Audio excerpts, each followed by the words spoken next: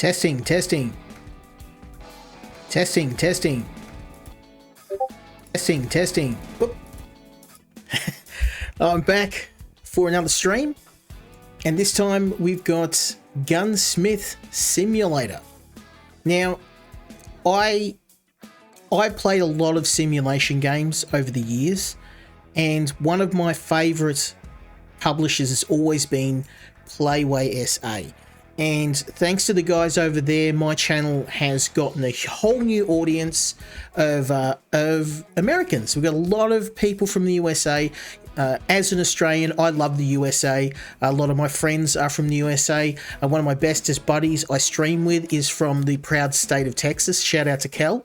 And one thing I've loved is firearms. I've been around firearms most of my life. I grew up in the country, and my family, a lot of them were military backgrounds.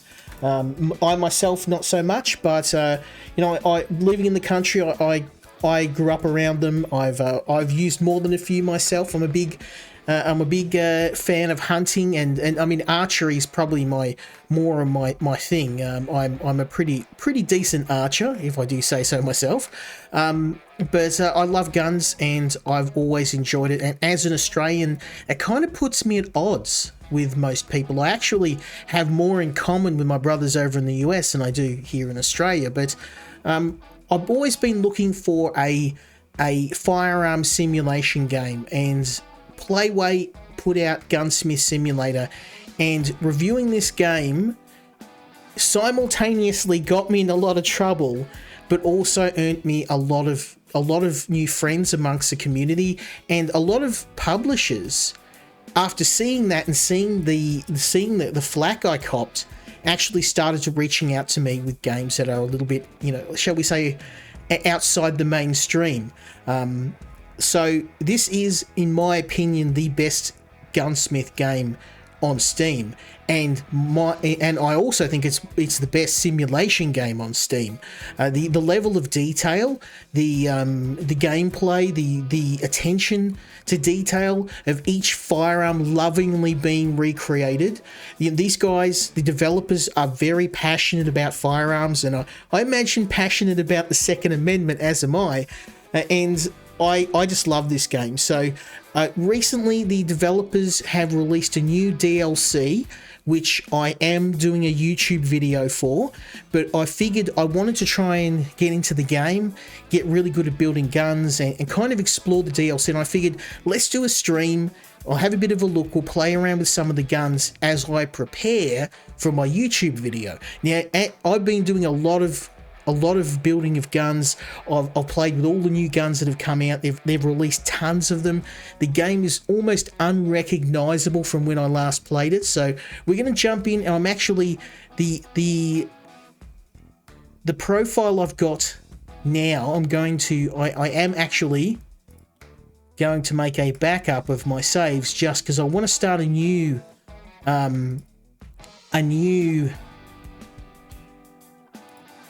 save, but I don't want to wreck my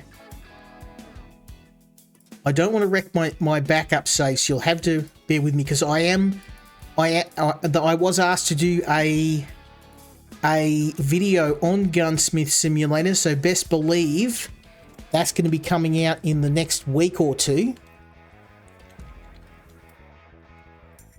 So I'm just dropping a backup of the saves just in case anything gets corrupted. Beautiful. So I'm gonna go with a brand new profile.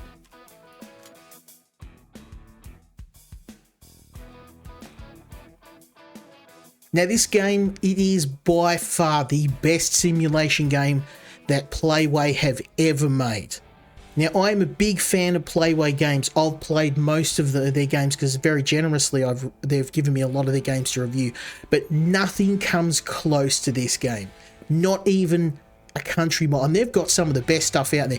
Car detailing simulator, car mechanics simulator, off-road simulator. They've done some fantastic games. Their siege mechanics simulation game, I could play that for days. But I just keep coming back to this, because it's just, even even if you're not really that interested in firearms and you just like sim games, this has got you covered. Okay, so we are the owner of a gun store. We're here to make money. We're here to bring the beautiful thing that is firearms to the world, to spread the love of the Second Amendment. And we're taking over our grandfather's gun shop. My beloved grandson, I want to talk about Gunsmith Workshop that you get from me. How is it? I would love to help and share my knowledge about guns. My grandpa was much the same. He loved his guns. I'm sure you know that, but it's very easy, and there are easy and there are hard weapons to repair and test. Some of them are really unbearable, but I believe in you. Check out my pistol I sent you through Gunsmith Services. You can accept it through email as these services cooperate. It's a simple Colt M90. Now this is my favorite pistol. I love the 1911. In fact, this and the Colt Python are pretty much my favorite pistols. See, my grandfather had one of these bad boys, and let me tell you, the old Colt 45. This thing is the premier pistol. One day I will own one of my own. One day. Probably not for a while. So there we have it. So take this bad boy over here. Set it down, and we want... Now here we've got the different gun configurations. We've got the classic, we've got rails. We can pick different configurations for based on what we want. Give me one sec.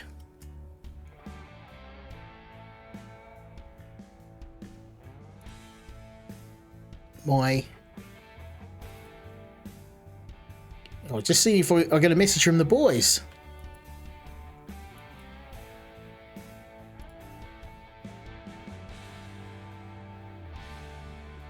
Anyways, so what we need to do is we need to add some rails on this bad boy here, which we got right here. Boom. Okay, so now we got to disassemble the gun. So I have actually disassembled one of these before. So first thing you always do, you always take out the magazine, and obviously I would check there's not a chambered round. That's just safety. Take off the handle. Magazine out. Beautiful. Next, we're going to take off the safety. Relax, there's nothing in it. I can't take off the slider. I checked there's not a round chambered, but it's okay.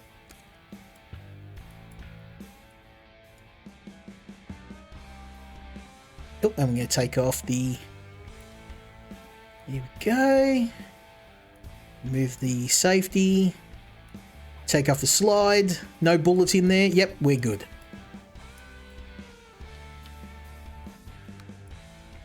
Okay, barrel's out. Now, one of the things I love about this is as you're taking the gun apart, have a look at this.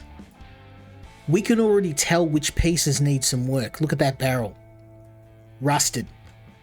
Grandpa, you're not taking good care of your weapons.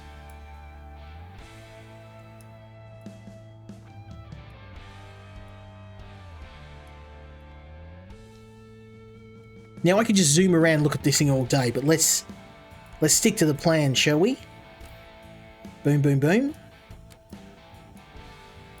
Here we go. Take that out. Now, Playway, they've really hit gold with this game. And there's another expansion pack that's coming out. Honestly, I think that anyone who has even a passing interest in firearms, this is a must-play. This is a must-play game. The magazine springs, so let's get down. We're going to open the magazine. Now, the good thing too is I don't think someone that's into not into firearms may not get as much enjoyment out of this as me, but I am not an expert when it comes to firearms. Obviously, being in Australia, my access to these is rather limited, but I've actually learnt a lot about how they operate, because later on when you're testing firearms, I've had to actually go and look up some of the rarer models of gun. I didn't know where the safety was and the fire select switch was, and I had to actually look up where they were. So now, you're not going to need to do too much in this because you've got a bit of a cheat here. You can go and have a look. It'll tell you where everything is. I'm going to try and not use this. I don't want to use this. I'm going to do it all by hand. Okay, get the screw out. Here we go.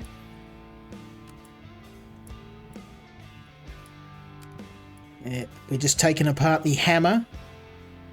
This is a beautiful, iconic gun. Thing of beauty. Now I think there's another piece in there. Yep, yeah, it is. Yep, there we go. I'm doing most of this off memory, so I'm gonna take the spring off, and you can see, look, that spring's rusted. You've got to fix that. We got 4 broken pieces,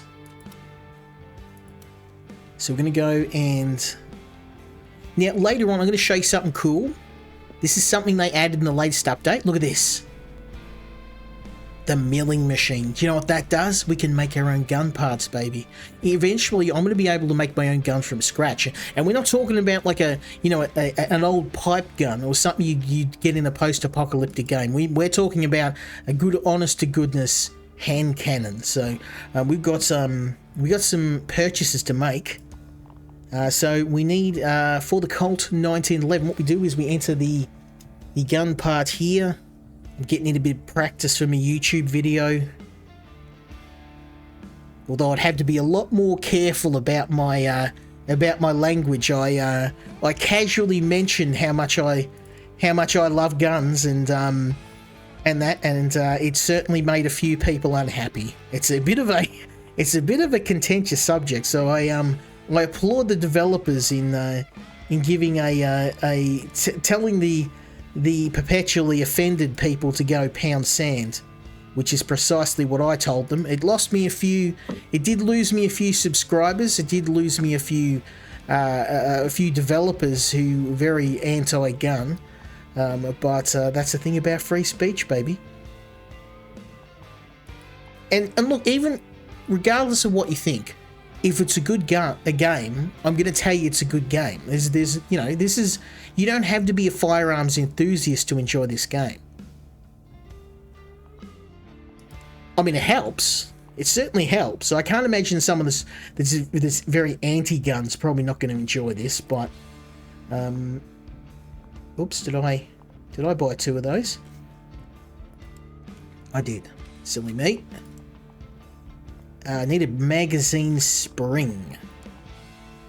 Magazine spring and undermount rail.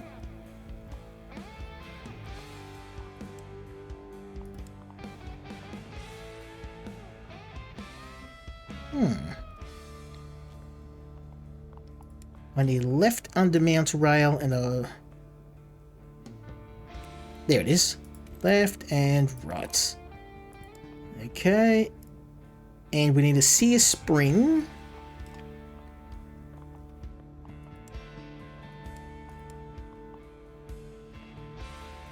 Not a firing pin spring, a sear spring.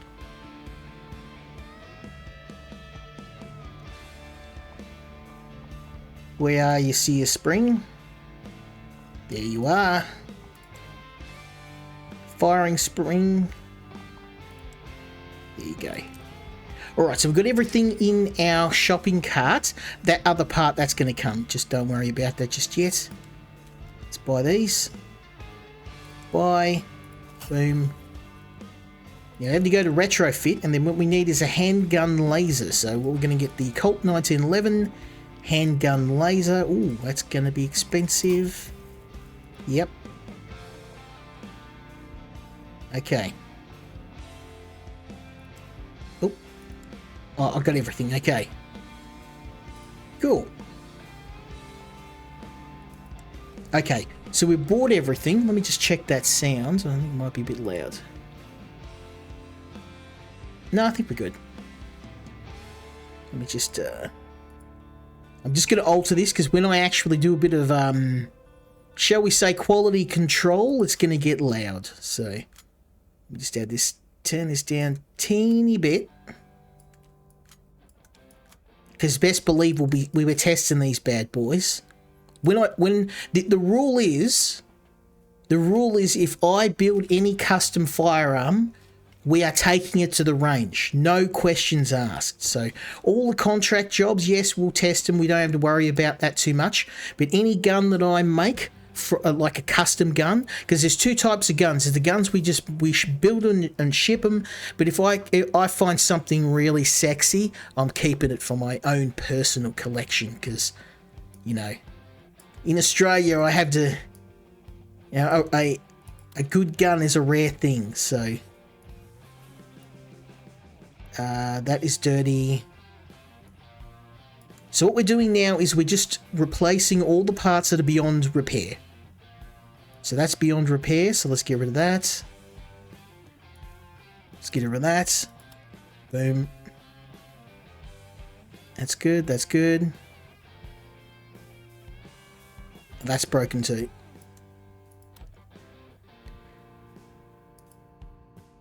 Okay, so everything that is left is a part that is operable.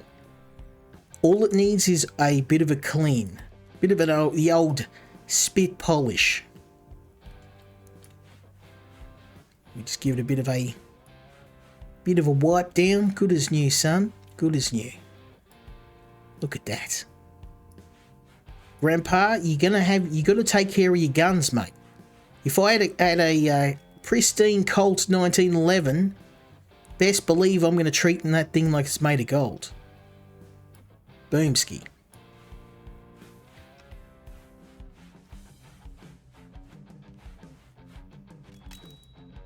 Beautiful. All the parts are cleaned. Okay. Okay, now all we have to do is oil them up. Get a bit of this oil. And just got to get the oil in there. Bickety bam. I could play this game all night. I love it.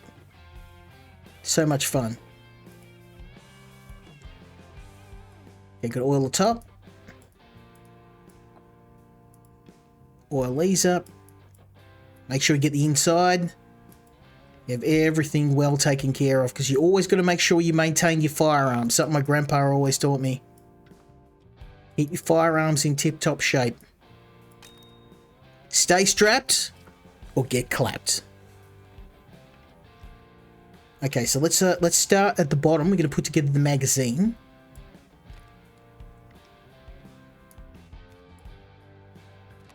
Okay. I've done enough of these now. I know what I'm doing. Put these on the side. Boom. Boom. Now we're just going to put the hammer together. Bang.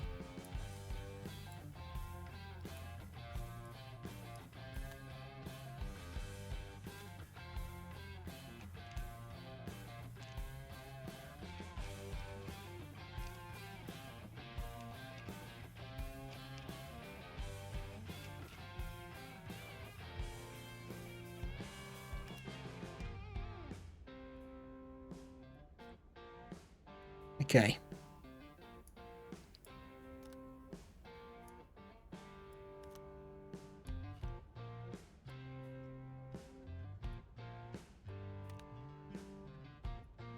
That's the hammer done. The handle's done. Just have to finish repairing the magazine and the back cover. Here we go. Assembling, not repairing. Looking good.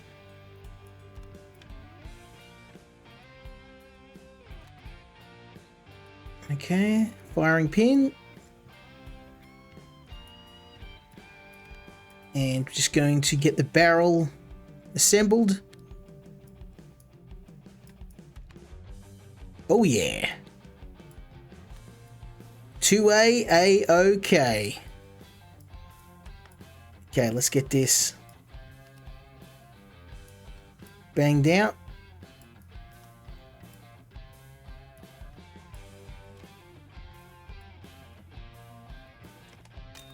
There we go, all done. Okay, so this is our final product. Look at this beautiful thing. So we'll give it a test. We need to change the attachments. Oh, that's right, we're going to put the scope on this thing.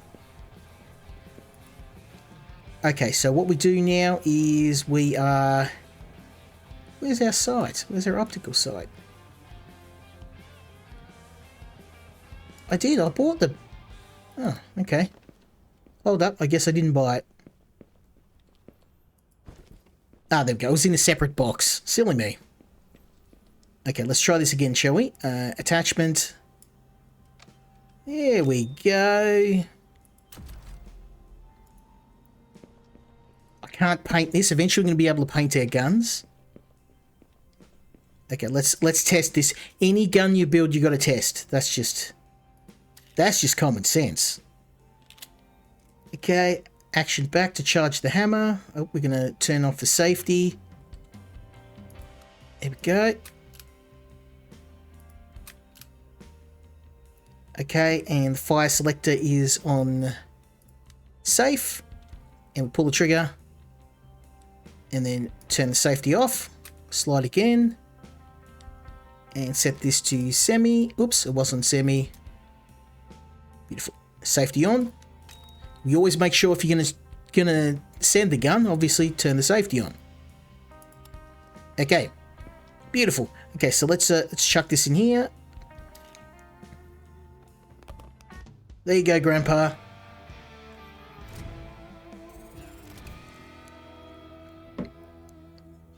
Okay. So now what we do is we send this bad boy back to Grandpa. We don't make any money. I got you, Colt. Looks wonderful. I'm super happy you managed to pull it through. I'll give you some weapons to work on in the future. Let's hope you manage to work it out. Good luck, Grandpa Larry. No worries, Grandpa. I'm going to do you proud because we're going to make some money. Now, one thing I haven't done since the last video I made on this is check out all the new guns. Because while the developers are adding all these paid DLCs, the actual core game, they've added a ton of guns in as well. Now, the DLCs are themed around different ages of guns. So the latest DLC I'm going to be covering in a new video is going to be the age of muskets and black powder weapons. So something I love. I mean, American Civil War history, one of those things I studied in school. But there's a couple of guns that I really, really like. Now, the STG-44, that looks excellent. But I'm going to have to... This is a piece of history here. The Colt Peacemaker, the gun that won the West. So, yeah, we gotta work on that. Cal would never forgive me if I passed over an iconic piece of history. There we go. Look at this beautiful thing.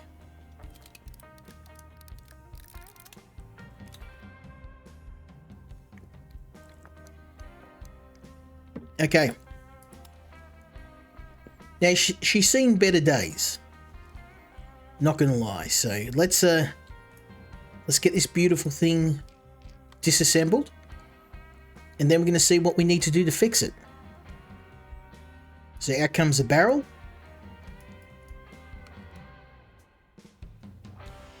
That's the pin holding the cylinder in.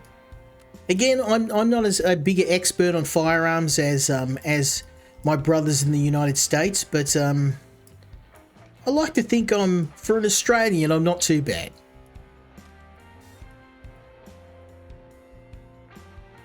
I've done my homework, or at least I've played enough. This game does teach you a lot about guns. Like, I'm not joking, unironically, if you are actually a guns enthusiast, and you live in Australia like I do, and we don't really have access to this sort of stuff, this game's actually pretty, like, as close as you're going to get to a proper gunsmith simulator.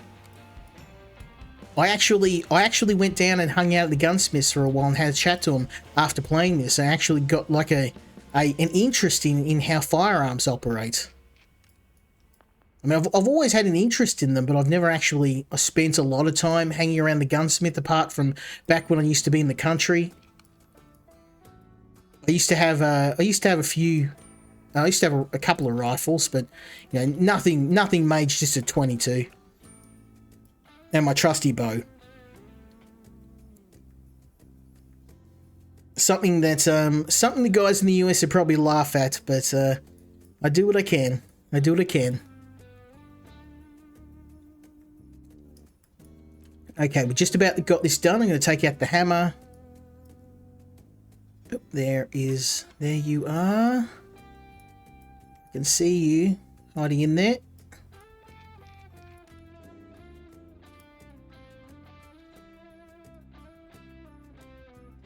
Okay, and then we can take the hammer off the back. Bada bing, bada boom. Okay, I think couple of pieces left. I'm not doing too bad. Like, I'm not using any of the hints. I'm doing this all by hand. Grip pin, that'll be in the gun, in the handle. Of course it'll be in the gun, it'll be in the handle though. Somewhere here.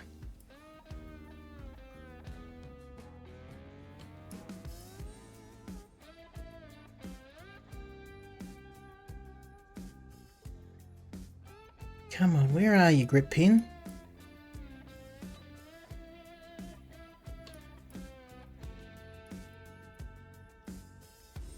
There you go. Got it. Okay, so we've got a few pieces that are busted.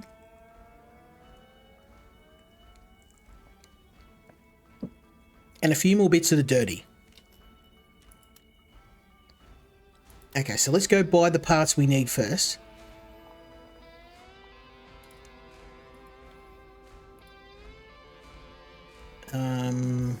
We want stock and barrel. So the Colt Peacemaker. And we need an ejector tube. An ejector rod. A hammer roll.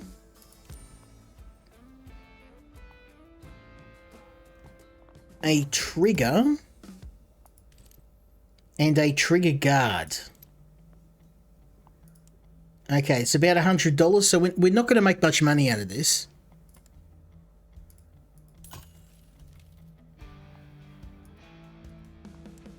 We've hit our budget for replacement parts, so let's go and repair the bits, or clean the pieces that need cleaning. Very carefully. There's the bolt. There's a cylinder where we store the rounds. Make sure this is clean. Don't want this thing failing on you.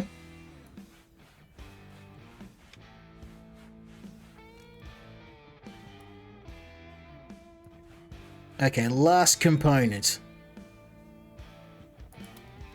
Okay, beautiful. What have I missed? Ah, yes. Take the bits and pieces that need replacement.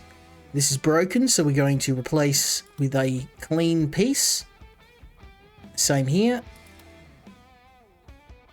That's broken too.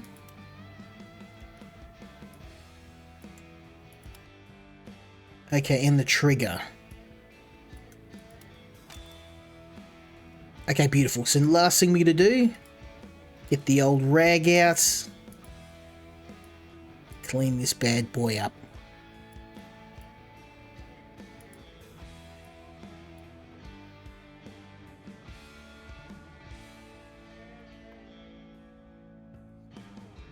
So each individual part we're just oiling up.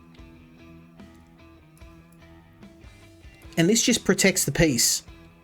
Protects it from wear, from damage.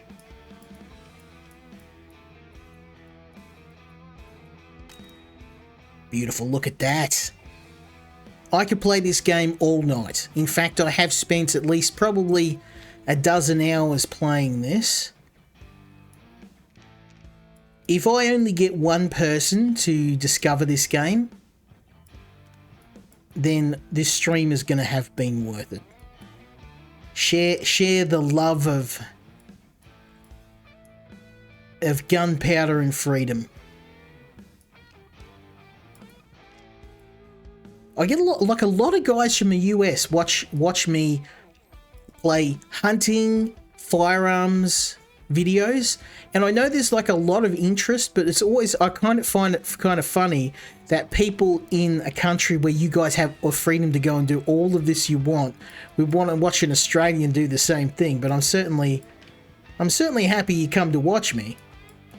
I hope you enjoy it as much as I enjoy playing this game.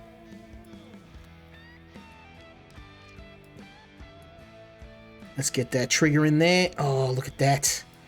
That is a thing of beauty. Okay, let's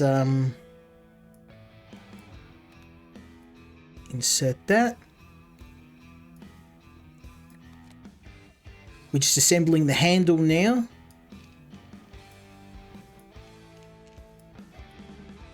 We're going to have to do a lot of the same gun, but the good thing is as you complete these builds, you will become more proficient and you will get faster. Not only your knowledge of the guns will make it faster to assemble, your character has a stat where they get a bit of experience with each gun they assemble and disassemble. So you will become more efficient at doing this.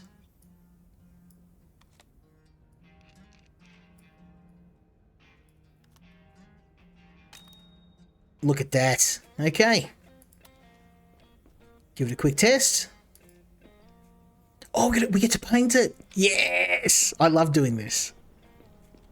I love doing this. Okay. And this is where we get to be real creative. I'm going to add... Oh, I'm going to have to add that. Peel, peel. They should have like a 2A sticker on here. But it's all good.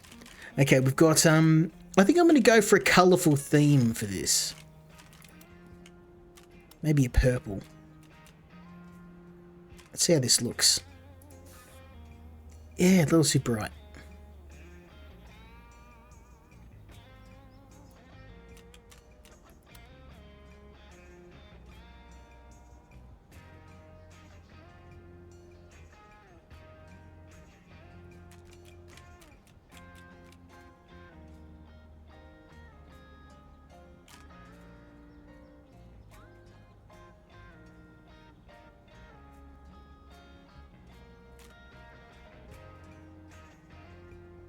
I don't know if I like that.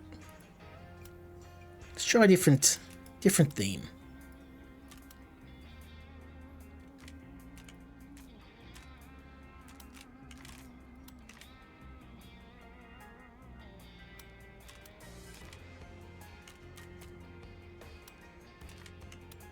Yeah, let's try that.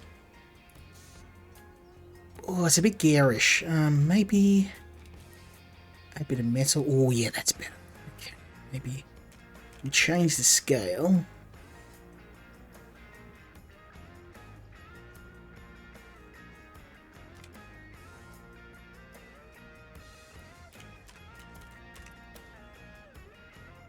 Oh, that's better. Okay, I'm starting to like it. We just have to... Now we're talking. Hey! I make a pretty good artist when I have to be. Okay, let's, oh, we tried that one already. Let's try this one.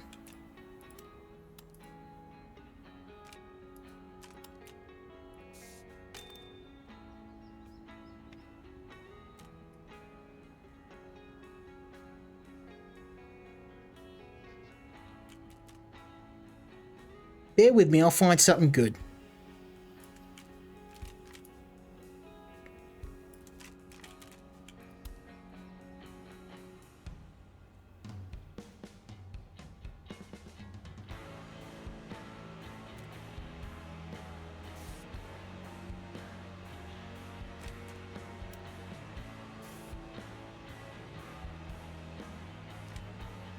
Yeah, let's see if I can maybe spruce that up a little bit.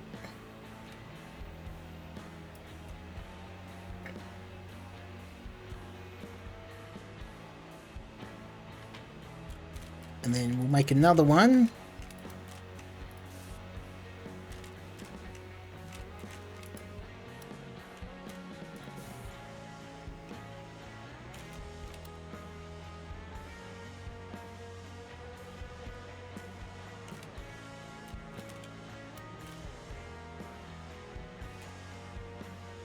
Oh yeah, I like that.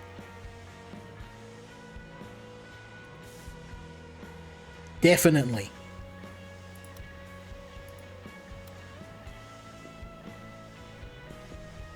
Not too bad, not too bad. A little colourful, I'll admit. But I think that's going to work.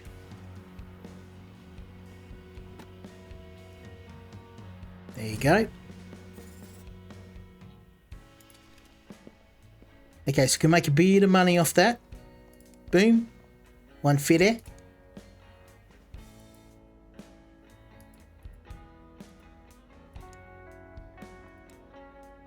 No jobs at the moment.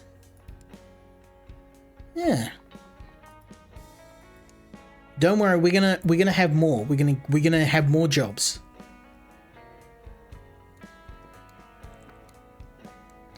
Now, while we wait, let's have a look and see what's on sale. I would love to get one of those.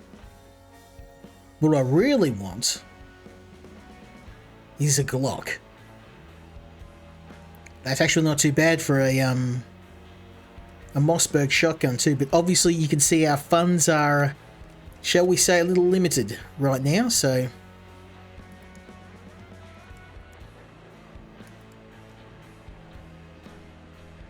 Now, let's go have a look at our skills, because we can actually... Yeah, we want to invest in discounts. So this is going to give me a discount when buying guns. We obviously want to max this first. And we can see our mastery is not too bad. We've got some mastery in the pistols. Obviously from my previous game, I've got all the achievements, or at least most of them. Let's have a look and see. Contracts. Contracts.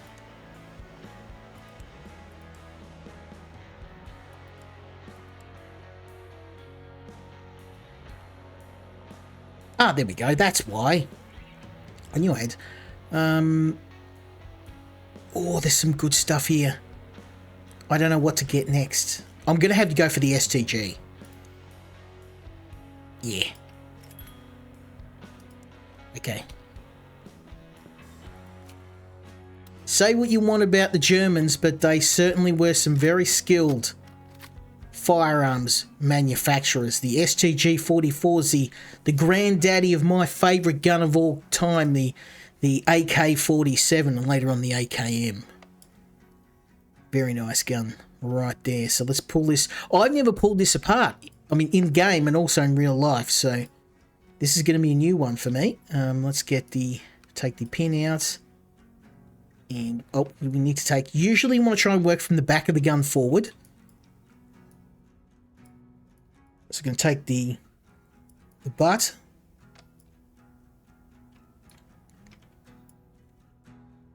And we'll take the spring out.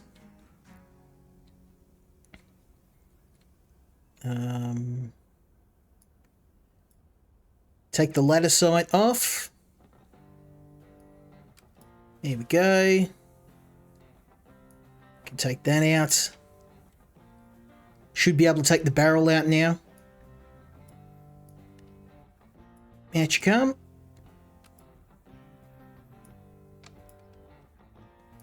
And you can see the pieces that need, like this is a bit damaged, this one will probably be broken. I mean, it's in relatively good nick.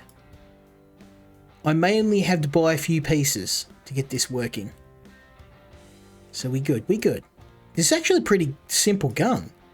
most of you can tell once you get to the newer guns, like any of the modern day, like made in the last 50-year guns, have a lot of moving parts, whereas a lot of these old guns are very simple. Not many mechanical parts. Obviously they're made out of metal, so these are all metal pins. Glocks, of course, made completely out of polymers. No metal. One of their selling features, you can take that thing through an airport. If you're a police officer, no one get upset. I'm just meant like airport air marshals and that. Okay, bolt locking piece. I think that's a bolt locking piece. Oh, that's a piston. Okay. Barrel. Handguard. Where's the bolt locking piece? I'm not...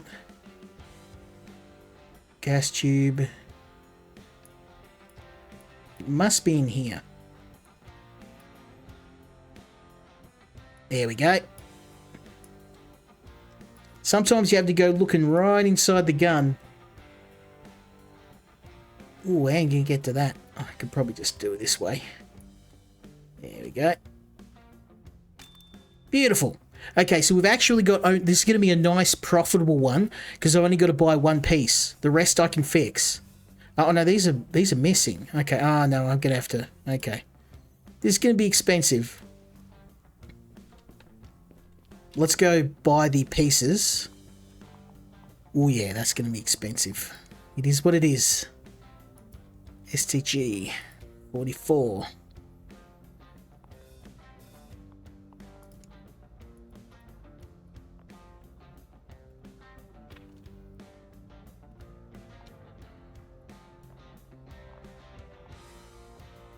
Okay, right rear. Elevating sight. Catch. Right rear elevating slide. Ejection port cover.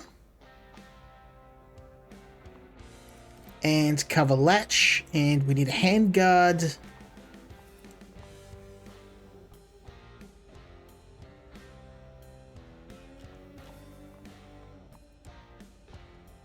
Where are you, handguard?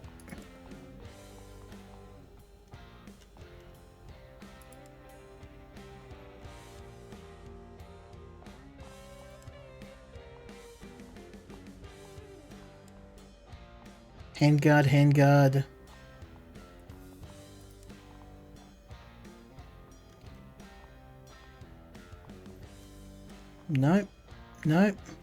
Nope. Stockholder, barrel.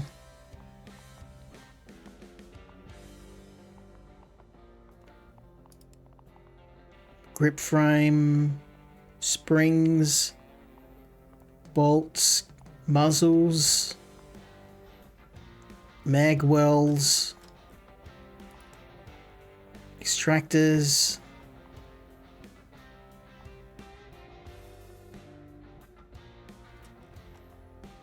Where is it?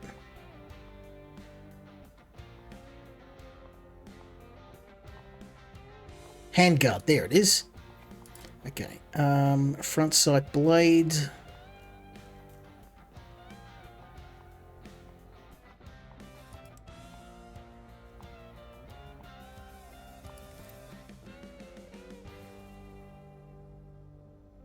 I need two.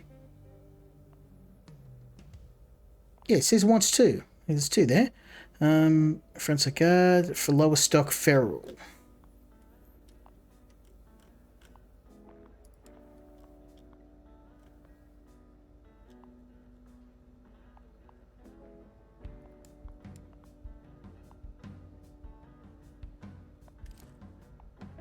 Okay.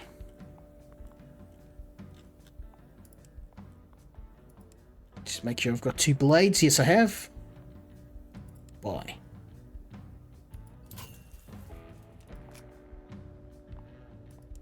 Okay, so now we'll just go here and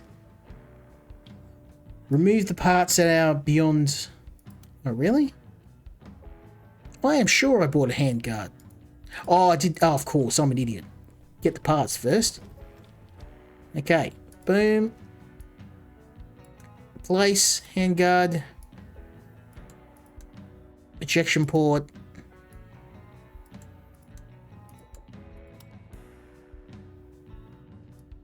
Rear sights.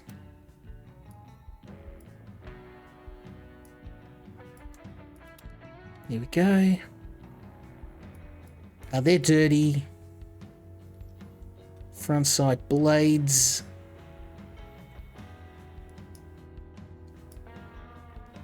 I've got those. Come on.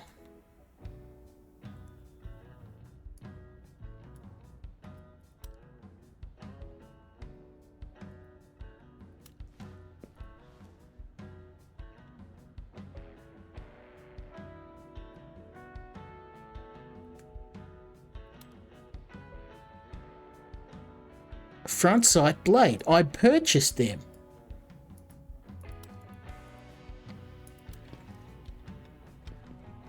I know I've got it. Let's go over to the parts. Oh, front sight. Did I buy the sight instead of... Oh, okay. I'm an idiot.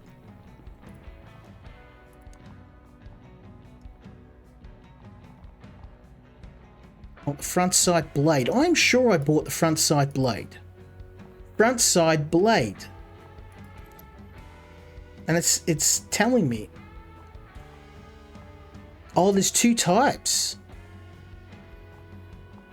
Okay.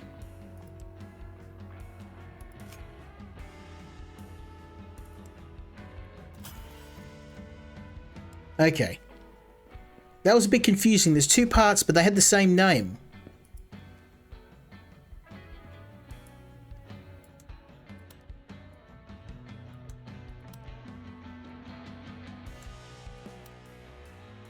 Okay. So now we just have to clean the pieces that are dirty. Boom, boom, boom.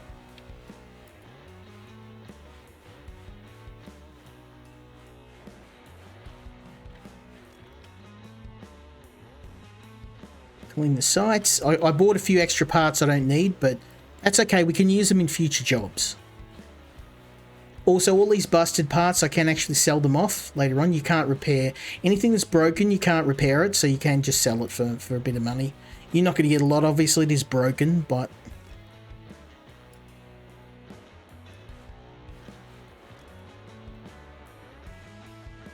Okay, ejector. And a gas tube. This thing's really big.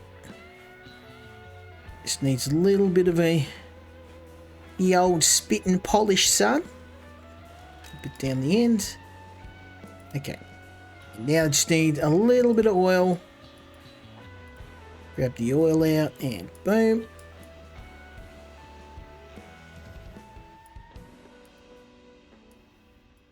These. How's that? Bolt carrier. And we're done.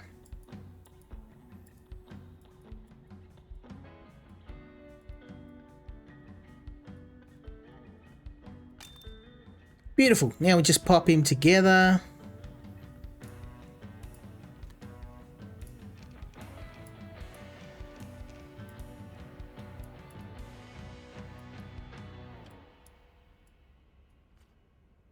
There we go.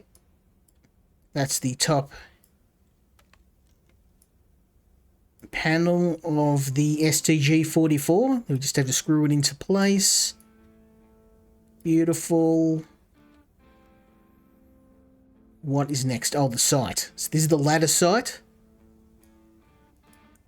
This is before telescopic sights, before Cobra sights, and you know the magnetic sights that we have nowadays, the fancy stuff. This is 1940s era technology, but sometimes you just can't beat a classic.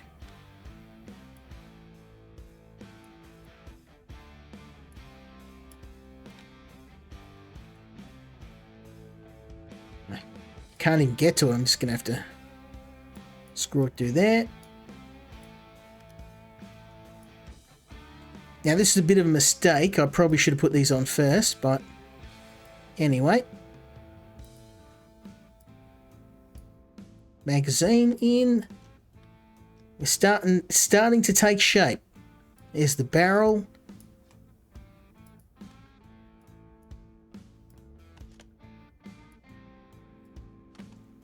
Beautiful.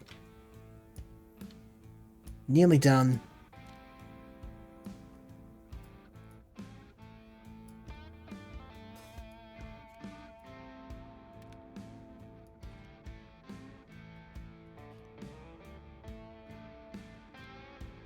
It's a sight to see when you have a nice, fine piece of firearm engineering like this. I'd give my left gonad to own something like this.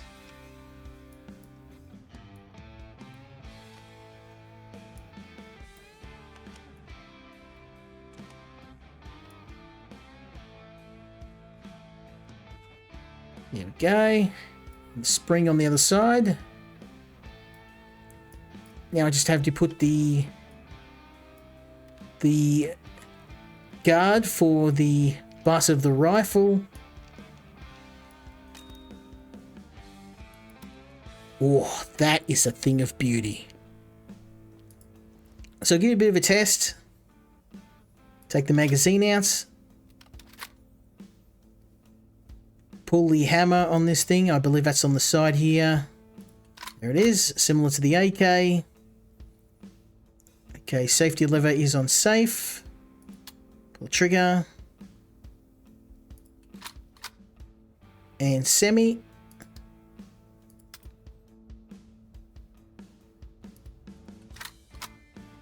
And full auto.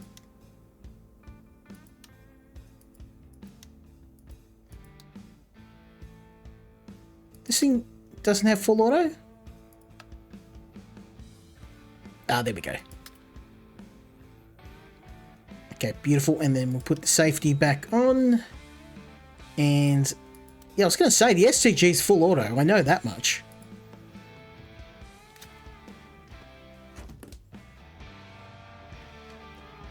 Beautiful. Beautiful. So we're going to send that back to the client. Earn ourselves a smooth $120. Now Grandpa's going to teach us how to remove rust. So let's accept this job. Okay.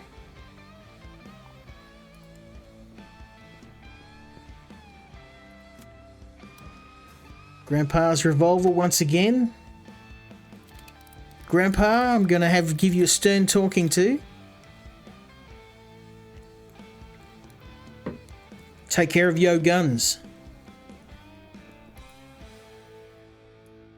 We know what to do by now.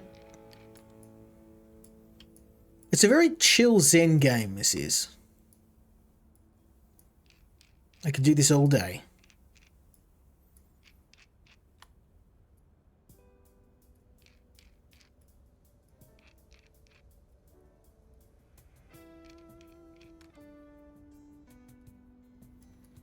We've done this once already, so I know the correct process. I know roughly where all the parts are. Nice, easy job. Bada bing, bada boom. Out you come.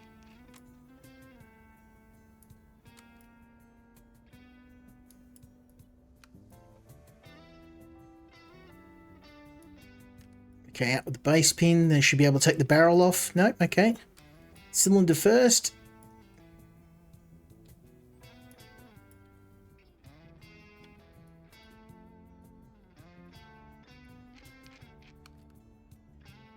Okay. Then the trigger.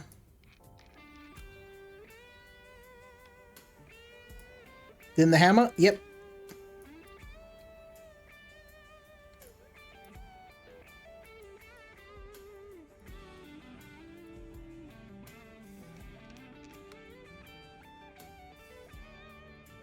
Okay, hammer's off. Now we're going to use the sandblaster to de-rust this thing. It's got a lot of rust in it. Not in great shape.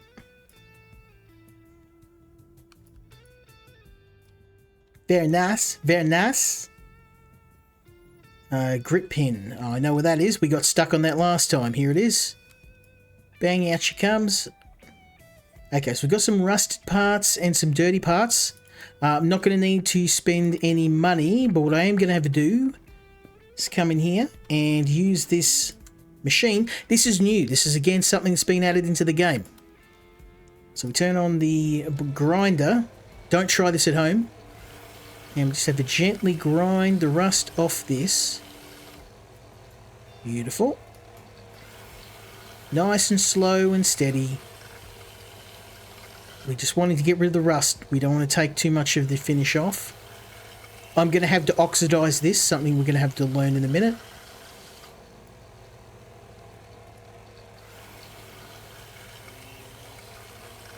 Just rotating it gently. We definitely want to have the trigger working in good shape. Won't do to have that rusted out. Okay, beautiful. Okay, so now we leave and we need to clean those parts up.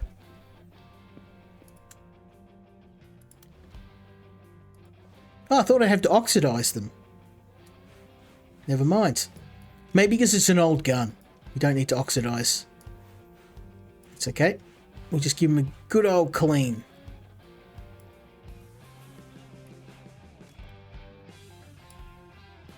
I'm sure you have to oxidize that. Well, maybe it comes up after this.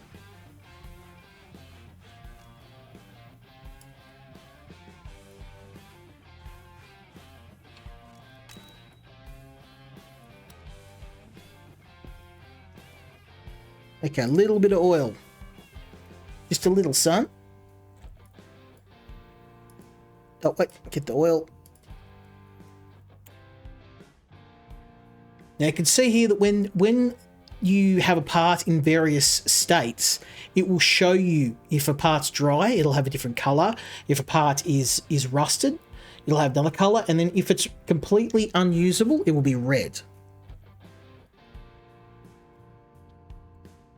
So let's get this oiled up. I love this game. Absolutely love it. So much fun. I could play this all night. It's a good streaming game too. It may not be super popular out there because I know that, you know, it's a bit of a niche market for gun maintenance and that, but I don't know. I think this is Playway's best game, to be honest. Hands down. Okay, now we just have to assemble everything pretty much in the reverse order.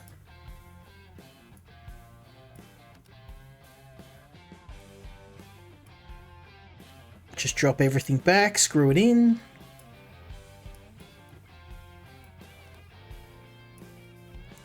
I want to try and buy some of my own custom guns eventually and unlock the milling machine.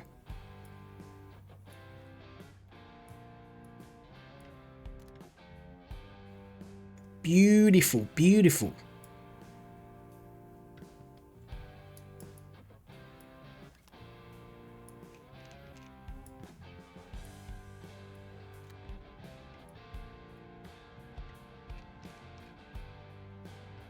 Okay. Looking good, looking good.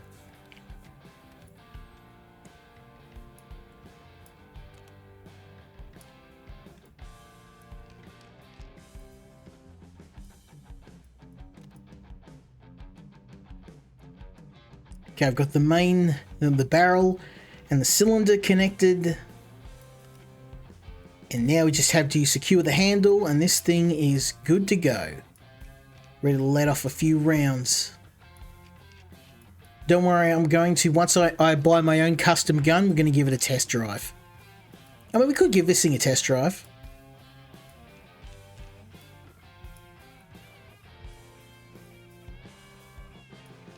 No, I want my own custom gun with all the trimmings.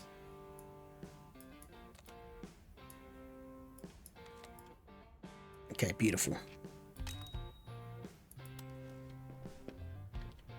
Okay, let's give it a test. Load. Cock the hammer. The old Cypress Hill song. Cock the hammer. Okay, let's send this back to Gramps.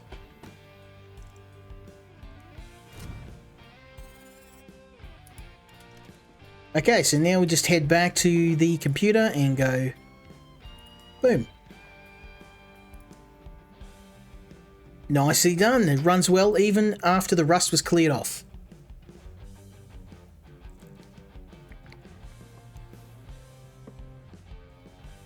Okay.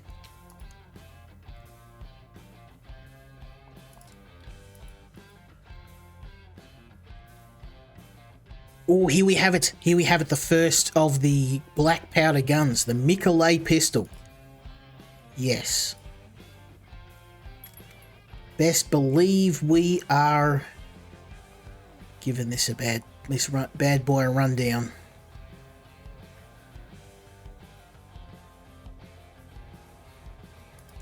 Can I get a couple? Because it would be good to have a couple of guns. The Mac. Oh, the big Mac. Yeah. We'll do a couple and then I'll take them all to the range and give them a try. I've got a few $100, so I've got enough to float enough for parts.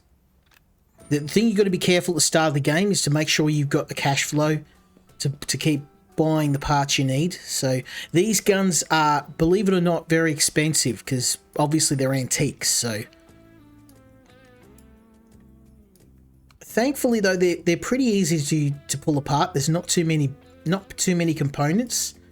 Obviously, being a few hundred years old, firearm technology has progressed since the 1800s. But you can't beat a good classic. A piece of history. Here we go.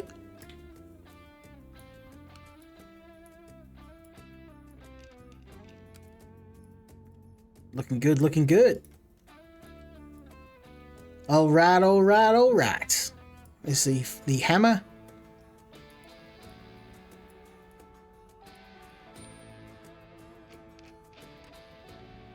You can see the parts here that are damaged.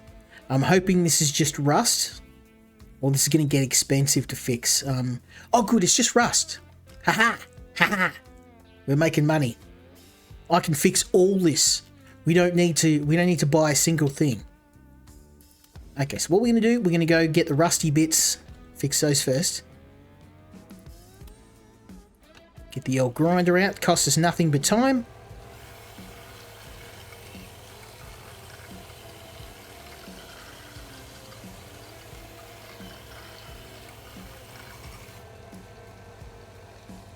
Want to do a thorough job, get off every speck of dirt, every bit of rust. Have this thing schmicko.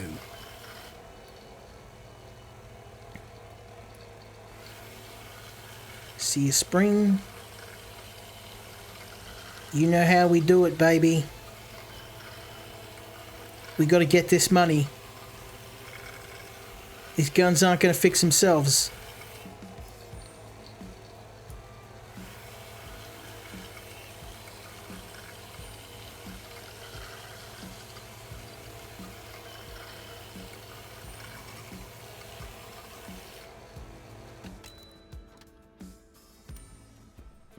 Okay, so now all we have to do is clean them up, give them a nice wipe down with some gun oil,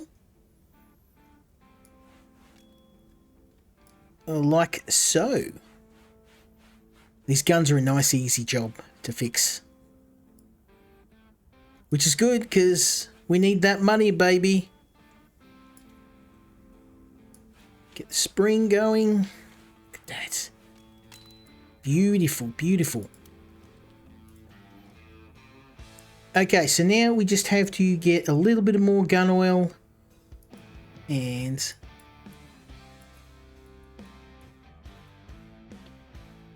keep everything nice and lubed.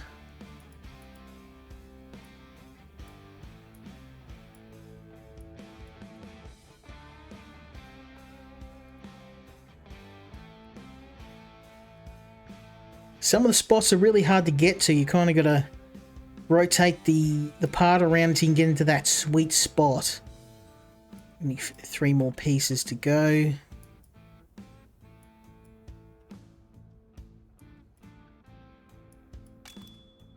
Okay, now we just put him back together.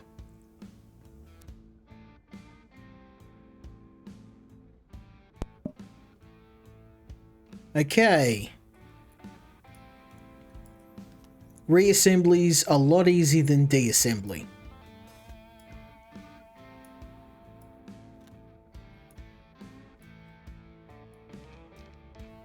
Okay. We're starting to master this. There we go. Then of course we need the hammer, or the frizzen. It's called the frizzen. See, that's what creates the spark, which fires the gun. Because obviously it doesn't. It has to. You have to use a. It's like an old school tinderbox that ignites the gunpowder. I mean, I'm no spring chicken, but I'm definitely wasn't around when these guns were in operation. That's for sure. I don't think anyone was.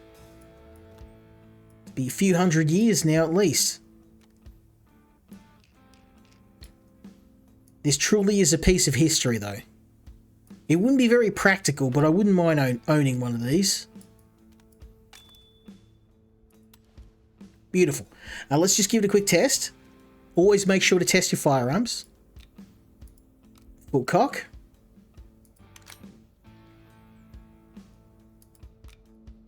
And then close the frizzen. Beautiful. You can see the spark it made. We'll give this a test, I think.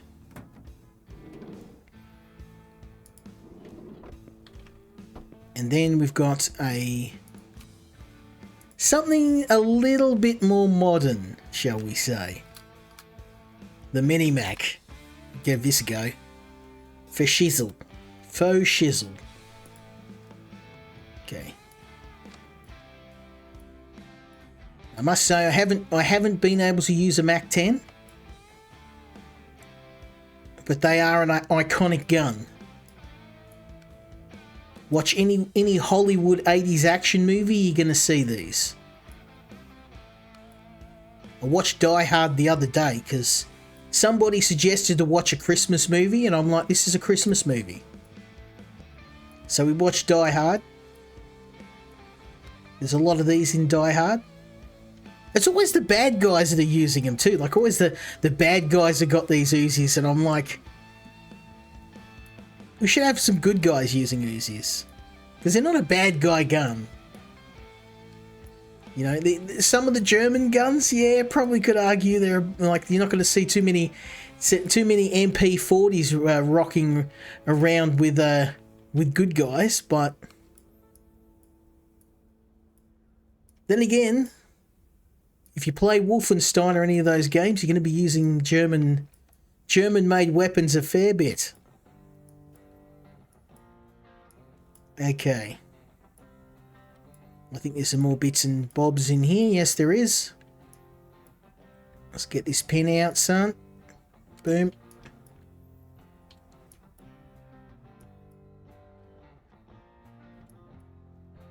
Okay, safety lever. That's going to probably be on the back. No?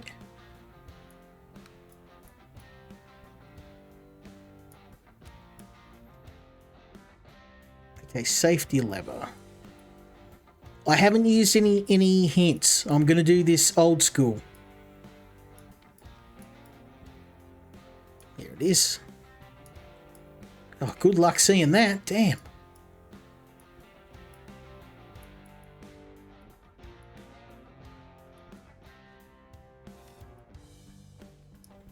Charging handle lock. Where's Mr. Safety lever?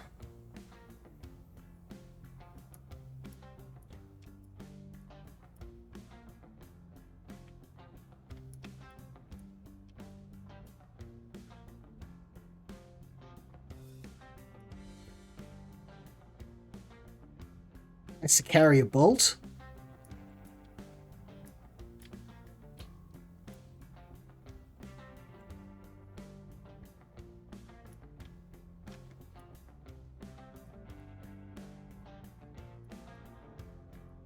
Ah, there we go.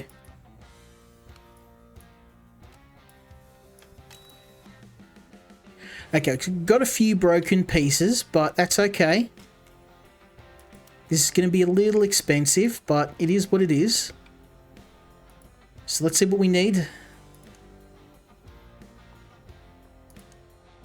You want the mini Mac?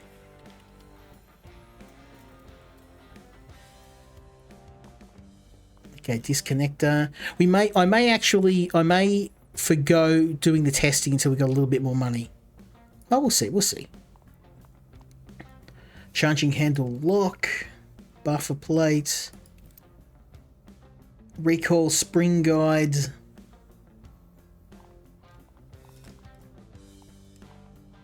That one. Recoil spring. Oh, it's not too bad. It's $50, we'll be right. I got the pieces. Okay. I am sure I bought that. Of course, like an idiot, I didn't pick the parts up. Okay, so let's get rid of the bits that are broken. Now we're going to sell those broken parts eventually. Dirty, these are just dirty.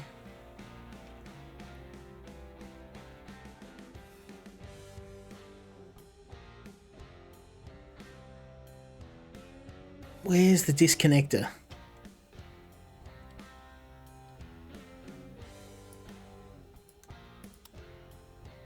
Okay. Dirty.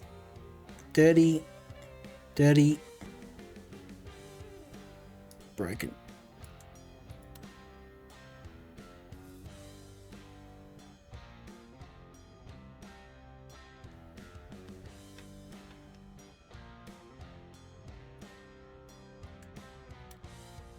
There we go. Okay, so now we just need to do a little bit of a cleanup. We're starting to get a bit of the hang of this now. I mean, this is the game. If you're not enjoying this, then probably not for you, but I love this. This is just a really good, fun way to spend a few hours just building up some guns. Good stuff. Good stuff.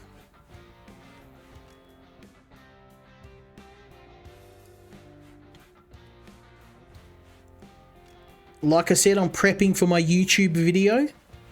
I think it's going to go great. I have a lot of American viewers on my YouTube channel. In fact, I mean, that's how I met most of my friends.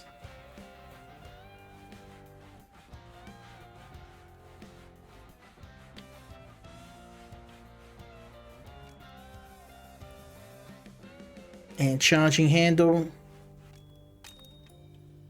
Beautiful. Okay. So now we just have to give these parts a bit of oil, and we're laughing.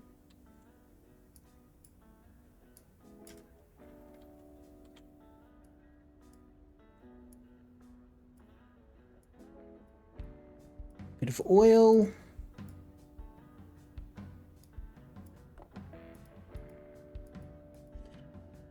Starting to get the hang of this now.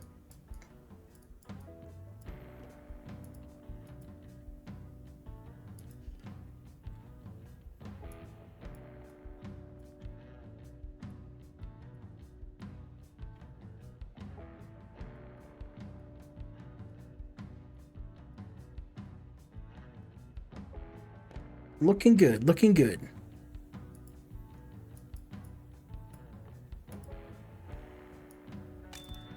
Okay, now we just have to put it all together.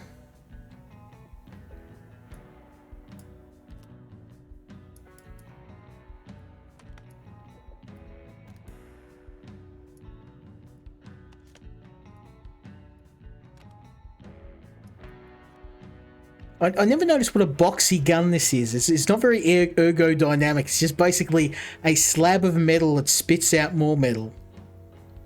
But there's something elegant about that.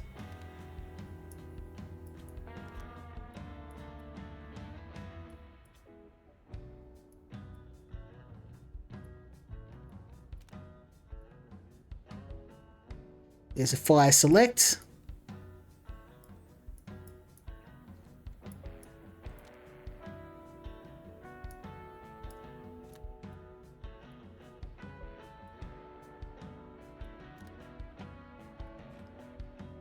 Okay.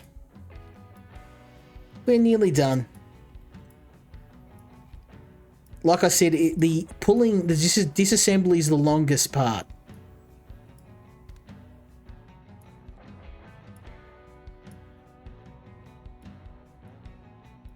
Let's just drop this into place. There's the, yep, gonna need that. That's to rack the Uzi.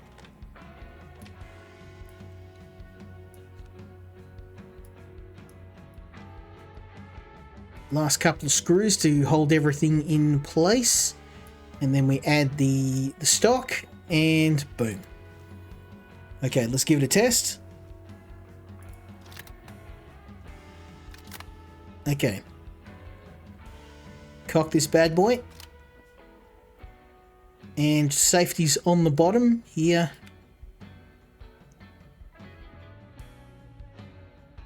Okay, it's engaged.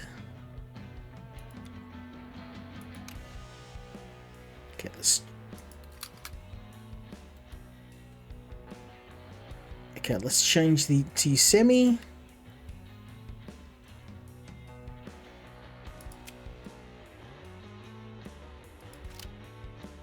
Okay, and then full auto.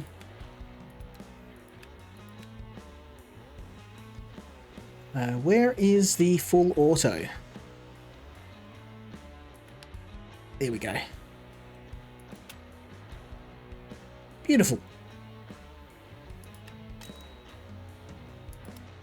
That's it now. Well, let's go. Let's go chuck it in. We gotta have some fun. A little bit of the old, a little bit of the new. Let's make one more gun just to make things interesting.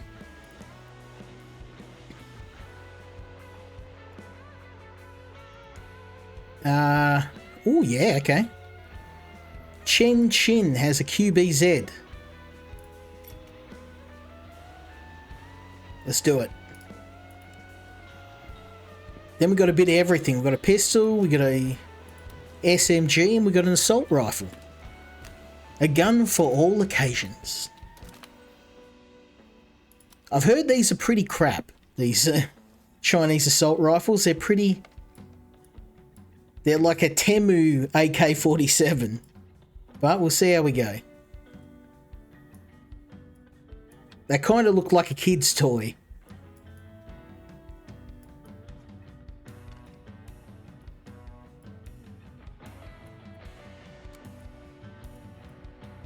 Okay.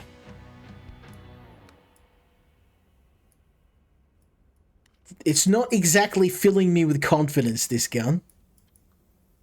But we'll see. We'll give it a try. It might be a decent weapon. We live in hope. Just taking the front sight off, and then we can remove the barrel. Oh, gotta remove the trigger. Trigger's on the front. It's like somebody got a gun and just made everything in reverse. It's really weird. Trigger's on the front. Everything's backwards on this gun. Like, it breaks my mind looking at it. I'm like, the guy who made this, just like, he must have read like Gun Design 101 and is like, I'm just going to do the opposite of everything the manual says. The front sections are going to be on the back sections are going to be on the front. Going to confuse the hell out of everybody using this gun. Okay, that's the rear sight. Take that bad boy off. Okay, I think. All right.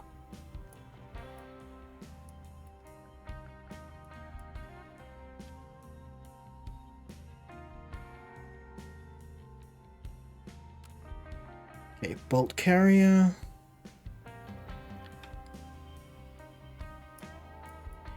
Barrel.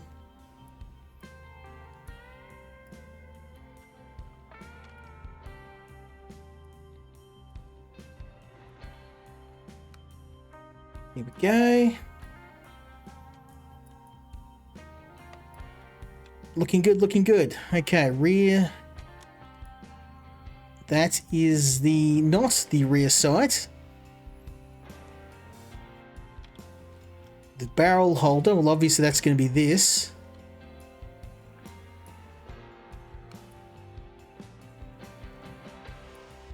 Okay, piston spring is probably going to be in here.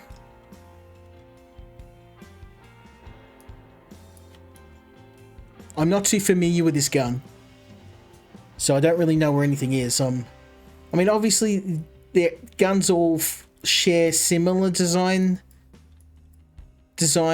principles, but this gun is just like, it's wacky. It's out there. It's like, let's make a gun that just doesn't follow any conventional gun design. In fact, we're gonna make it so it's the opposite. It's a bizarro assault rifle. Okay, piston spring and bottom grip cap. It must be this. Ah, there we go. Of course, the bottom grip. Okay, now where's this piston spring? Ah, there we go. Whoa, this is gonna get expensive. There's a lot of busted parts. Who would have thought this cheap Chinese assault rifle would break down? Not I. What a coincidence. Okay, gas tube hosts.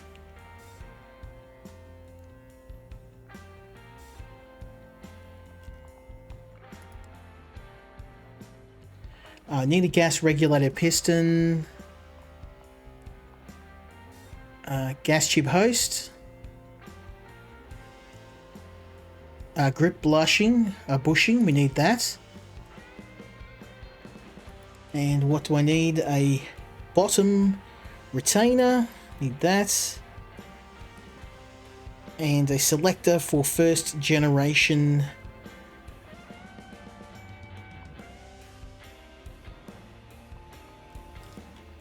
Guess that'll be the next one. It is. And we need a trigger. Okay, let's go see how much of the damage is for this. Yeah, $100. That's not too bad. Okay, now all I have to do is find the bits that are busted beyond repair and get rid of those. Every time I do it, every damn time. Okay, dirty, broken, broken, broken,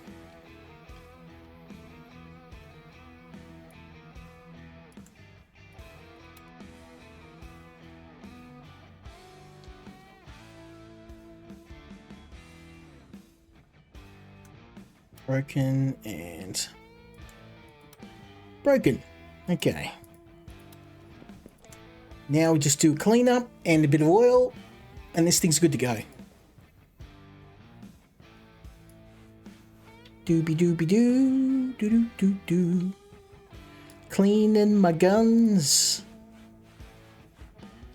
That's how we do it up in here.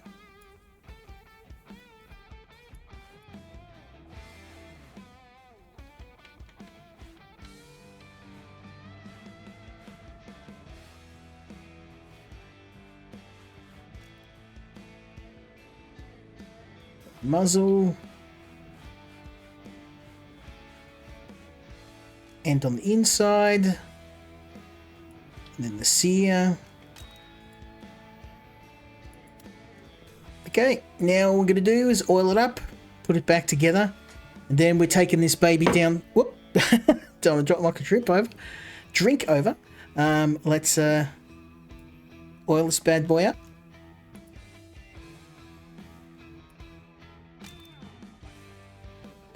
Nice.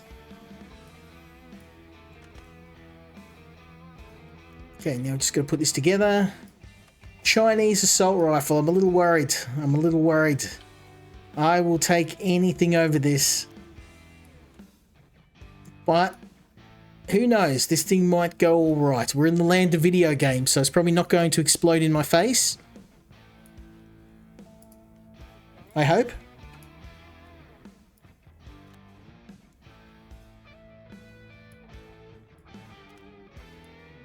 Okay. Rip bushing goes in. Magazine.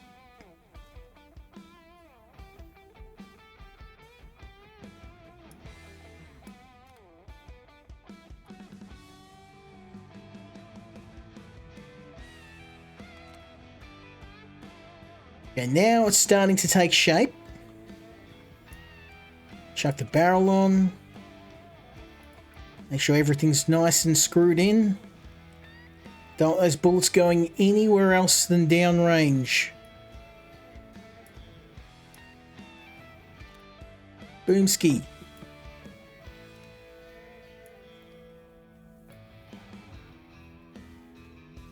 I do love this game so much. It's so much fun to play this. It's so relaxing. There's nothing like a long, hard day of work where you just wanna build some stuff. I know these games are for everybody, but ever since I played my first simulation game, it just kind of, they've hooked me. I could do this all day. Okay.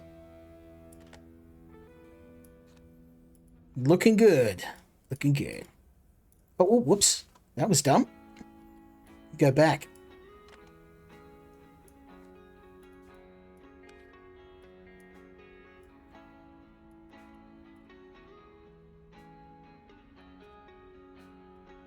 Okay.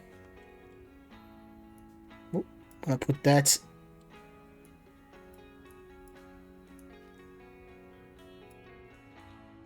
On now we just have to get the last few bits and pieces into place and this thing's ready for a test drive.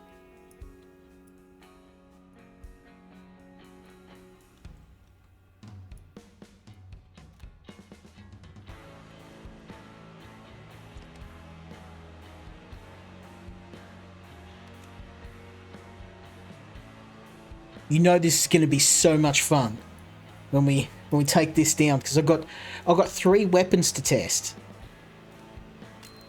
Looking good, looking good. Okay. Now, I'm not a fan of the design. It's kind of, it looks a bit like a Starship Troopers Merida rifle. If only it worked that well. Okay, eject the magazine. I have no idea where the safety and the fire selector is on this, so I guess we'll figure it out together. Oh, there's the charging handle. Where is the safety on this, though? Your guess is as good as mine. Safety, safety.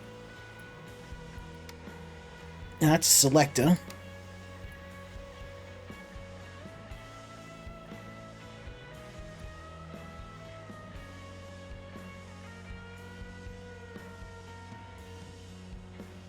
Where are you, Mr. Safety? I've never used one of these rifles. No idea.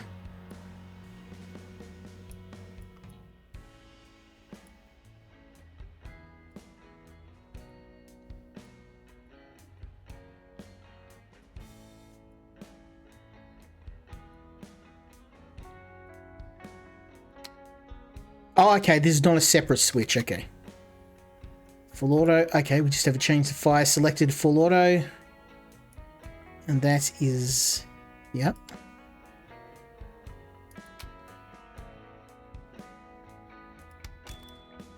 Okay. Good enough, good enough. Let's go. We got 3 guns to test. Let's go have some fun, shall we? So got them all loaded up. We jump in the car. Now we'll go for the range. We'll go for the range. I'll do a when I get a really slick modern gun, we'll take it through the through the obstacle course. But I'm going to want an AK-47. I mean, obviously, a Michelet black powder pistol's not going to cut it for a combat course. Like, it takes...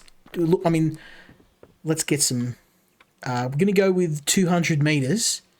Actually, let's go 150 meters. Because, I mean, this thing's obviously, like, beyond... It's going to be a miracle to hit anything beyond 100 meters. No joke. I will be astonished if I hit something.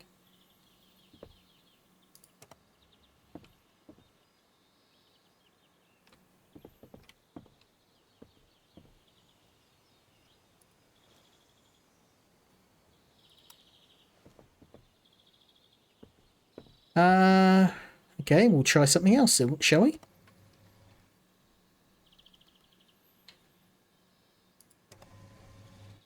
Oh, okay, it's because this gun's so inaccurate I can't use anything longer range. Okay, hold your ears. Hold your ears, it's going to be loud. Yep. Didn't need a damn thing. 20 meters.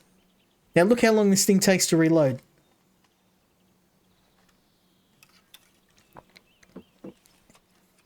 No hope.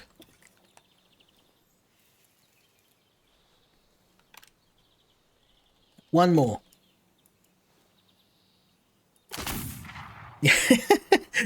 Now I'm... Oh no, I did. I hit it. I hit it. It's just I'm used to with the more high-powered guns ripping a big hole in it, so... One more.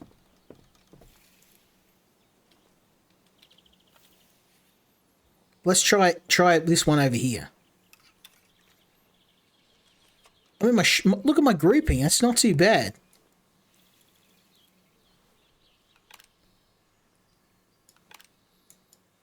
Tally ho! Oh, that was in the center. We gotta do one more. This is good stuff. I like this. I own a musket for home defense, just like the founding fathers intended.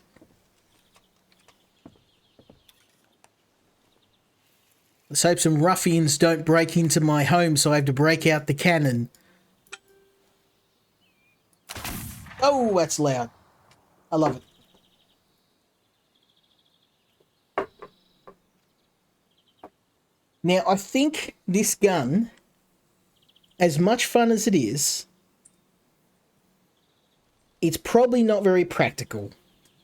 So, oh, what the hell, one more.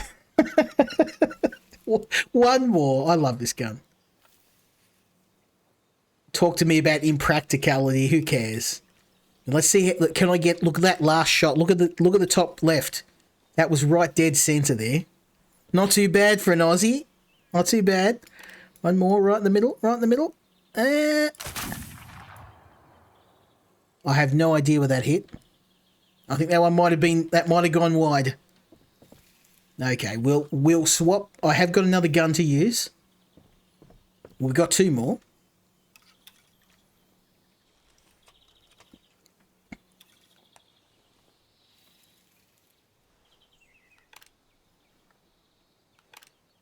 Okay. Time for the Chinese assault rifle.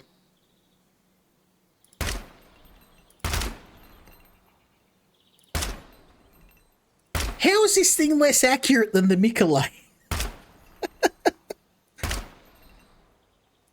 Chinese assault rifle, you're being beaten by a 200-year-old gun. Maybe if I put it on semi.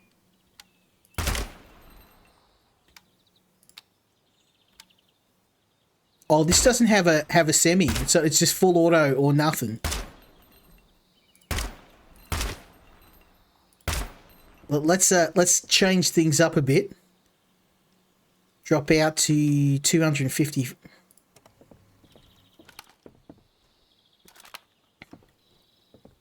Oh, that's a bit sad. Let's make it a bit.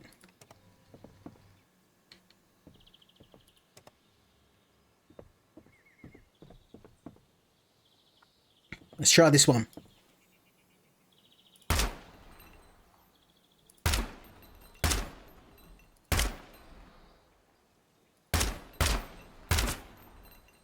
Yeah, if you use this in anything other than semi, you're not going to hit a damn thing.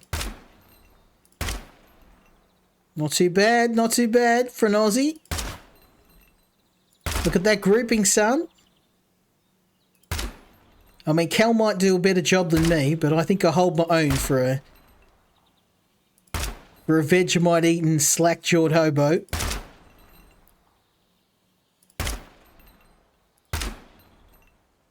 Okay. I think we've... let's try one more thing. Full auto. Ready?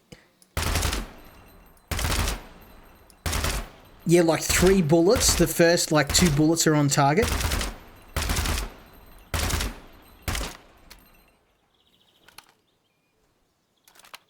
Now the Mini Mac's going to be even less accurate, but let's give it a try, shall we?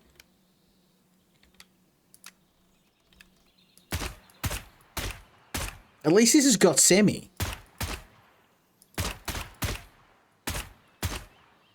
This is actually more accurate than the Chinese assault rifle. Look at this. Look at the grouping. It's actually pretty good. I mean, it doesn't kick as much.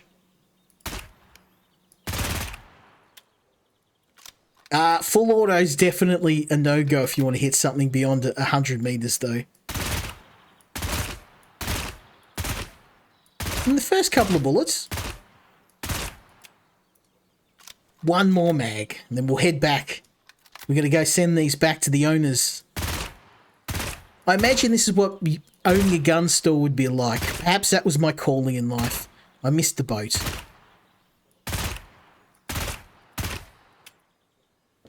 Oh, one more. One more.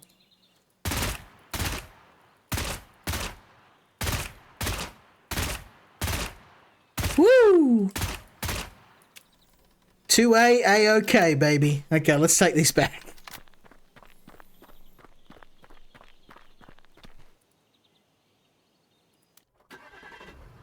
We got to get this work done, even if I'm reluctant to take these bad boys and send them back.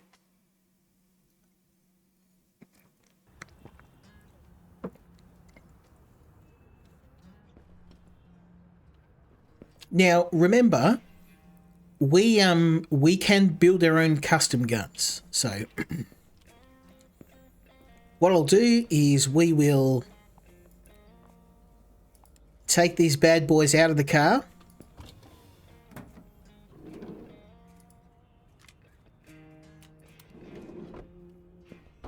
And we're going to ship them back because, I mean, they're all fully tested. We know they work.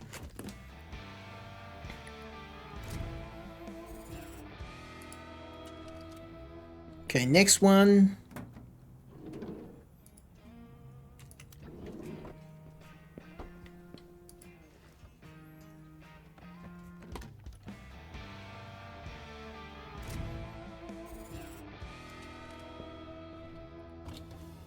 We're going to have serious payday with this.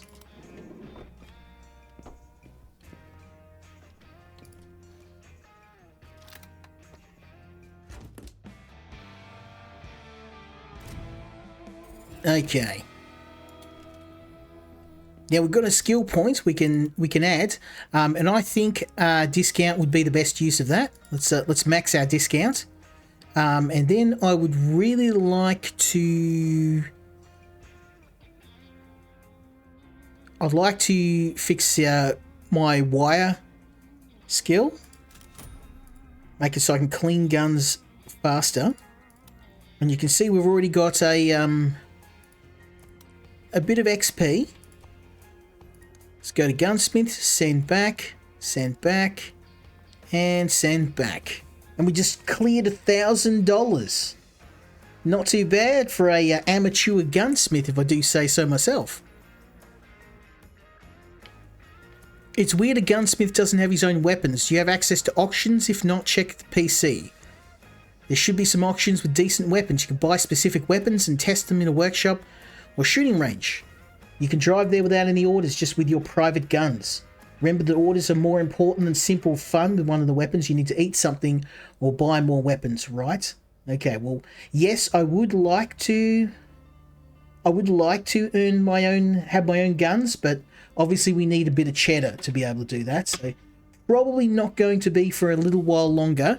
I like to have a couple of thousand up my sleeve, because even the cheapest gun, you not only have to buy the gun, you have to be able to afford the parts to repair it. So having a broken gun sitting in my safe is just kind of wasted money.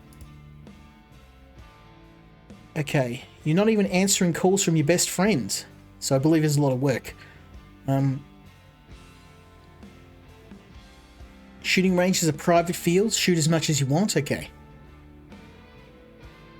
I don't have a private gun. You need to work with sandblasting. Okay. So Grandpa's got another job for me.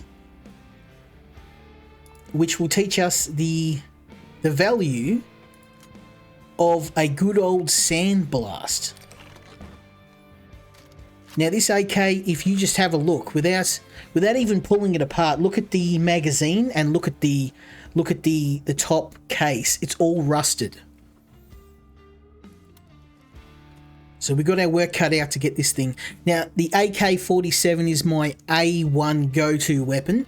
I want to buy one of these for myself in the game, I guess, and real life. I've used quite a few of these back in the country. Obviously, they're very common weapons even in Australia.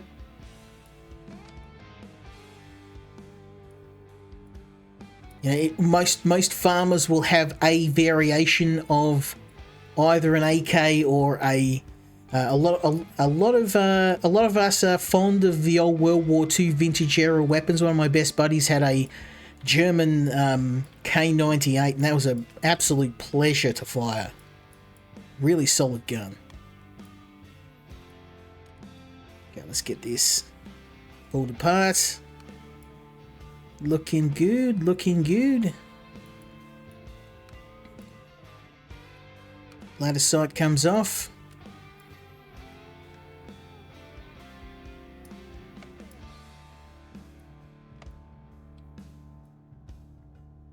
Okay, now you can see all the rust on this. I'm going to have to... I mean, half this gun's rusted out. I don't even know if I can save some of these parts. I'm probably going to buy some replacements.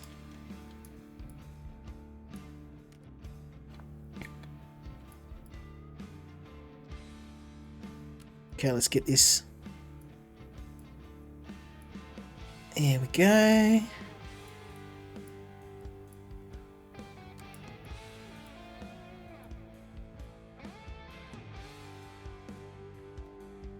Very nice. Very nice. We're making good progress.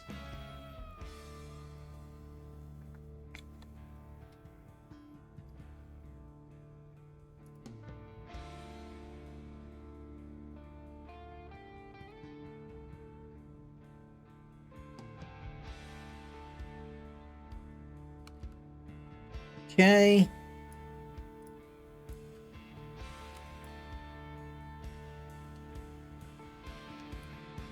Take the barrel off.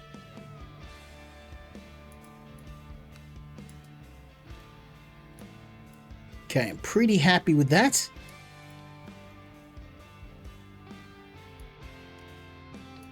And the top strip for the mag. Take the handle off. Let's get this large screw out.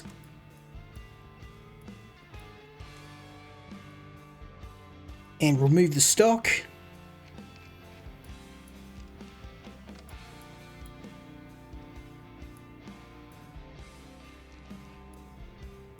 Yeah, I'm probably going to have to replace more than a few bits in this.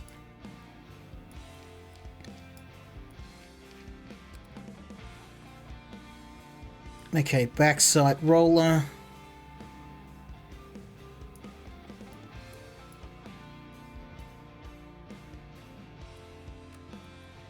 Here we go. Inner roller. Fire selector, that's going to be on this. Beautiful. Fire selection lever, I know that's on the side here. There it is. Got a piece inside we have to get out.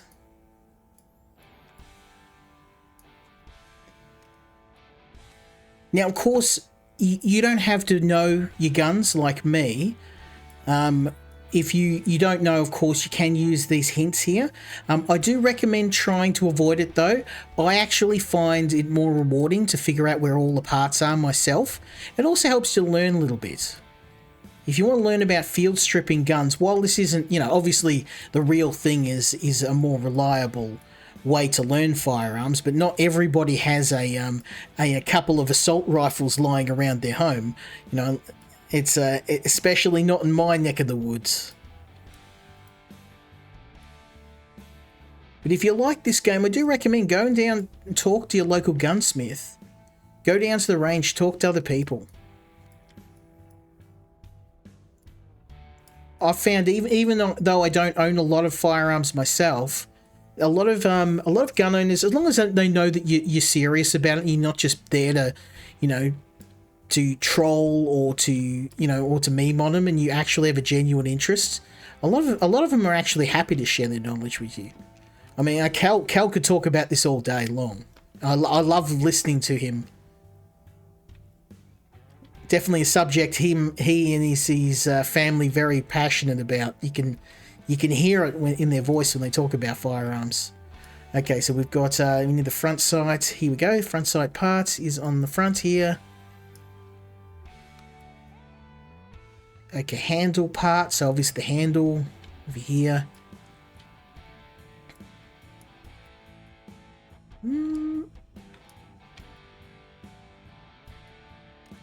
There we go. Cleaning kits. That's going to be the rod where you clean the barrel. Cleaning rods.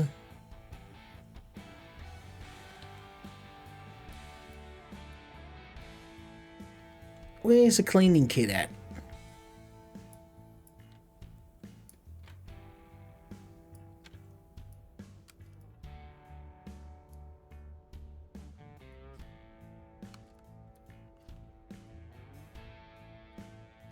Ah, of course, it's in the handle, of course it is. Okay, so these are rusted. Oh, we don't have any broken parts. It's actually completely repairable. This isn't going to cost us a cent. Okay. So what we're going to do is we're going to head over here. This baby here is a sandblasting machine. Turn this bad boy on. Power, lights, dust collector. Chuck the dirty parts in here and watch as this thing works as magic. Bickety bam. We get all the rust, strip the rust off using a sandblaster, and then I can oxidize it and we can then restore it with a little bit of oil. Cleaning rod. Now, of course, depending on how bad the gun is messed up, sometimes you can't fix it. And you will have to buy replacement parts, and eventually we'll be machining our own bits. Something I want to get as soon as I can.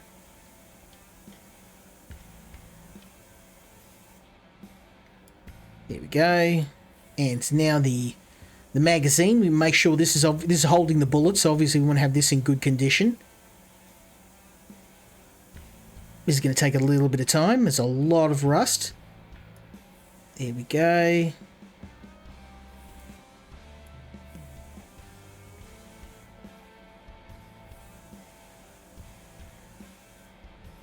Looking good. And the top cover, obviously this is probably the most rusted out of everything.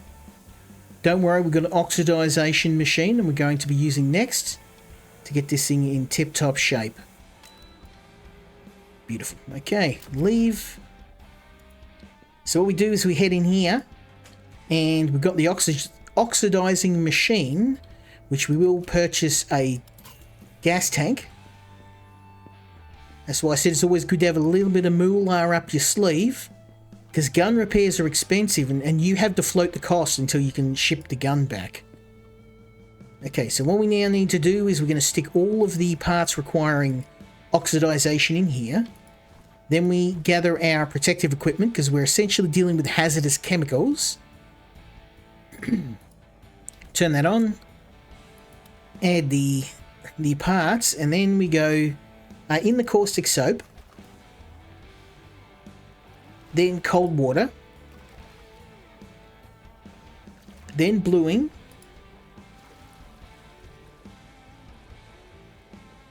then another round of cold water, and then finally hot water.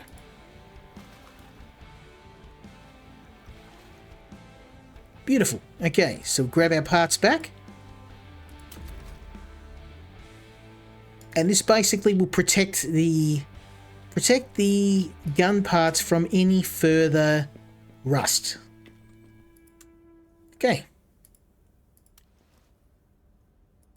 Get our cleaning rag, and now we just have to repair or clean up the parts that are dirty. That's what we love. Boom. Nice and clean. Keep your guns in good shape, guys.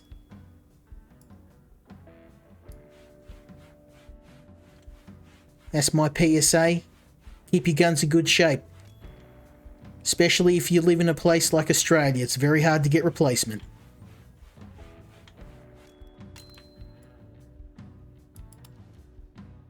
Okay, so now we just need to apply a wee bit of oil. And that's just because we've oxidized these parts. So some of the parts need a bit of lubrication. Boom, boom.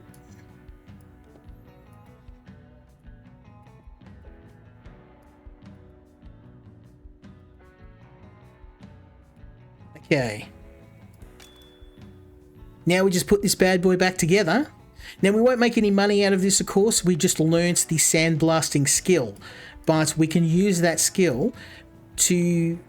And that means that instead of just having to buy replacement parts, if we have a part that's rusty, we can just remove the rust and then save ourselves a bit of money. And once we get the milling machine, we'll be able to... we'll have less and less reliance on buying new parts. Also, we can get woodworking machines, and then we can get wood parts. Like, let's say this stock was broken, I could actually make a new stock. I could machine a stock using a saw and a lathe. And that's all later on. So we're just dropping the fire select. Chuck the handle in. Like so. Fire selector on. Magazine hatch. That's where the mag's going to hang. There we go. Then we're going to add the spring for the magazine. That's going to hold the bullets for our wireless hole puncher. Barrel on. Barrel insert. Okay. Let's go to the front of the gun, add the front sight.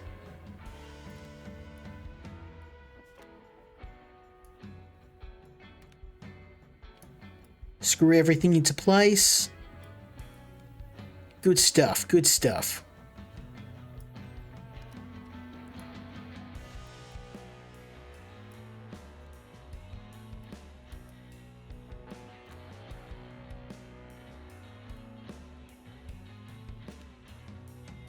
Okay.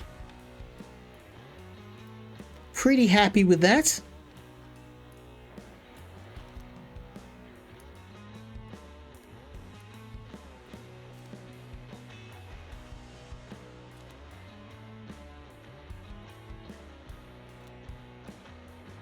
Okay, bottom foregrip.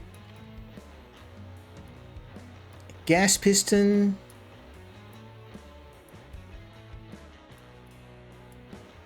Okay.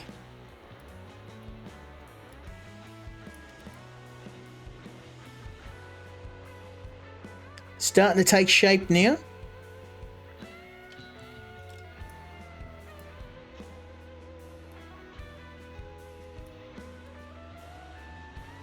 Very nice. Very nice.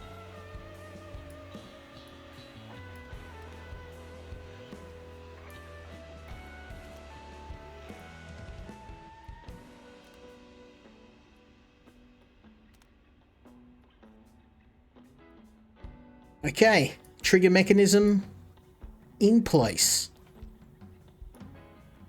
There's recoil rods. There's a top cover. Springs. This is going to control the bullets being fed into the chamber from the magazine. There we go. Even for a gun this old, it's actually quite a lot of moving parts in the AK, but its main appeal is just it's so damn reliable. Yeah, this is an iconic weapon. If you're going into war, this is the gun you want, because it may not have all the bells and whistles of these more powerful modern variants, but what this gun does do is operate in almost any condition. Extreme cold, wet, damp, dirt, sand. This thing will fire with the receiver full of sand. It doesn't care. Okay, we're going to add the cleaning rod. Oh, I'm sure I... Oh, whoops. The cleaning kit, the cleaning rod. Beautiful. Now, this is my A1 number one gun. I love the AK-47. Oh, we gotta get to paint it. We get to paint it, yes. A little bit of paint. I'm saving the best design for my own gun. So let's just let's add a little bit of splash of color. I'm going to add something a little bit more out there.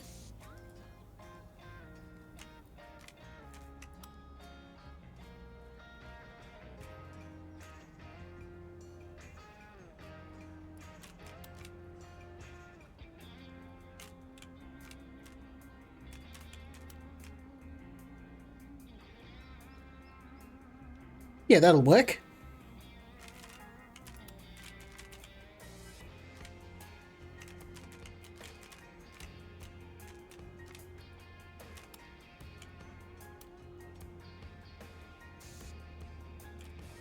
Let's add some color to this.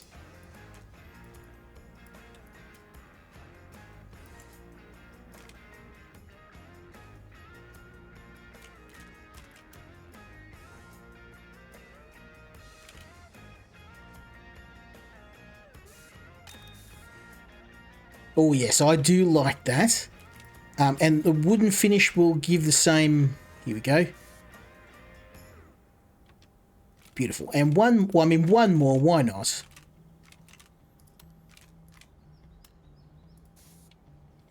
Oh, I'm not a fan. That's a little too bright and garish for my taste.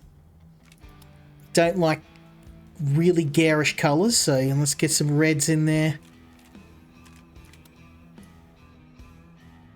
Oh yes, I like that. Almost ashamed to part with this thing. I've filed mentally this color scheme for me to add to my own gun. Okay, so remove magazine. Cock the hammer. It's time for action.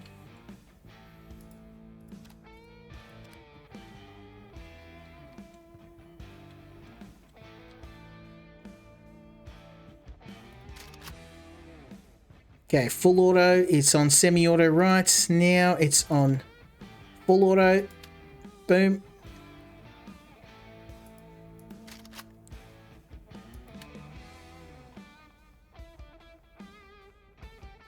Okay, semi. And safe. Okay, so this thing's ready to ship. Let's get it back to Grandpa. I think he's gonna appreciate my artistic flair. Not a bad job, if I do say so myself. Send him back. Good job with the AK. Oh, I know it was a good job because it was me. I did it.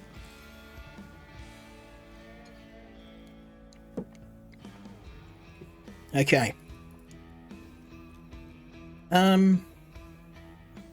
Ooh, a grand. We got a little bit of money now, but I'm gonna keep grinding. Gonna keep grinding because we need to get that money. I can also improve my skills. The Rust Blaster really takes a long time, so I think that's going to be a good investment. Okay.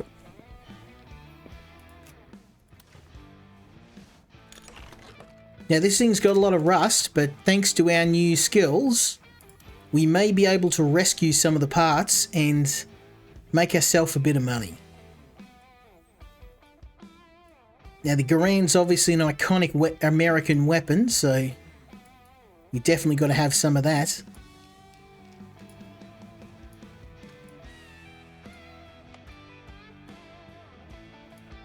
Okay, so the front barrel guard is off. Take the trigger out. Now when you're working on this, you want to try and focus on one area at a time. So I'm trying to disassemble all the parts around the trigger and the guard. Here, get it all done at once, and then we'll move on to another section of the gun.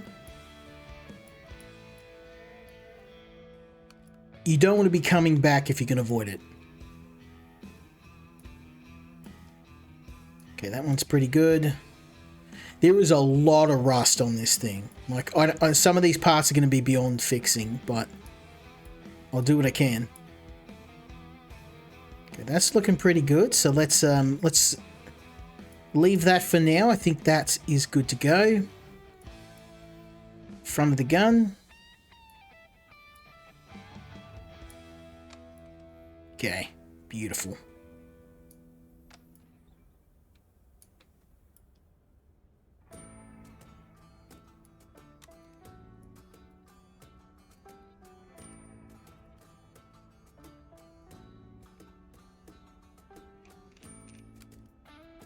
Looking good, looking good.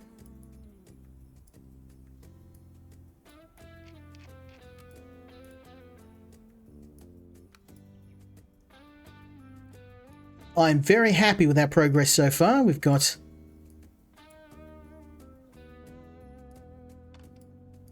over $1,000 in the kitty. Once I get about $2,000, we'll be able to purchase our own gun.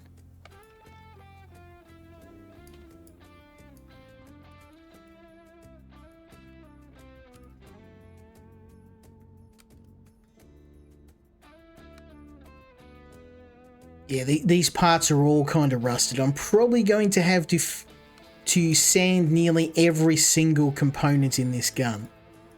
It's going to be very time consuming, but a good way to earn money. So the barrel has to come out. The firing pin, which is going to be at the rear.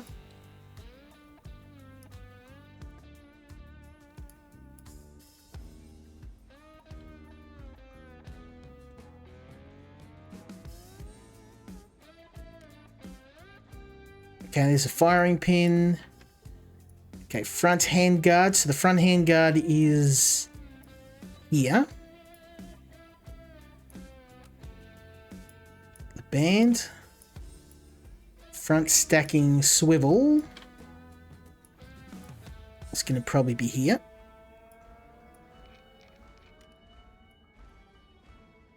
The butt plates, that's easy. That's just the rear of the gun.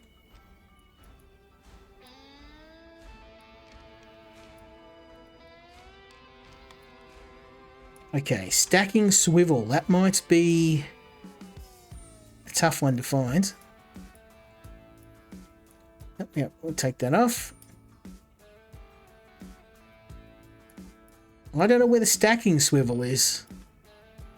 We are going to find it.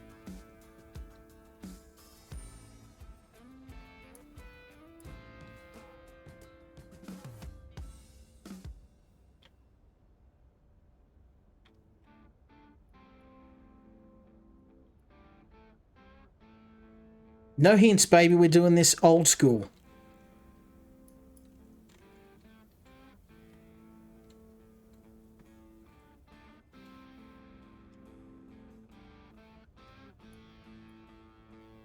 Where are you? Okay, now we need the sear.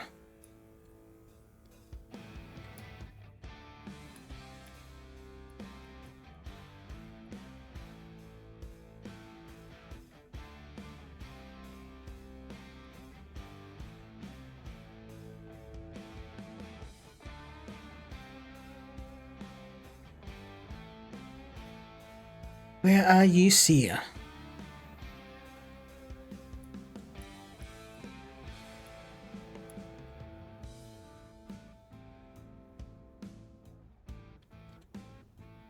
Where are you, seer?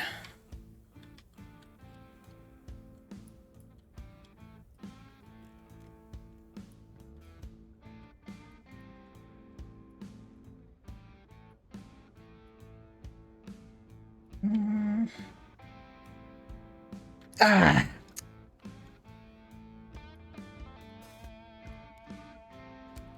Here we go. Got it. So we've got a few broken pieces.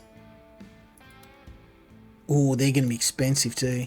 Damn, okay. Ah, well.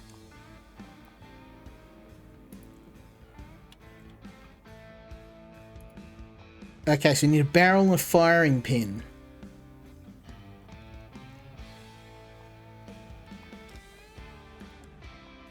Firing pin, and the barrel will be at last. It's always the last.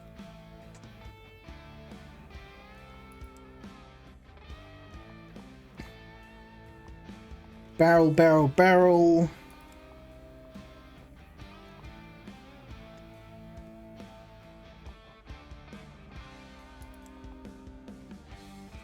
Barrel.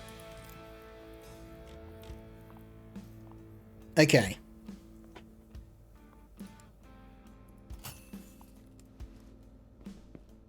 Okay, so let's go and clean up our bits and pieces with a little bit of lubricant.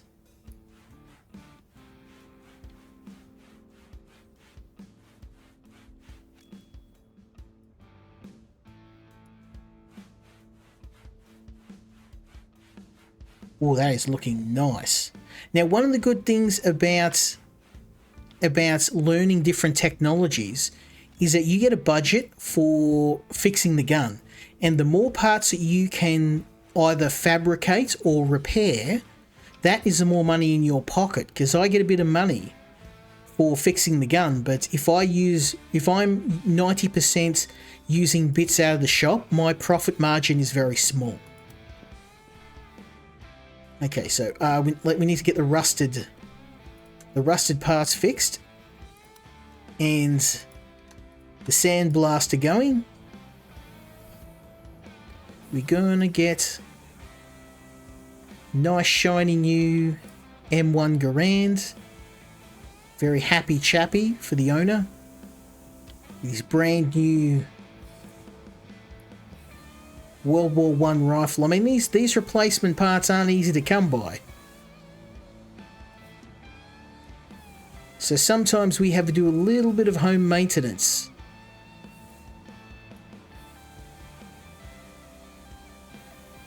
Looking savage, baby. Okay. Next, we're going to get rid of the rusted parts off the trigger. And then we're going to need to do a bit of oxidization. Okay.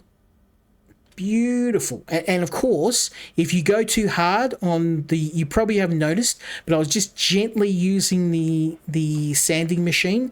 If you go too hard, you'll break the part. So, yeah. So let's add the parts in after we get our protective equipment on. Boom, boom, boom.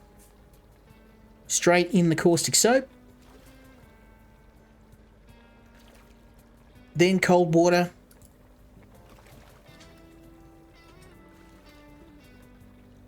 Then bluing salts.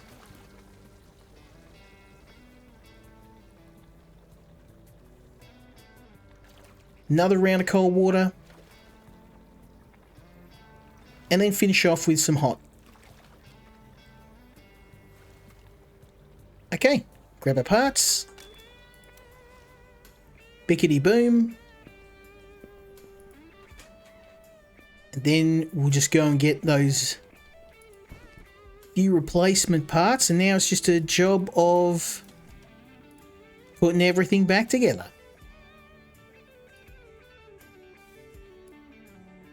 Okay, barrel's broken, so replacement barrel and replacement bolt. Beautiful. Okay, so grab the oiling rag, and now it's just a matter of adding some lubricant to the affected areas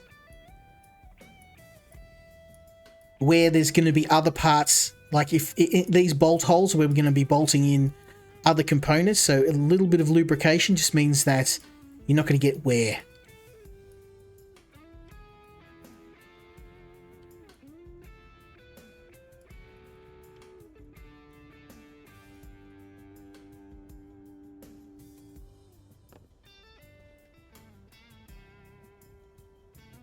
Beautiful, beautiful.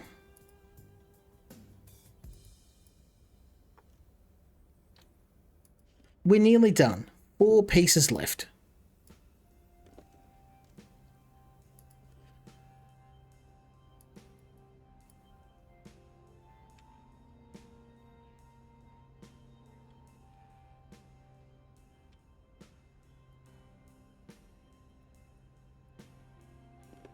Okay, Trigger and Seer, and we are Dunsky.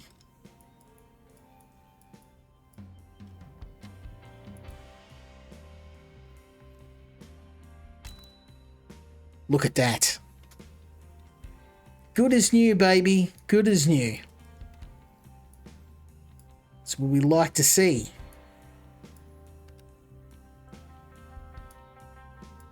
Just have to put the top cover on where we feed the magazine, because the M1 Garand is loaded by a stripper clip via the top of the rifle. This gun was pretty much one of the world's first, I wouldn't call it an assault rifle, assault weapon, because it wasn't automatic. It was an 8-round magazine, but it was a huge. This gun was pretty much one of the guns that was used primarily in World War II to great effect. It wasn't until the Nazis started creating their own assault weapon with the STG-44. If the STG-44 had been in wide circulation, it would have completely destroyed the Allied forces. Because it was a incredibly powerful weapon. A 30-round magazine, fully automatic assault rifle in the 1940s. The closest thing the Allies had to that was a Thompson submachine gun. And the Tommy gun was an iconic piece of kit, but an STG-44. One of those guns I've always wanted to try.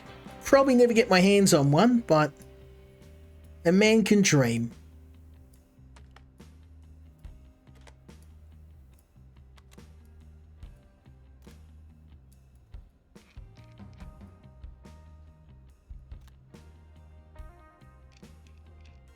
Okay, so that's the most of the barrel setup. Another pin. The operating rods. Just get those screwed in. Nearly there. And this is just for where the sling, where the soldier would carry it on their back.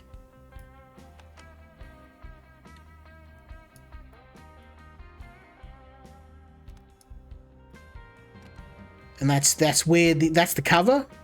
So that would be moved when you need to place a new magazine in the rifle. Butt plate fastened. There we go. Very nice piece of kit. So let's just give this a quick test.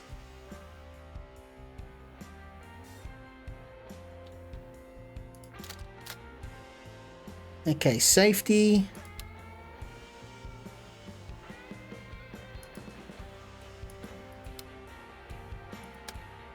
Okay, beautiful. Semi-auto. Safety back on.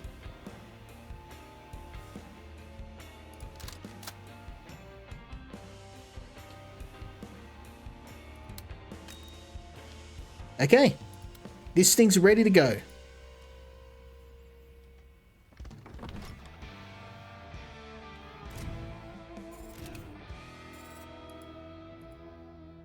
Not too bad. We are now proficient in repairing M1 Garand. So we send this back. $1,300. Let's see if we can bid on something. Now you can see everything in here is going to be super expensive. What I'm looking for is a starter gun, something like a nice Makarov or something really cheap. We'll keep an eye on this. Like, most of these are really handy, but obviously I don't have the money to purchase any of these just yet, so that's okay. Let's check our mail. Nothing yet. Okay. Oh, look at that. Another 1911. I mean, I am eventually going to buy a 1911 for my own personal stock. So let's make ourselves a bit of moolah. It's slow going at the start of the game, but as we do more work and we improve our reputation, we're going to make more money. And eventually start adding to our private stock. Now, I am going to want to keep a private stock. So my goal with the YouTube video that I'm working on is to showcase the new expansion pack, or the new DLC, which focuses on all the black powder weapons. So I'm looking to buy my own private stock of black powder weapons, which we will be doing operations on, painting, restoring, all that good stuff. But for right now, I'm just focusing on making a few $1,000s.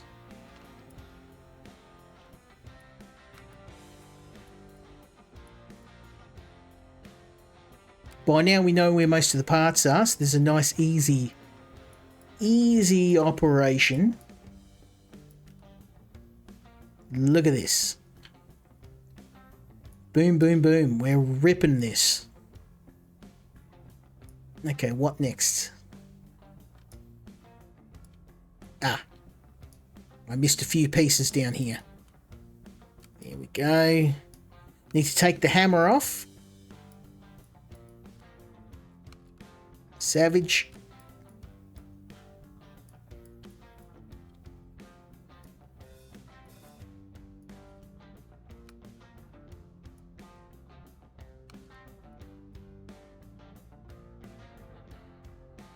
And take the trigger out. Oh. That'll be the selector.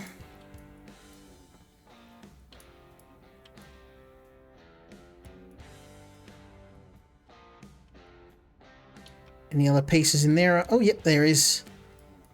There we go. That'll let me take the side hatch off the gun. Not yet? Okay. That's fine. That's fine. Okay, that's looking good. This gun doesn't have a whole lot of parts. It's pretty easy to strip this down super quick. Okay, firing pin. That is going to most likely be in here somewhere. If I haven't already removed it. Oh, there we go.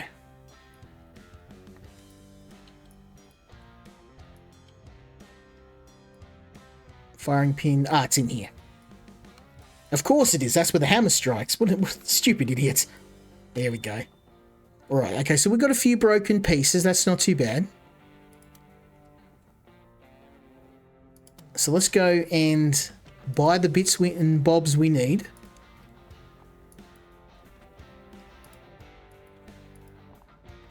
So we need a hammer strut.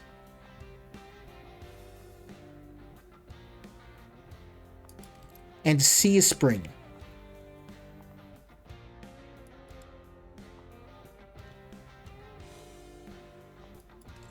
Okay. $30. That's okay. We can deal with that. Our budget is only $30 anyway, so let's go to Sandblaster. We're getting the hang of this now. We know what needs to happen. Power, light, dust collector, boom. So we're just going to clear all the dust and crud off this, and then we're going to oxidize it. It's a firing pin.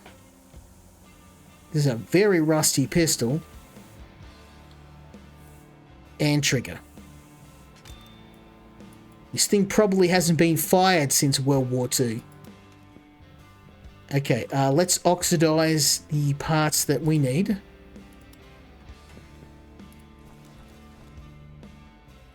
Turn on the gas. Add the parts. We want caustic soap. We got the hang of this now. Cold water. Bluing salts.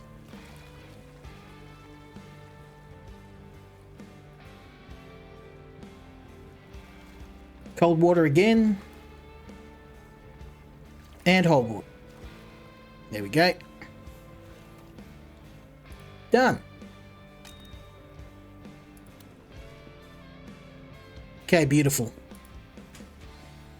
So now all I have to do is do a little bit of a cleanup. We've got some dirty parts. Scrub, scrub, scrub. Scrub, scrub, scrub.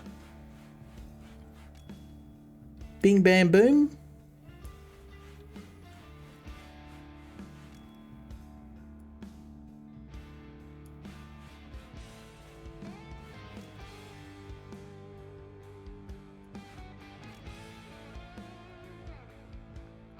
And of course the barrel, the most important piece. I'm going to scrub this real careful. We can't afford to have any mistakes. What have I missed? Ah, spare parts. Every time. Okay, replace the broken bits.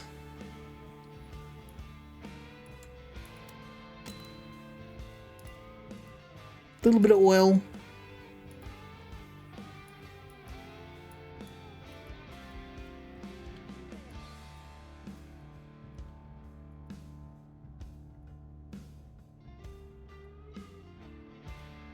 Oh, it has to be on the inside of the gun. There we go. Bit of lube.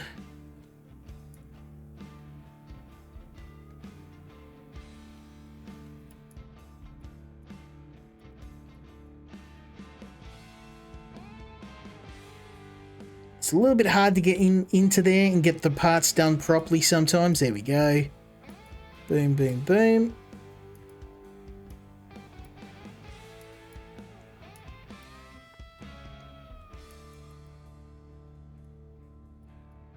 I'm pretty happy with that. One more piece and excellent. So now what we have to do is just put this together, starting with the hammer and trigger.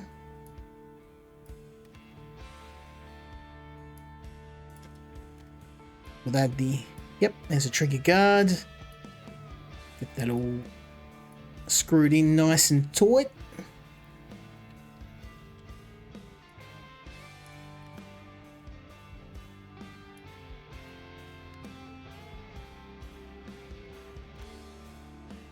Okay, there's a firing pin and the hammer. Screw that in. There's the hammer guard.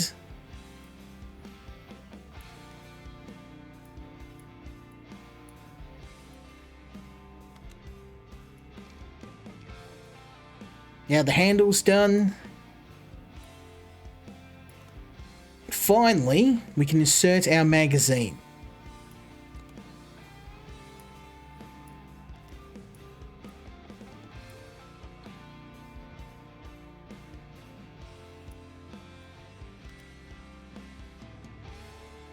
What have I missed? Why can't I insert the mag yet?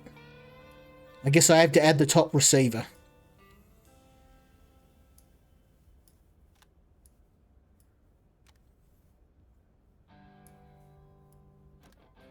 There we go. We're starting to, I mean, this is taking shape really well. We know what we're doing. Can add the barrel.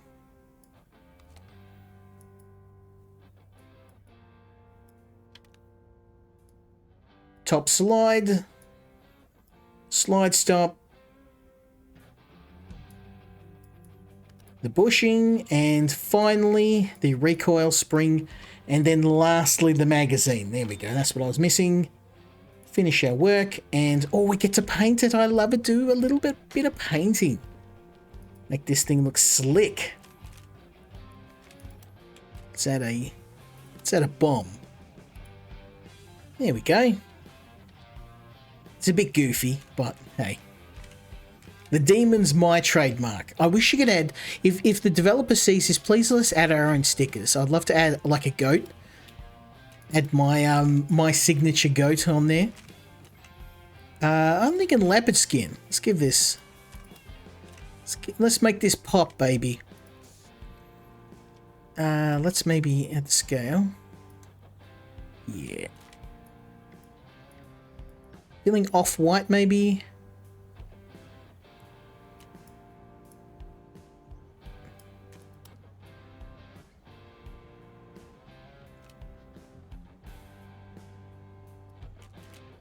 Okay.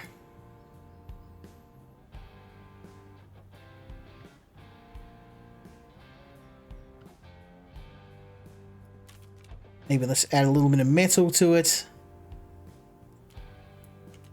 Glossiness, just a tiny bit.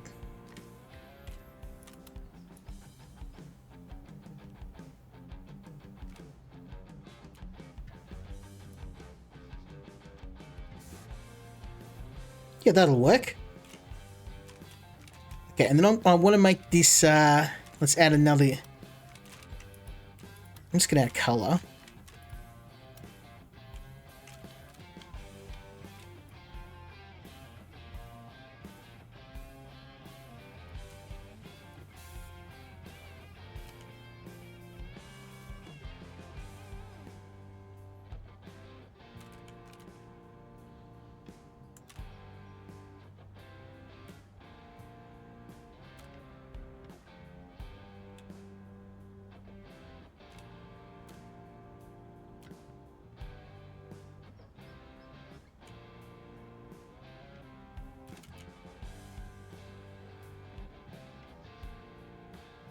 Oh, this is going to be mine. I'm saving the black color scheme for mine.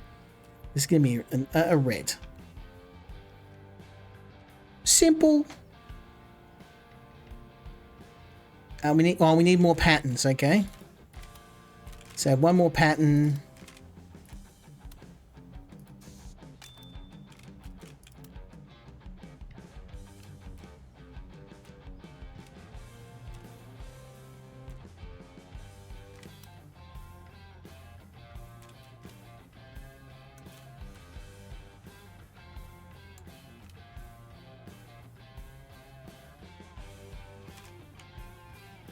Yeah, that'll work.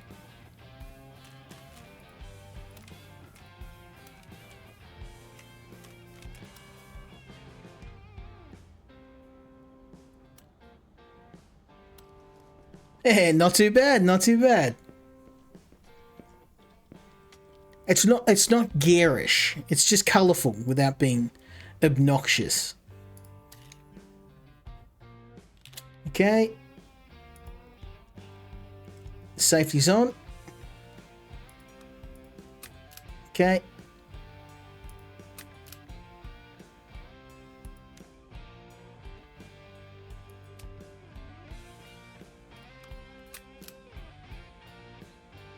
Okay, semi. Safety on. And we're done. I hope you appreciate the work I put into this little masterpiece here.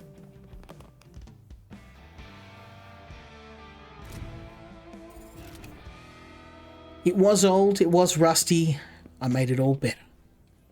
Now, it's taken me a really long time to screw and unscrew pieces, so I'm going to add a couple of points into this. Oops, did that work? Okay.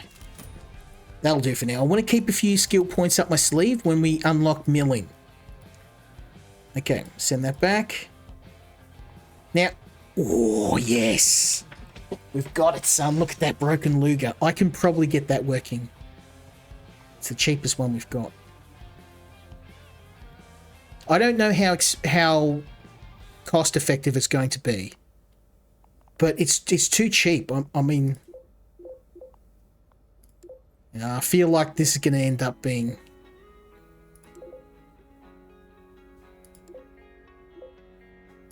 If this gets beyond 800, I may have a drop out of the bidding.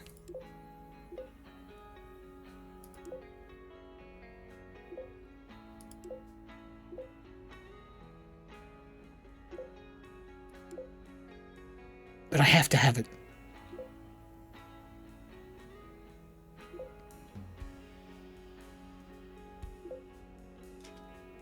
Okay, well, it was a bit more expensive. It went from 200 up to 800, but you can see how you can see the potential of this thing.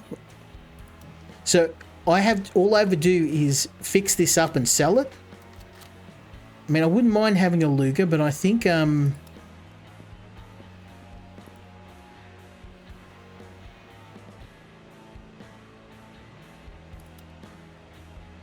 curious. I think this is going to be very expensive to fix, but I want at least one gun for my personal collection. I'm a gunsmith without any guns. Shameful display. We'll see. I mean, most of these parts are just rusted, so I might be able to get away with just a bit of sandblasting. We'll see. The Luger, most of these World War II era pistols operate in a very similar way. I've pulled apart a few of these as well. Not in real life though, I haven't used a Luger in real life. I've only used revolvers in the good old 1911. I'd love to fire a Luger one day.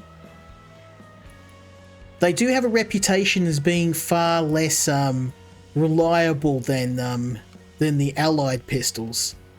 Now, I'll tell you what gun I'd love is a Webley revolver.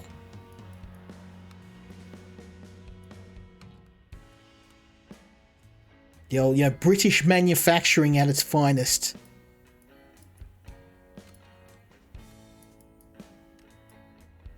Yeah, there's a lot of parts here I think might be busted. We pretty much bought a ghetto blaster.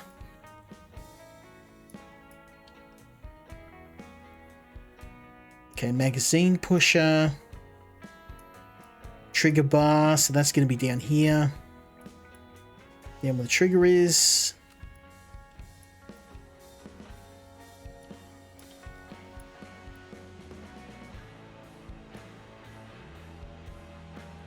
Trigger bar. Recoil lever, that's going to be in this area. Oh, spring, we do need that. Where's the recoil lever? Ah. Beautiful. Okay. Ouch. This is going to be expensive. This is going to be expensive. Now, I don't think I'm going to make a lot of money from this. I think what I'm going to do is I'm going to store this for later. Now, you might ask why. The parts for this, until I get a milling machine, it's going to be super expensive.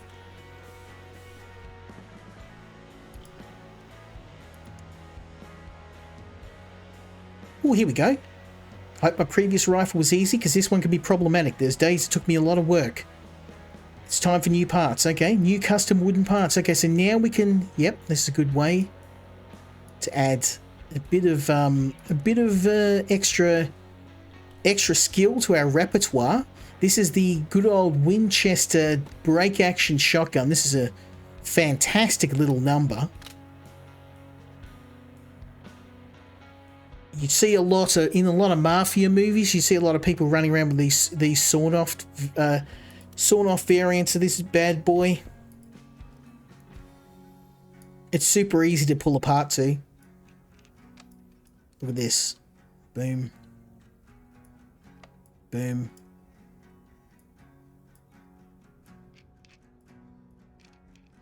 Can't wait to, once I get this done, when the YouTube video I make for this is going to be awesome. A lot of people, even though this may not, it doesn't seem to be that popular with streaming, the YouTube video I made for this kind of put me on the map. In terms of games that are a little bit more controversial, while this game isn't super controversial, a lot of people, especially in Australia, we're very anti-gun. You know, and so you can see as soon as you start talking about firearms, you know, even just from like a collector's point of view or an enthusiast point of view like myself, people just assume you're crazy. Or why do you like them? You know, I was telling someone about this game and I could see their eyes glazing over. Why would you want to play a game like that? But, I mean, if you've lived in the country, this is, you know, nearly everybody. A lot of the farmers, a lot of the people who live in rural areas, you need to maintain your own firearms. It's just, it's a safety thing. There's a lot of wild animals in the more rural areas of Australia. Dingoes. There's you get wild dogs. You can get you know, even boars, wild pigs if you go up north. You need, especially since, you know, it's not like you can just run to the cops when you're in a really rural area. A lot of farmers live in the middle of nowhere, especially having, you know, to get rid of wild animals, put down their own livestock. It's just something that you need.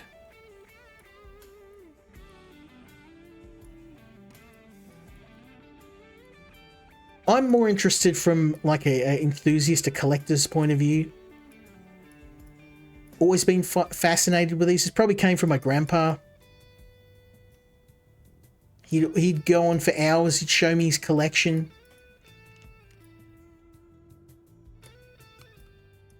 And I think that's kind of what ignited my interest. Even though I fix computers for a living.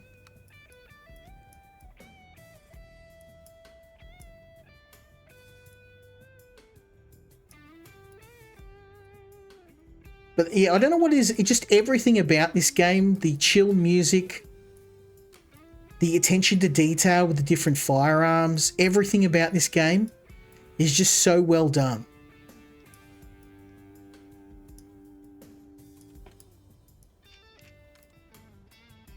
And like I said, you don't have to be an expert. There's tool tips, there's hints, there's extra help. And in some cases, even I just did like a quick Google search. Oh, where's the fire selector on an AK-47? I haven't used one in ages and I couldn't remember. So it's all about... This game's all about the realism. Now, is this going to teach you to be a gunsmith? Well, no, of course not. But it will teach you some handy facts about guns. Okay, so we need the joint pin. Center here. Left ejector. Ejector's the back. Thought I pulled that out. Did I not?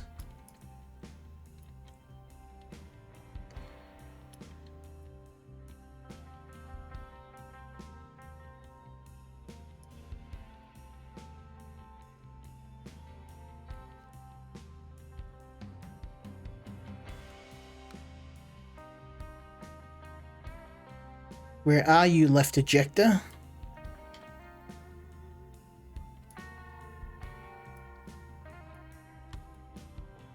Catch plate. Ejector hammer. Well, the hammer's going to be back here.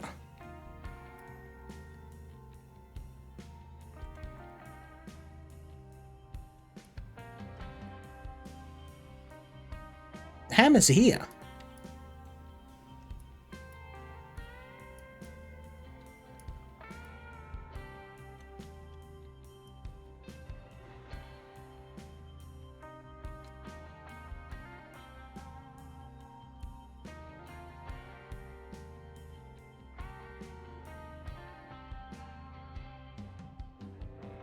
Occasionally you will get lost, and like I said, there's plenty of hints around, but if you're like me and you're stubborn, I don't like ejector hammers. It's going to be in here.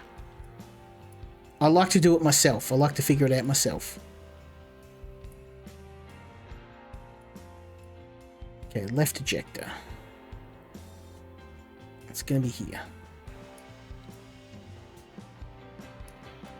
So it's going to be in here somewhere.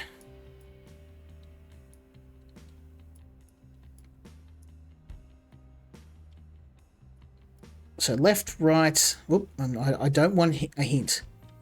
Don't give me the hints. I'm going to figure it out myself.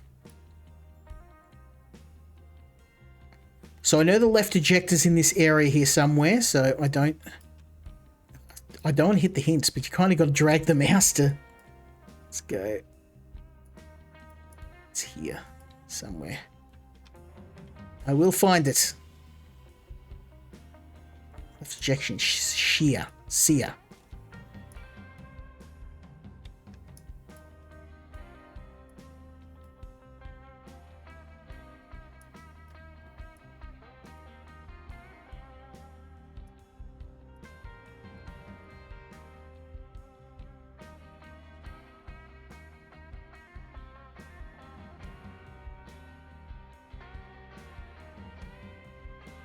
We'll come back to that then. Have a look at the other parts.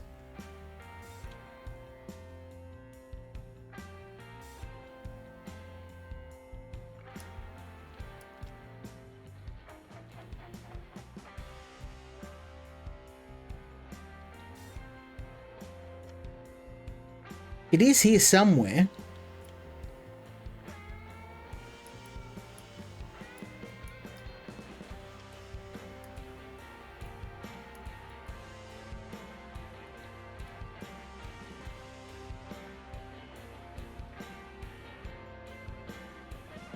Come on.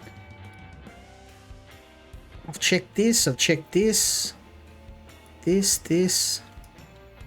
Zoom right down the barrel.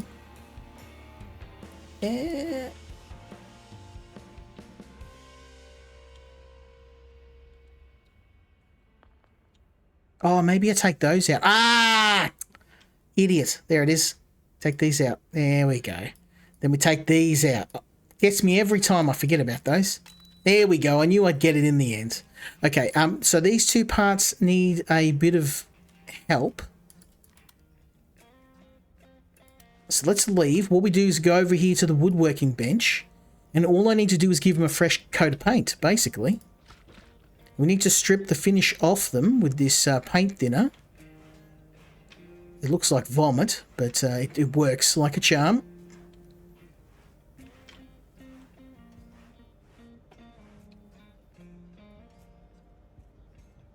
Okay, so that's going... The paint thinner is going to get rid of the paint.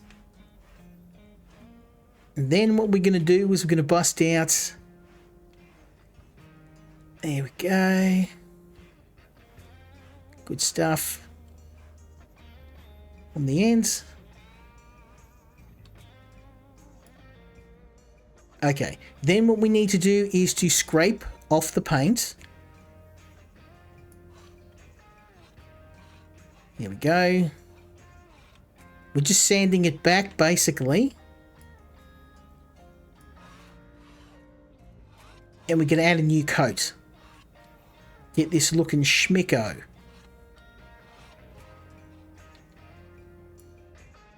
Beautiful, okay. So we've got rid of the old finish. Now we're going to add a new coat of finish. Add some varnish. Look at that. Lovely. I used to do a lot of woodworking when I was younger. And electronics, they were my two loves. Woodworking and electronics. Used to build my own electronic cars. So I do love me a bit of woodwork. Something that's, that my boy does a bit too. He loves himself some woodwork. Okay. So now we just need to add a little bit of oil.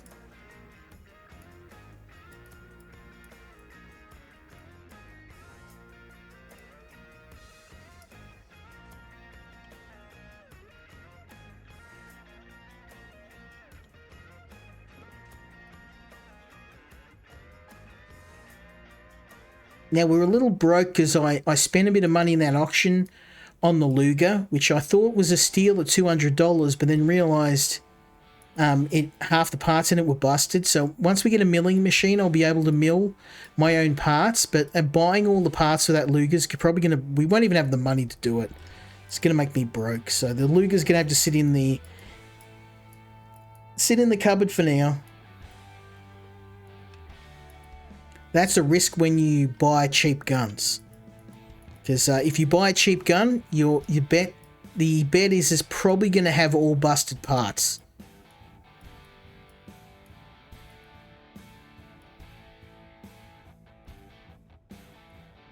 Yeah, add the lubricants. You got two the hammers. 1 and 2. Alright. Okay, so now we just have to put this thing together. Let's get the barrels sorted out first. Barrels done.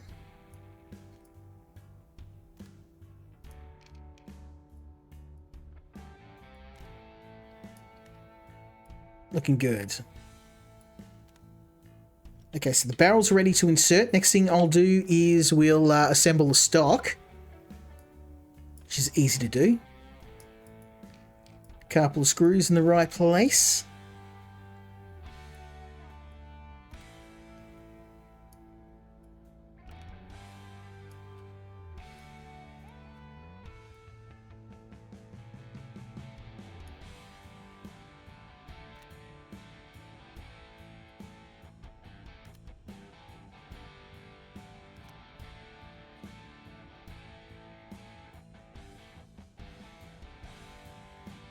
Okay.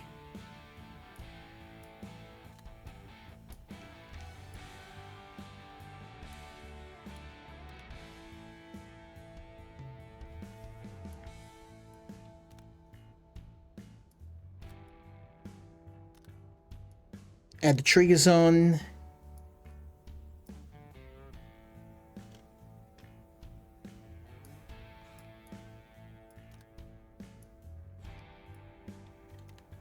Beautiful. So this is the main body of the shotgun that we're assembling now.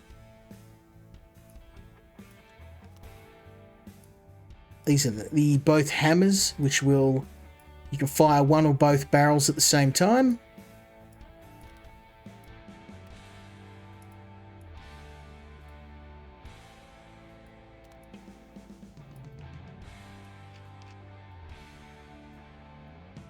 There we go. Now we can add the stock and the trigger.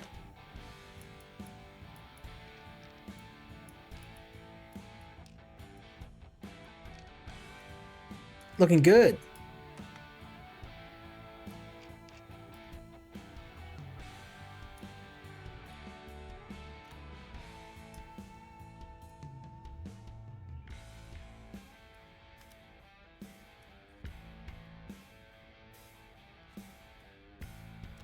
Now, I wanted to get some more black powder guns, so if we do see a job for that, these just you're kind of stuck with whatever you can make, so we're not going to get many exotic weapons at the moment, but as our reputation grows, we'll get more jobs.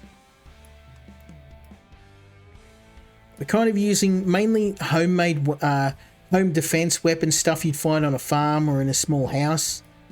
We're not going to be using too many assault rifles and automatic weapons right now, SMGs and that. We've had a couple. We managed to do a MAC-10. Good stuff. Okay, let's just give this a test. Load this bad boy. This thing wouldn't look out of shape in a Doom game. Okay, let's add the trigger. Okay.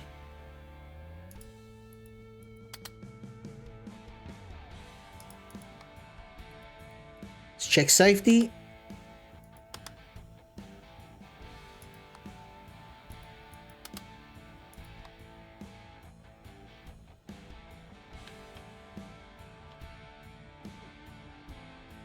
What am I missing?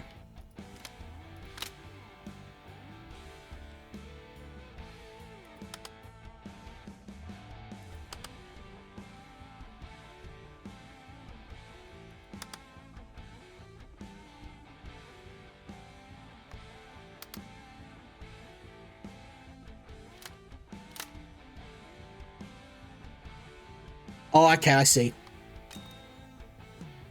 Yeah, sometimes it will tell you to use functions that don't exist on that gun. So this thing doesn't have a charging handle. It just has the actual breech acts as the charging handle where you add additional shells. Okay, beautiful. So now we can just send this back to our clients. In this case, our grandpa. There we go. Wood is beautiful, looks like new. I need to tell other collectors about you. Yes, you should.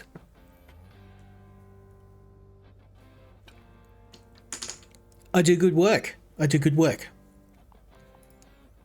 Okay, let's oh,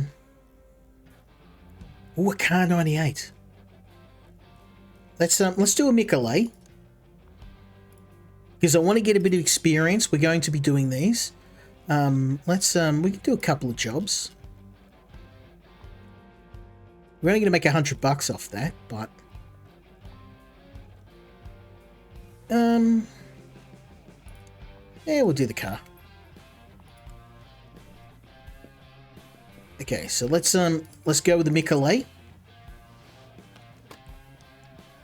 That's a nice piece of kit.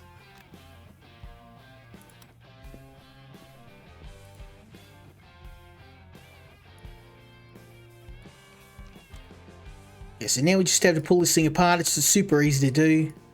Easy money for us. Hopefully it's not too damaged.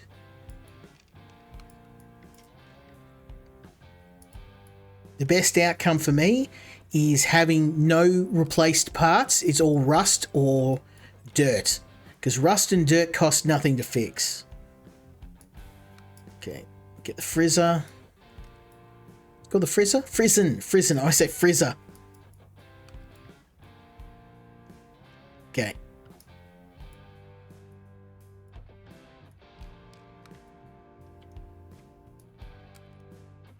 So this was classed as a compact weapon. Oh, look at this. Beautiful. We just need to clean this bad boy. Yeah. This will be a nice easy one. We just give it a bit of a spruce up. Now, remember to be gentle. Make sure that you don't, you gotta be super gentle with this, because if you bust the part, you do have to buy another one. So I'm being really, this is actually harder than it looks. I'm being very, very gentle. I'm taking my time and removing this rust super, super carefully. Because I do not want to break any parts, because that's just money that's out of our pocket. The more money we get, the more money we can put together to get our own custom guns. Because you know I want one of those bad boys.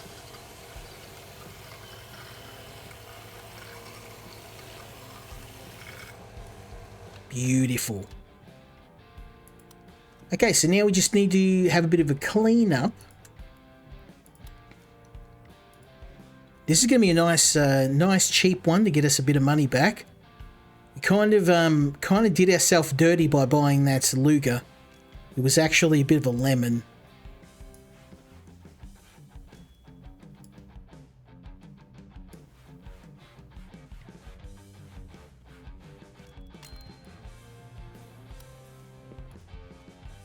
Okay, now we just need a little bit of oiling up.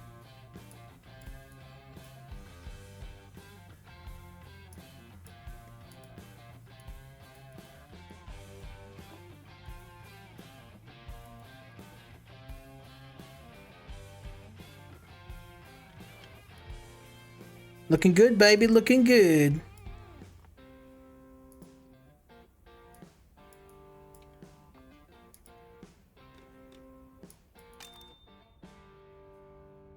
Now we just have to put it together.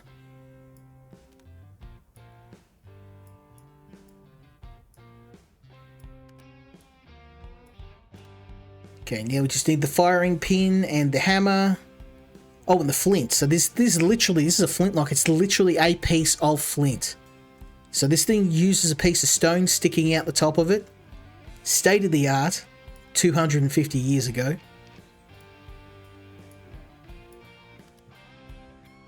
It's amazing to see how far technology has jumped within such a short period of time. Although firearms technology hasn't really evolved. more recently. Like, we're still using stuff that was built in the 80s. I mean, we kind of peaked with the AK-47.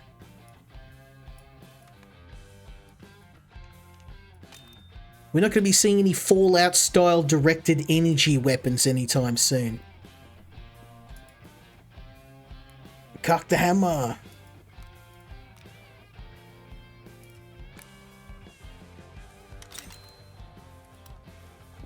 Okay, back you go.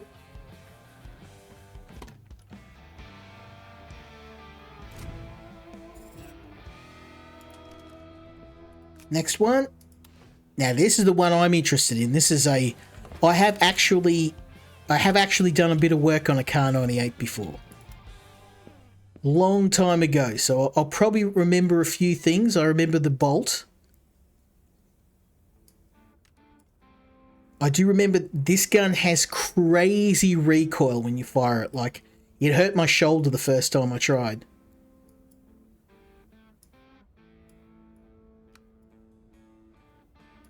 I had one mate who had one, and then more recently I had another friend who's a bit of a firearms collector. He's got two of these things. But the one he has all the insignia attached. Because a lot of these guns, people remove the insignia. So here, obviously, this has been removed here. You'd have the eagle, the SS Eagle, and I know a lot of people aren't comfortable with having that insignia on there. But the harsh truth is, if you do remove the insignia, it does reduce the value of the weapon. But I mean, how many people want a German Eagle on their rifle? I'd probably leave it there just because it's a piece of history, but yeah, it's a hard one, that one. Not many people want that sort of stuff on their gun.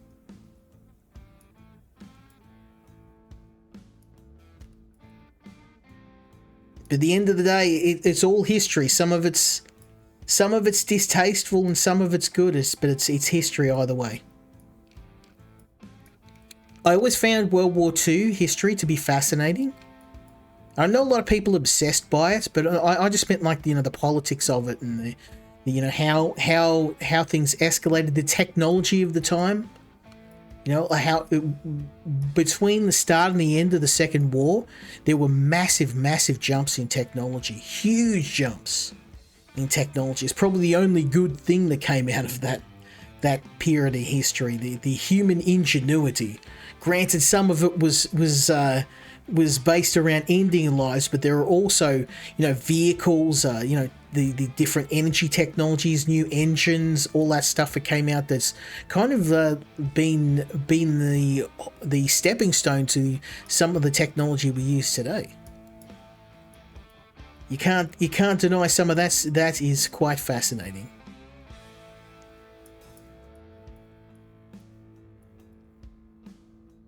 Okay, firing pin spring, magazine spring. So the magazine, that's the mag there. There we go. Okay, beautiful. Okay, so we do have some broken parts. That sucks. I'm hoping it's not going to be more than $100 or we're going to lose money. We'll send that back.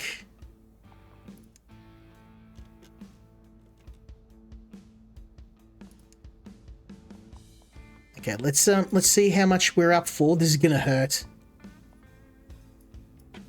I'm probably gonna lose money on this.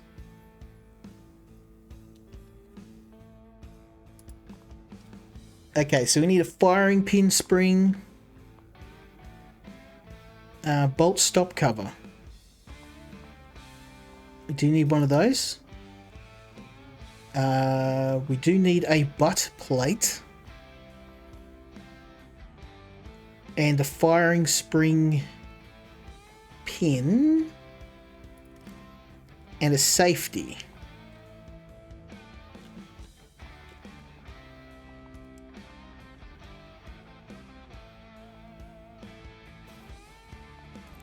Safety. Extractor collar.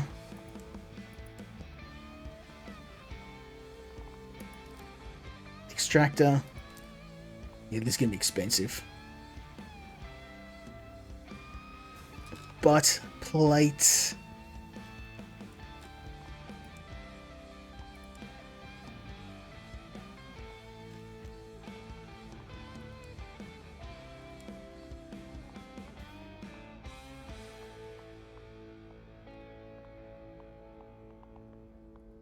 Must be here.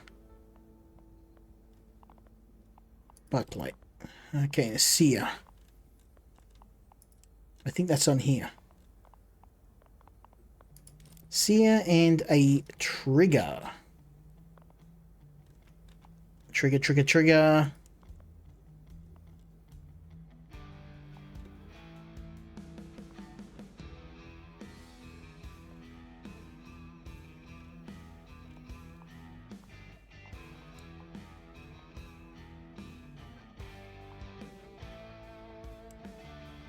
Ah, it was hidden by the shopping cart list. Okay. So we got all that stuff. Let's go and check out and see. We've got a budget of $190. We're actually ahead. That's good. Now, anything we come in under budget gets added to our kitty. So later on when we can machine our own parts, that's what we're going to want. Oh, did I miss? Oh, you'd think I'd remember not to forget to grab the parts by now. Okay, so let's add a bolt. Sorry, an extractor and a new spring. I do freaking love this game. I know it hasn't been super popular. There hasn't been a lot of people playing this, but I just really, really enjoy playing this. I find it really chill. I love to play it sometimes if I've had a long day after work and I just need to switch off. I mean, I'm very time poor during the week. And that's why I can't stream as often as I would like. I love to stream with the boys, but I'm just so time poor that really the streaming, this is really the only time I get to sit down and play for more than a few minutes. So usually I try and get as much in as I can, but games like this are great because you can save at nearly any point. You don't have to sit and do this whole build in one go. Okay, let's do some cleaning. We have to clean the body of the gun. Oh, that's a very dirty rifle.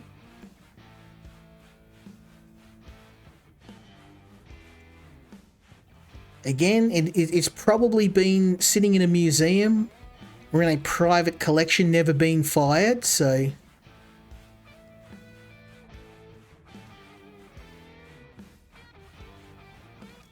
Let's get the ends. There we go. Okay, clean the bolts. Kel would love this. I told him all about this game because I said you'd love this.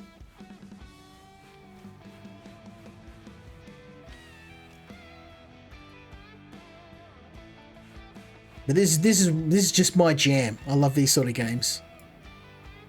I could play this all day.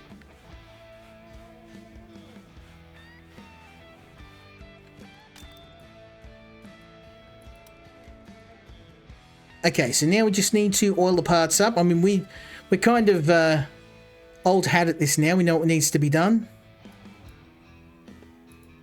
Oil these bad boys up.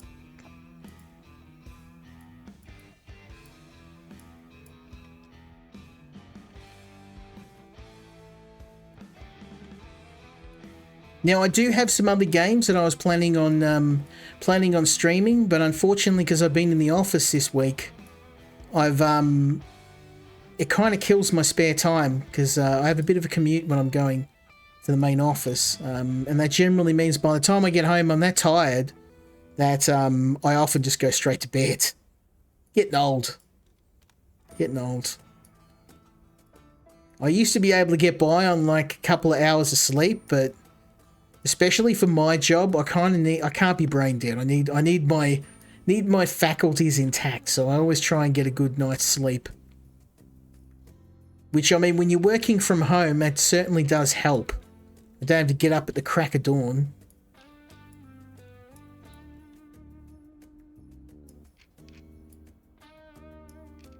There we go. Okay, so now we just have to load the magazine. This is where the bullets to the stripper clip will go.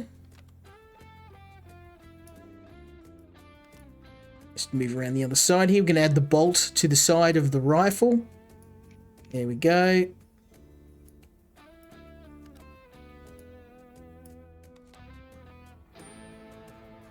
Okay, looking good. Let's add the butt plates. One day I'm going to own one of these bad boys. They're worth a fair bit though. They're collector's items, so one of these things are probably worth nearly as much as my PC. Well, maybe not that much, but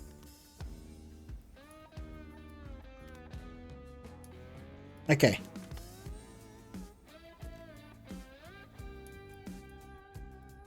We're nearly done.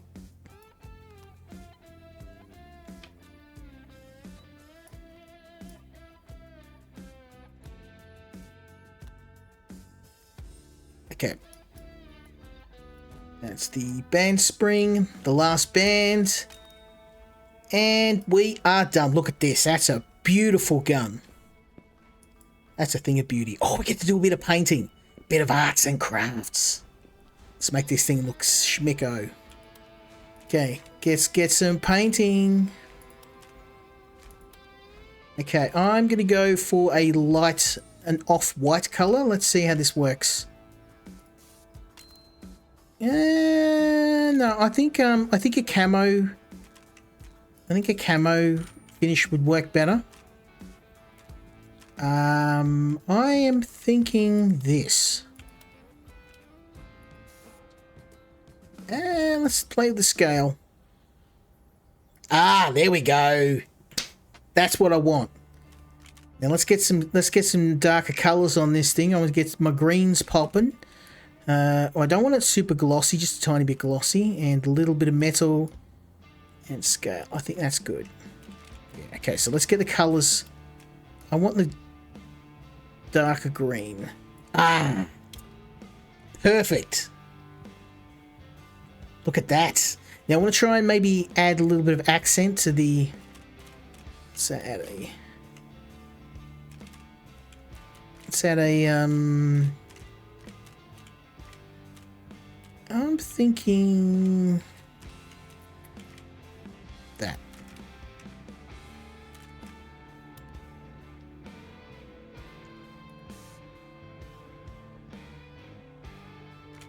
So the scale.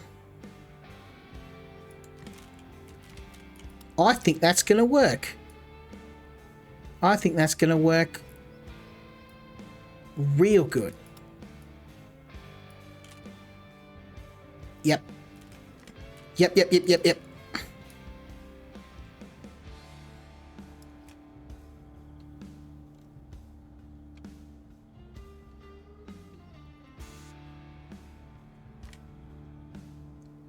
Let's maybe add some color to this. I don't want that pink. I'm going to see if I can maybe offset that. Oh, damn, why did I do such a good job on this thing? Now I want to keep it. Damn it. I'm a prisoner of my own success. Why am I giving this thing back? Damn you. You got my best work. Okay. Yeah, it's fancy now because I made it look gangster. Okay, fine. You win. You get your fancy gun. Okay, so now we need to. I think we're going to get the milling machine. Yes, this is it. This is what we want. Yeah, now we get the milling machine. You watch this. Chef's kiss, baby. So now we can mill and make our own parts. This is going to be a game change because I'll be able to make the parts I want for the gun that I've got in storage. Okay, so the first thing we're going to do, we need to add a ported slide. So let's mount that. And let's pull this bad boy apart. Grandpa's got a lot of Colts. Like Grandpa keeps sending him one of these Colt 1911s. He's own a factory. This is like the 4th Colt. He just got like a box full of Colt 1911s. I wish he was my grandpa.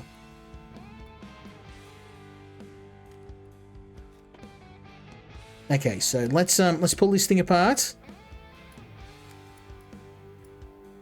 Going to take the bushing out and the spring. And the slide stop. Then we can take the slide off the top. See, I know what I'm doing now. Firing pin comes out.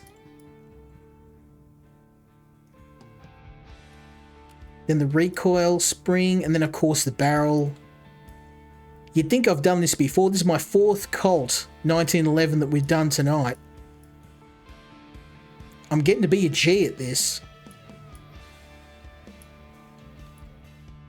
Okay, extractor and then the front sight. Okay, so the front sight's here. Easy peasy. And then the extractor, I believe, is in here. Maybe. No. Here, extractor. No. Where you at, extractor?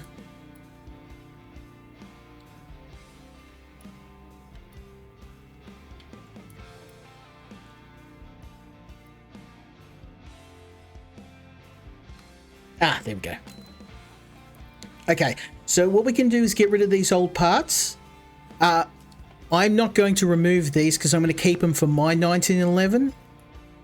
Because I'm going to have a custom 1911. Don't you worry about that. Grandpa's not the only person that can have a box full of 1911s. Yeah, baby. Okay, so now this is the part where we just go chef's kiss. We get the milling machine. I'm going to put a circuit board in it. I unlocked this just the other night and I was using it and I was like, oh, this thing is just beautiful. So there we go. Okay, so what we now need to do is we put on the modified slide. Bam. Then we open the doors and then we chuck the part to modify in the clamp. Like so. And then turn this bad boy on. Now, if anyone does happen to watch this, I will be making a YouTube video where I will be showing all of the new guns in the DLC because the developers saw my original video on this and it kind of blew up a bit. And it got me a few people in real life saw it actually and got really upset. Like, well, I don't like you covering this stuff. Oh, too bad. I like it. Go pound sand.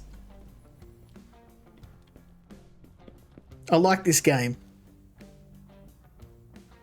Okay, so let's add the slide back. And then we just have to oil it up. And then we now have access to the milling machine. So we're going to make our own guns. Well, we can't make them from scratch, but I'll be able to make my own parts. So you may notice that I've still got that pistol in storage. So we're gonna mill all the parts we need.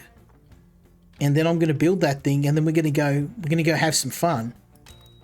Because I am going to have to stop streaming soon. It's getting a bit late, but I'm having so much fun playing this game. I'm just like, I just want to keep going. Super addictive game.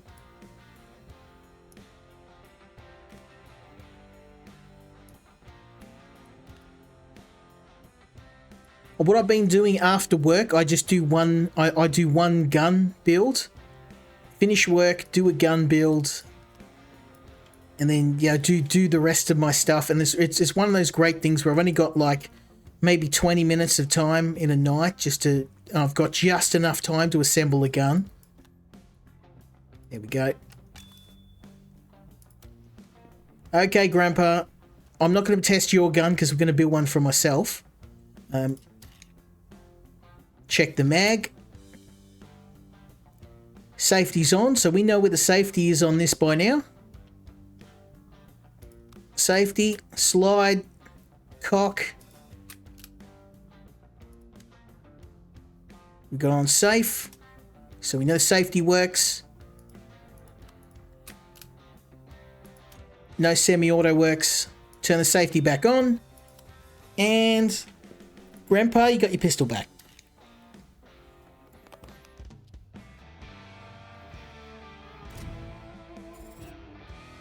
Very nice. So we're actually good at now. We got 2 stars for the Colt 1911.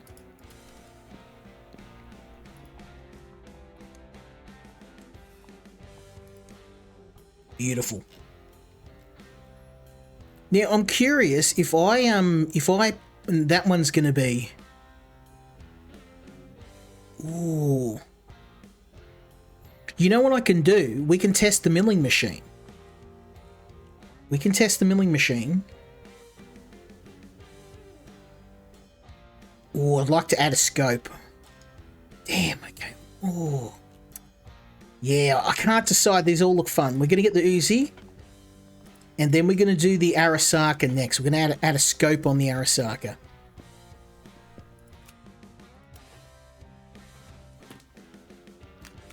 Oh yeah, this thing's messed up. I am going to have to mill some parts for this. But that's okay, we've got a milling machine. So let's pull this thing apart. Now this is it's very similar design to the Mac 10 because the Mac 10 is just a cut down version of the Uzi. So we kind of know what we're doing now. We know what to do.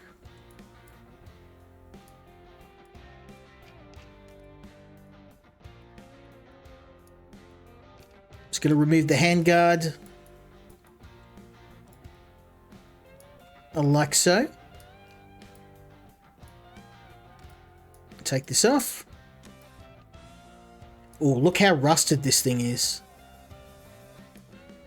Yeah, there's going to be quite a bit of work to get in operational state. Let's remove the magazine. Get the spring. Take the top and bottom off. Yeah, this is completely jiggered. We're going to need to sandblast nearly all these parts. That's okay. It's not going to cost us anything. And hopefully the missing parts I'll be able to mill.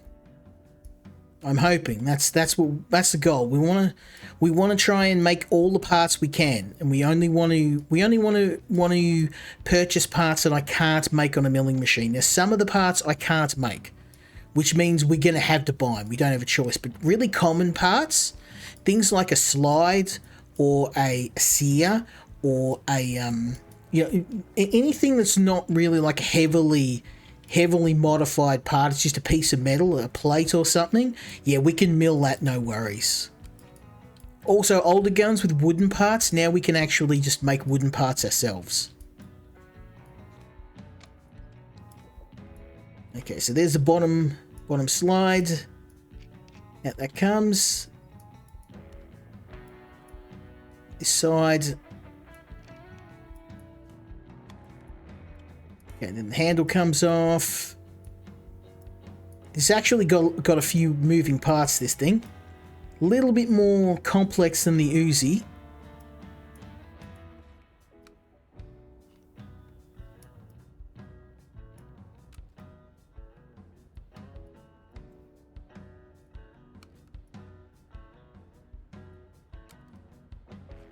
We're getting there.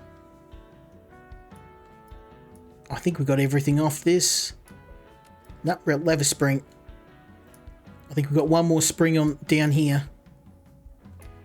Or maybe not. Nope, that's all of it. Okay.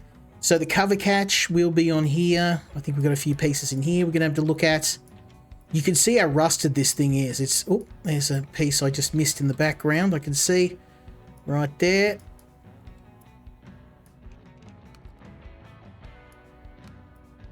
That's for the stock. There's the ejector for the spent casings. What else am I missing? Cover catch. There's a lot of parts we're going to barrel on that catch. Okay. There's the foresight.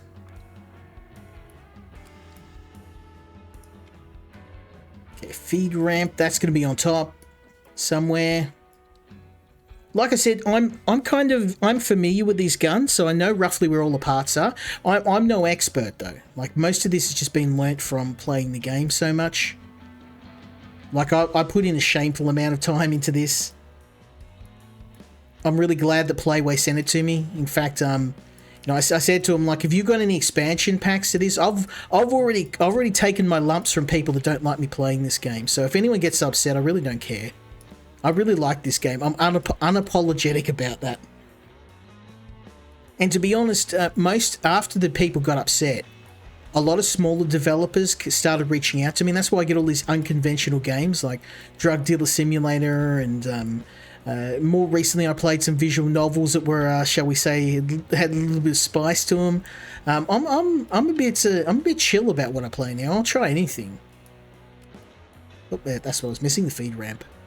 Okay, so we got some broken parts. Let's go check out what we can build at the milling machine, and then whatever I can't build, I'll purchase. Okay, so we can build nearly everything. Yes. Yeah, baby. Okay. Okay, so what I can do is, this one might be a bit hard to, you have to rotate to get this. There we go. There's one piece. Cocking handle here. Slide here. Now, we're going to have to obviously do a few runs at this, but disconnector here. There we go. An extractor. Extractor and a foresight. Can I fit a foresight in? Oh, I can, you champion. You champion. Oh, the receiver cover I don't think I can do. Yeah, let's okay, I'm pretty happy with that. So let's go confirm. And we look at that. Look at all these parts we're going to mill. It's not going to cost me a damn thing, except a little bit of metal. So what we do is open up this. Then we open the vise. We add our steel block. We close the vise, and then we turn this thing on. Close doors. Boom. This takes about a minute, but I can just walk away while that does its thing. Now I need to do a little bit of sand blasting, so let's go do that.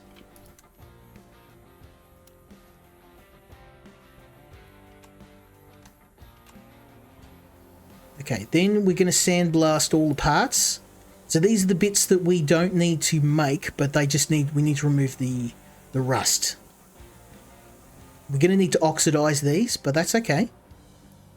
This is actually going to be really cheap. We're going to make a ton of money off this, because I'm just going to need to purchase some steel, and we're just going to make all our own bits and bobs. I actually didn't know this is something that's new. It's been added to the game. You used to just have to buy all your parts. You couldn't make anything. Now we've got to open the door. We're going to actually turn this over to mill the other half of the steel block. There we go. Close that up. Close doors, and boom, let that do its thing. Now we need to get some rust off some other parts. Now you can see most of this I am going to either repair or build myself. The money we're going to make off this is going to be quite substantial, because essentially I am using all my own parts. There's not going to be any. Let's just be careful. I don't want to bust this thing. Beautiful. Okay, I'm pretty happy with that. This is done. Oh, just finished. Open the door. Grab me parts out. Savage. Okay, so now we still have some more to make. So let's have a look and see what else we need. I can't make polymer parts though. So let's do this. So we need the receiver cover. Ew, I can't build that. It's too big. Okay, so let's forget that. I'm gonna have to buy that. The cover plate we can fit. The trigger we can fit. Back sight we can fit. Barrel nut we can fit. Oh, okay, maybe not.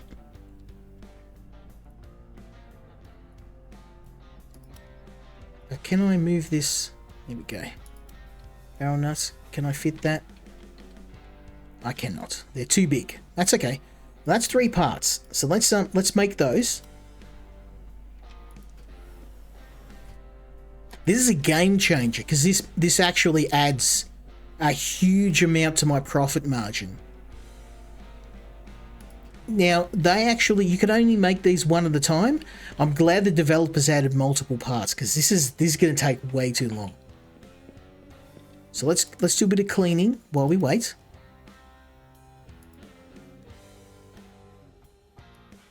So these parts just need a bit of a polish. Boomity boom. Look at that. I'm pretty happy with that. Let's just do the ends. Okay, let's we'll do the rest. Whoa! Sometimes your mouse kind of goes crazy when you're exiting the... Okay, now we just have to flip this bad boy over.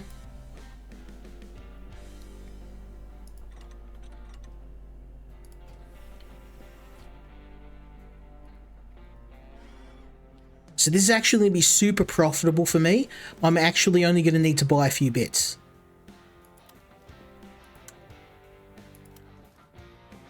So what we're going to do is we're going to clean the rest of the parts. Bickety boom.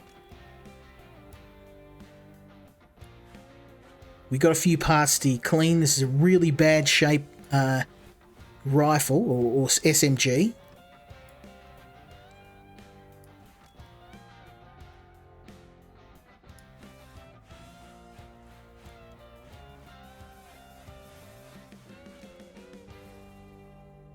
Let's we'll do the rest later. I just want to go and, because this takes a long time to mill, so we're just going to keep this going.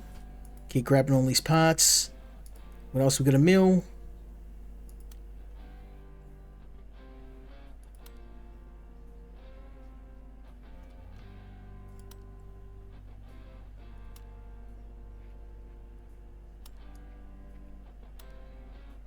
Okay,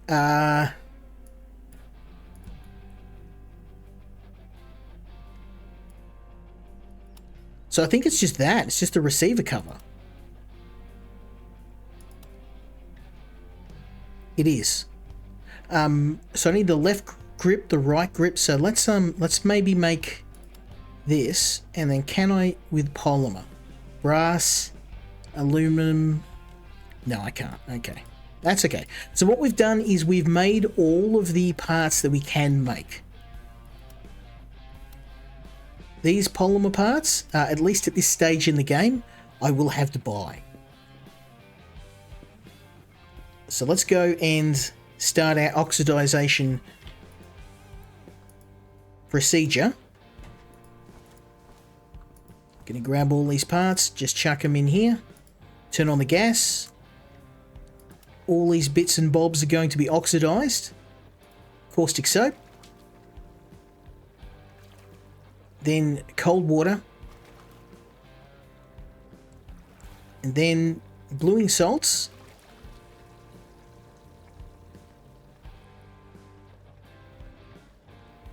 more cold water,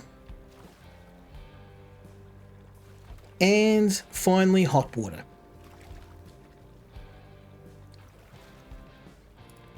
Done. Okay, so that's actually nearly empty. We're going to need to get some more LPG gas soon. Let's have a look and see what we need to clean. Now, I am going to have to buy a few parts, but we're going to come in way under budget for this.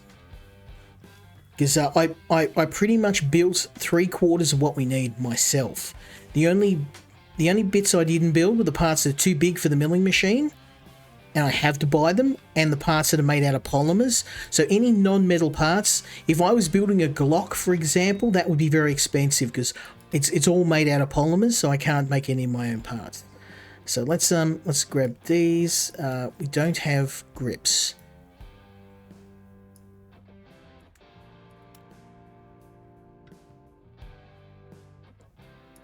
Okay, let's go and see what we need to buy. We do have a few things that we need to purchase. So, left grip, right grip, and the rail. These are polymers, and these were too big. So, let's go to Gunsmith Services, and we want the Uzi, and we want a left grip and a right grip.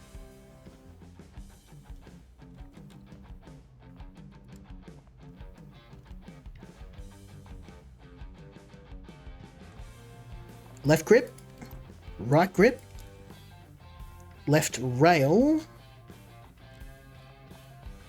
right rail, oh, just the left rail, receiver cover, because that was too big, and return spring. Okay, so let's have a look and see what we're up for. Wow, we've come well under our budget by nearly 200 beans. So this is going to be super profitable for us. So let's add these. Just gonna add all the parts. Oh, of course. Every time I forget to grab the parts. So let's grab these. Cover. Spring. I did have to purchase some of these, but as we get more machinery, we'll eventually be able to build everything from scratch. But right now, I can't build out of plastic. It is what it is. But look how many of these parts we've made ourselves. All this stuff, apart from what I just added, is all machined.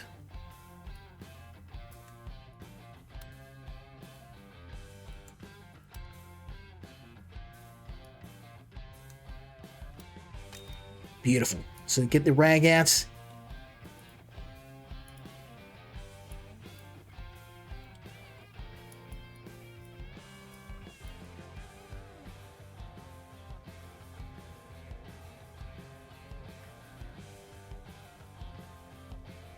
Okay, on the other side, I'm trying to add all this oil.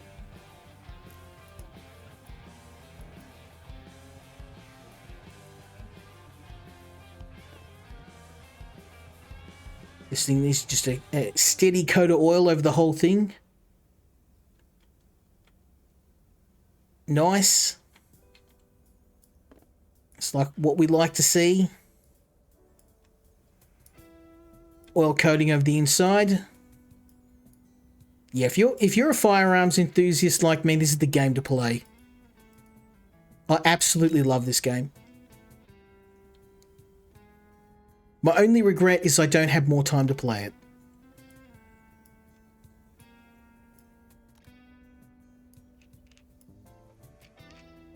Okay, we just add these screws in.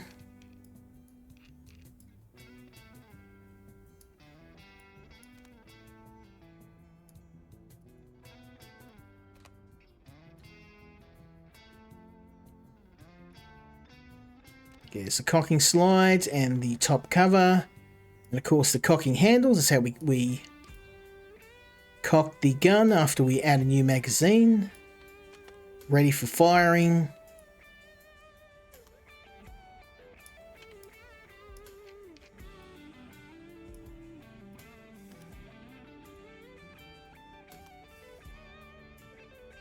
Looking good, baby, looking good.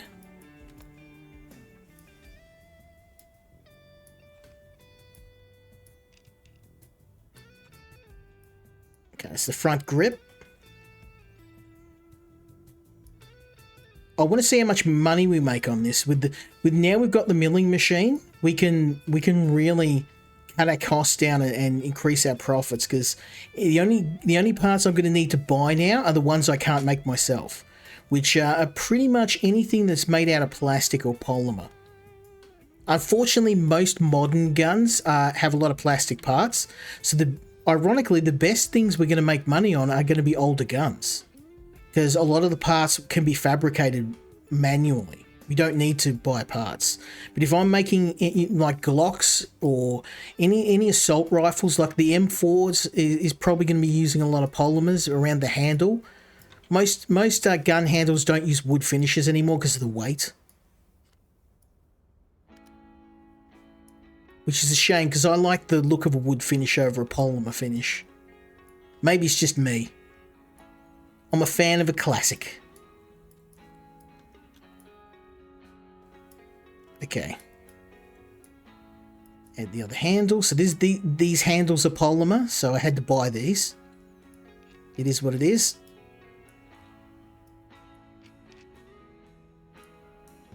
There we go.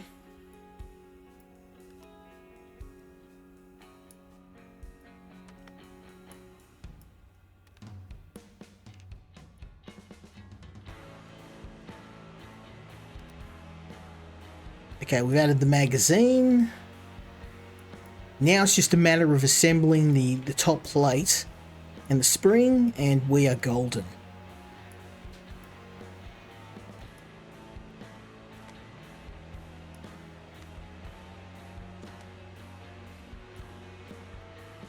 There's the cocking hammer, foresight, front barrel screw, and finally the butt plate, and we got this thing done.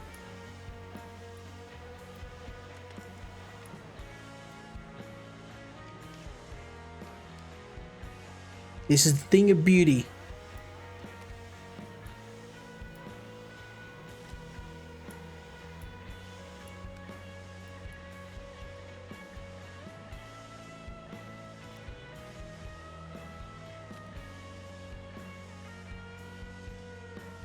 Very nice.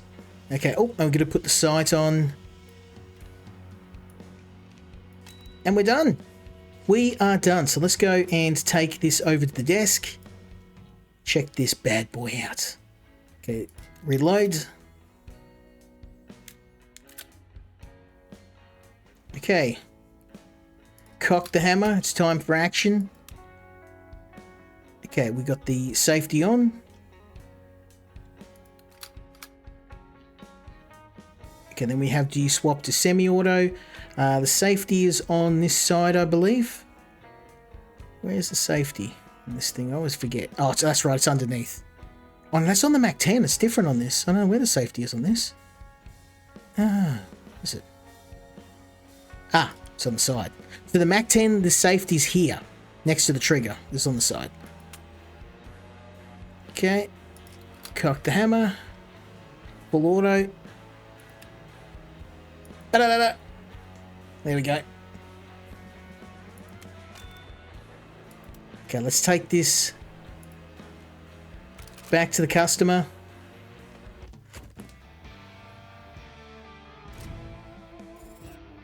Yeah, wow. So we actually, look at that. We actually came in under budget. So we got 200 instead of 100.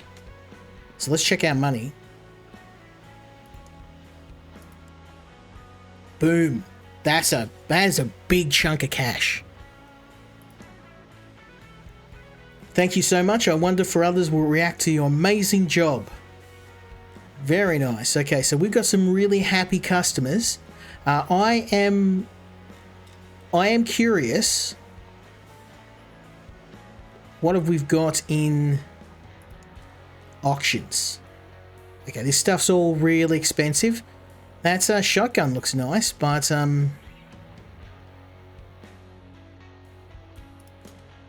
oh, we got a Luger. I've got one. It's sitting in there. Willing to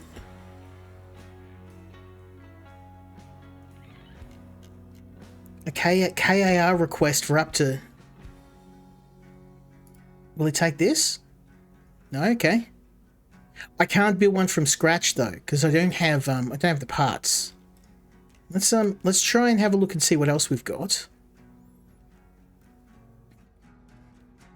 I mean, we could do a request for a full build.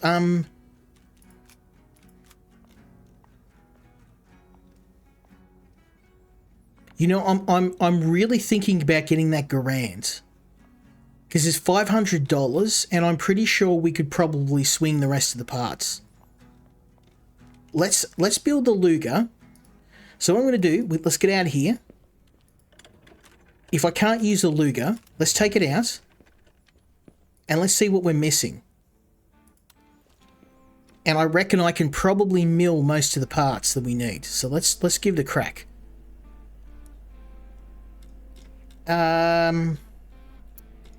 Most of them I can't. Well, that sucks. Let's again, we've got more of these parts. Like when I get lathe and some of the other machinery, we'll be able to eventually build parts on. But what I'm going to do is I'm going to add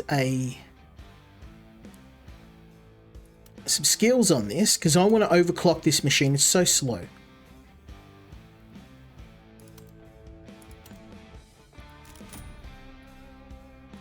Okay. Well, let's make all that we can on this. We'll add multiple parts. And we can add the firing ram, mainspring guide, and trigger pin. What else do we need?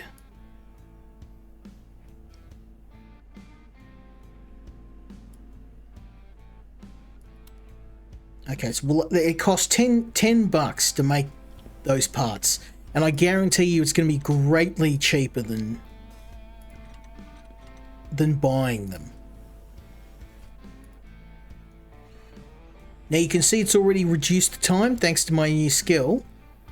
We're going to let that finish, and then I'm going to see what else. If I can't build anything else and we have to purchase the rest of the parts, well, we got to do it. It is what it is. I think I've got enough in me for one more gun build, and then we're going to call it a night.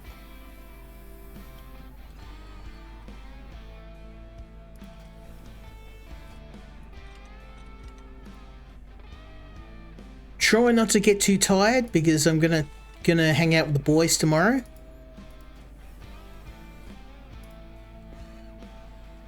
I like to try and get a little bit of sleep so I'm not brain dead, because we usually do stay up pretty late on a Saturday night.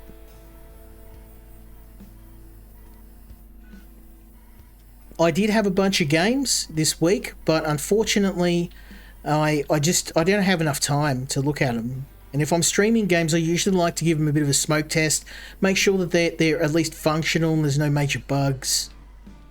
And I just didn't have time to do it. But I did receive this game. Okay, I can't do anything in the miller. Alright. Well, let's go and oxidize those parts. I mean, this is going to be interesting. I'm going to see if I can sell that Luger. Maybe get a bit of money from it. I mean, I don't want to sell the Luger, but there's a gun I want more, so...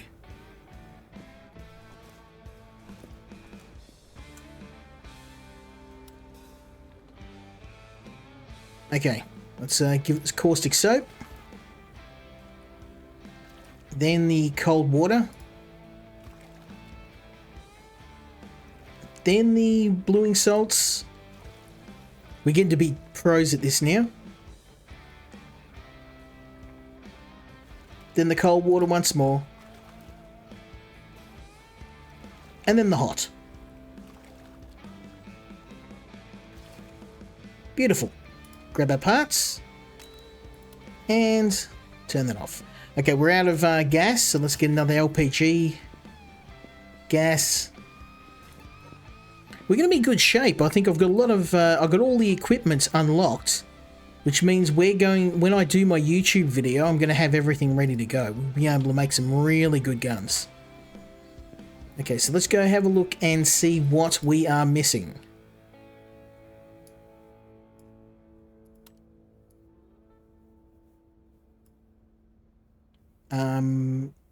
So firing ram... trigger pin,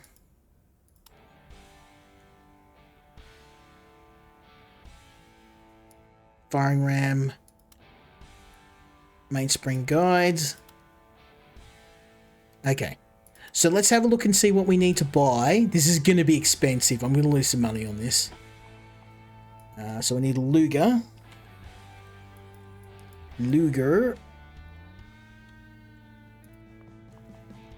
Okay, I need a frame.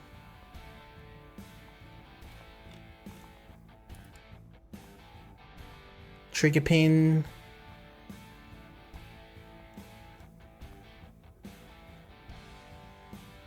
Frame. Then I need a magazine.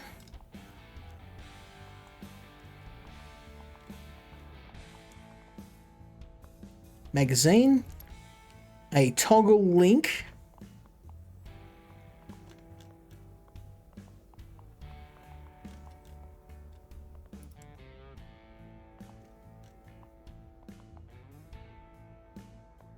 Trigger extender, trigger bar plunger, Where's the toggle link at? Toggle link. I only see a forward toggle link. Maybe it's a typo. Yeah, maybe not. Coupling link, magazine spring, magazine pushing tube, pushing button, pusher, magazine lock. What's it called again? Toggle link. Firing pins, ejectors, barrels, forward toggle link. Oh, toggle link. There we go. Staring me in the face. Okay, let's get rid of the other one. The forward toggling link. I don't need that.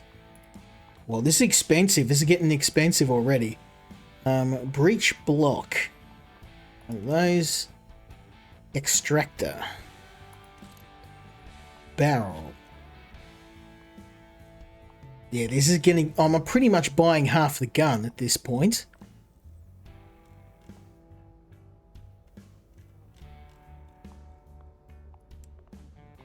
Barrel. Ejector. Mainspring.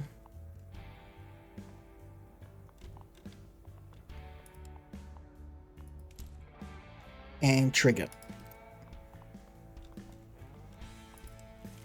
Ouch. So this thing's about $1,000 already. This thing's cost me $1,000. I need to sell this for about $1,300 to make my money back.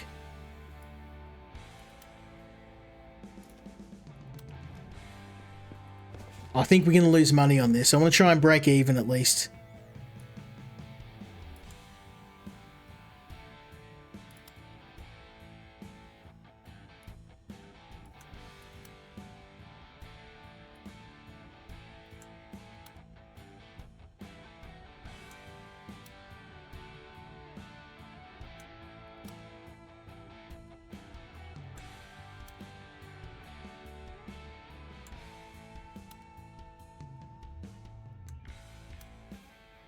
Okay, magazine.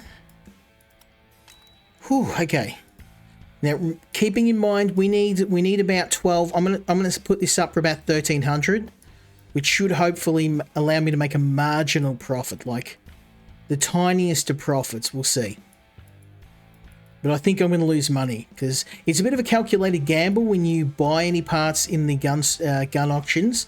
Sometimes if you get a gun and it's got like 90% of the parts are broken, you're going to lose money on it. It is what it is. You're gonna cop it. That's just something we're going to put up with.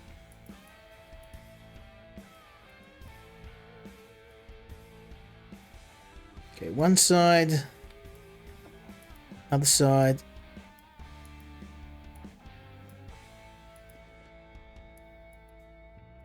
The bigger the part, obviously the more polishing we have to do. The smaller parts are very quickly fixed up. There we go. I'm not going to make any money on this. I'm going to lose money.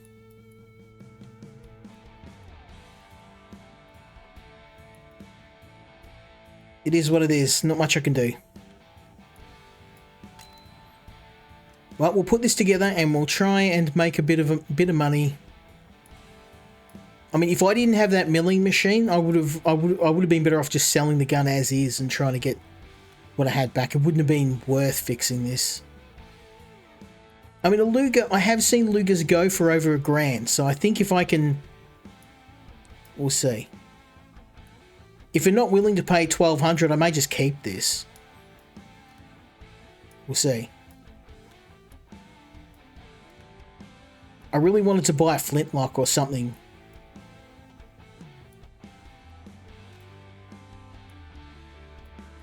But if they're going to nickel and dime me and they're not going to pay for it, I'll just keep it. I've always wanted to own a Luger, so if I went through all the trouble of milling all the parts, we'll just keep it. You pay what I want, or I'm going to hang on to it as a collector's item. Okay, well, let's get the magazine constructed.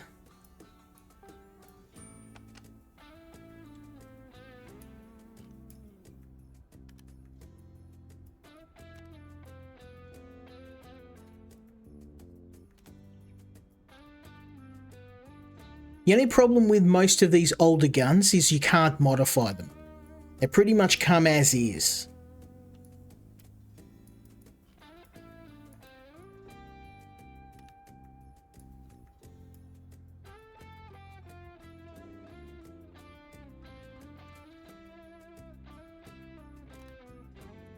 Okay, so the top of the gun is good. We just include the barrel, add the sights, connect the toggle, and then connect it to the frame, and we are done diddly done. Oh, there we go.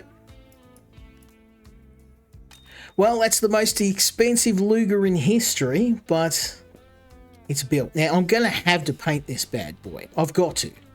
We got to paint it. I mean, if we're not making this thing look gangster, I'm not doing my job right.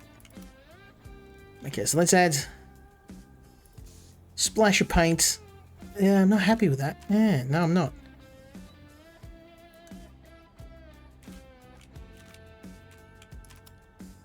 Add some darker colors. I like dark colors, and I'm not a big fan of... There we go, that'll work.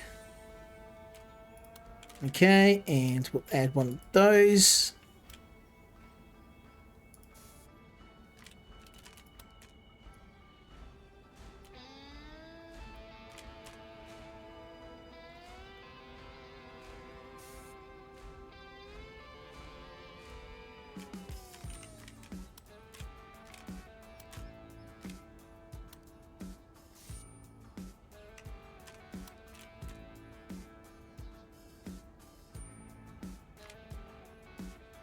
That's actually looking pretty good. I'm pretty happy with that.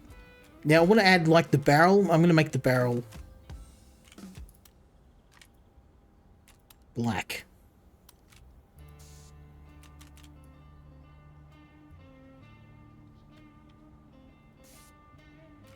And just going to make it a little bit of metal. Bit of gloss. Oh yes. That is very me. There we go. Look, if they're not going to pay for this, I'm just going to keep it. So we head up to the office. Now I have to take a picture of this. We're going to do a little bit of marketing. We're going to market the hell out of this.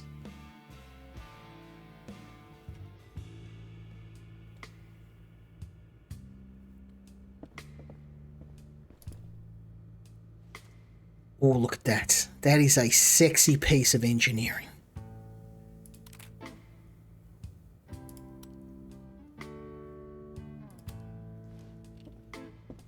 Someone is bound to pay $1,200 for this. Hell, if I had $1,200, I would pay for one of these.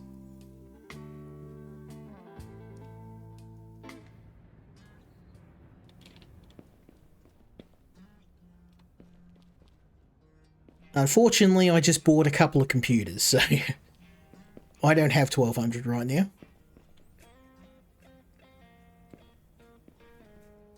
Okay, so we'll chuck him in the safe. Then we're going to get onto the auction site. And we're going to go, I want to sell the Luger with this picture for $1,300. Yeah, no one's going to pay for it. You're going to nickel and dime me, aren't you? You're going to nickel and dime me. I'm not. I'm going to lose money if I...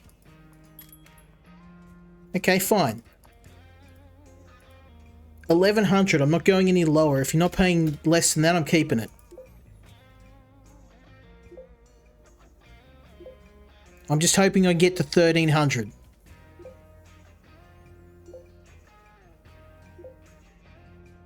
Oh, this might work. This might work. If we hit $1,300, we got a profit. Come on, let it ride, baby. Let it ride. Yeah!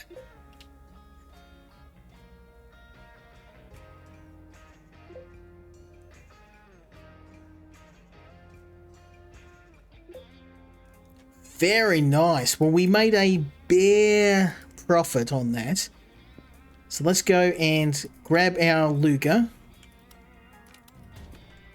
And we're going to send it to the buyer. Don't worry, I'll be making more. I'll be making more.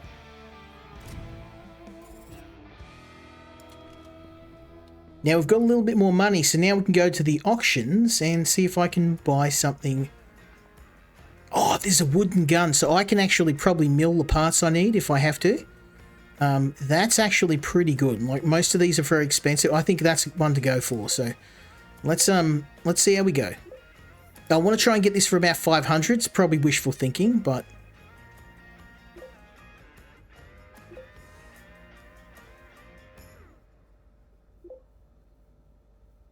you can see it's a really good way to make money if you... There we go. Got in with a sneaky bit at the end. We're going to get it at 500. Oh, you mongrel. No.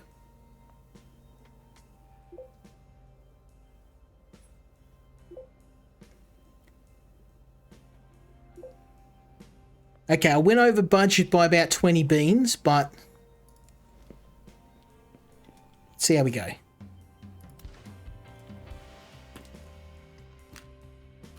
Well, it's not in the best of shape. Let's pull this thing apart. And let's go see if I can do the long wood. Yeah.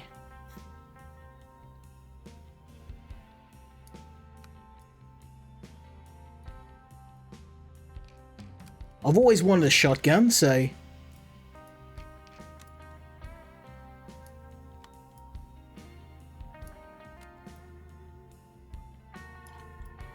This bad boy's going to make a very nice addition.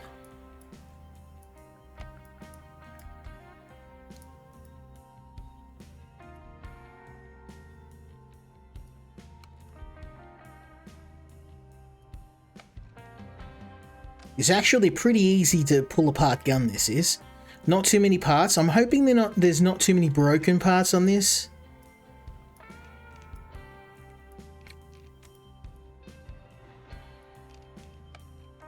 There we go.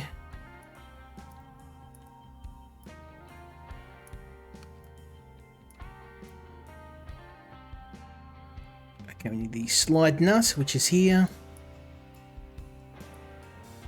Oh, it's a bolt lock. So that needs to come out as well. We need to take the front sight off.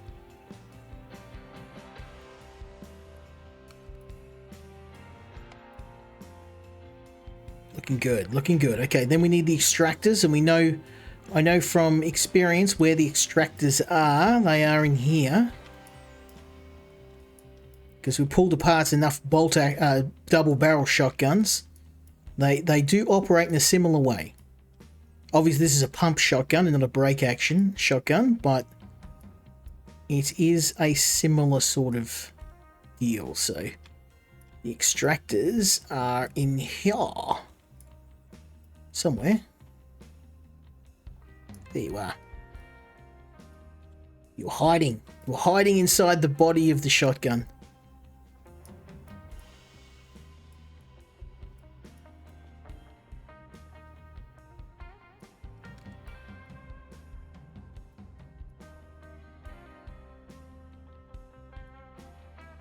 Can't see him from here. I have to go to the other side.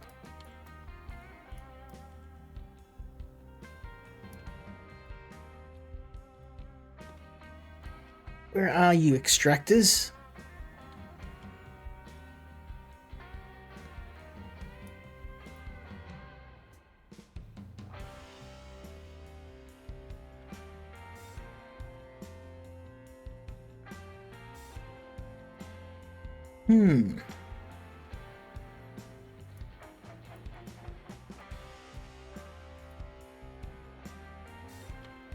I can't actually zoom inside the gun.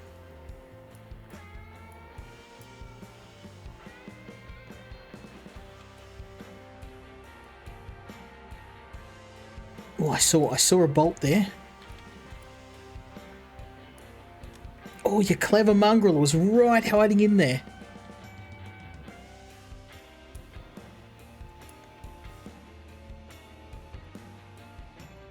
Oh, there we go. I feel like I'm flying a ship inside a gun.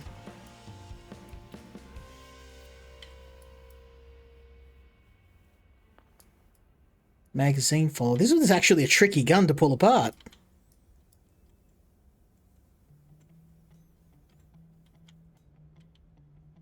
None of those.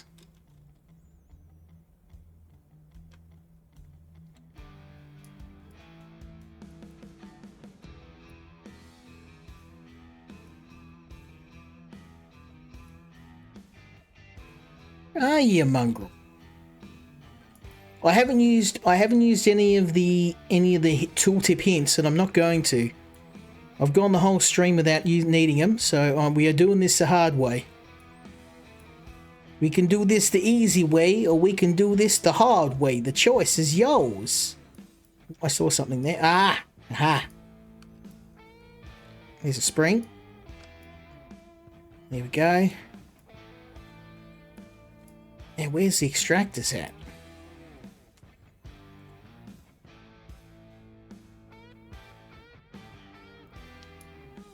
For the life of me, I can't figure out where they are. They've got to be in here, somewhere.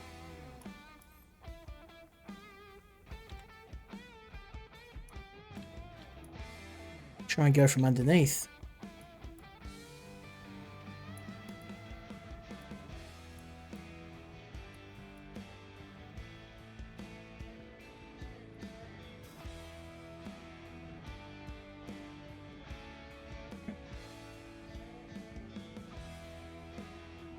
No, the butt of the gun's all wood. It's either in here or in one of these components. I'm just going to have to look real close. It's be in here somewhere. Oh, look at that! You mongrel. That was really well hidden.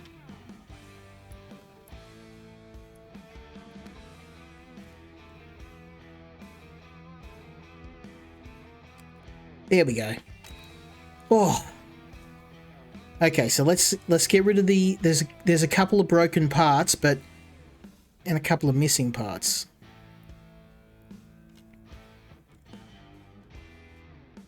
Okay. So let's get rid of the unnecessary parts.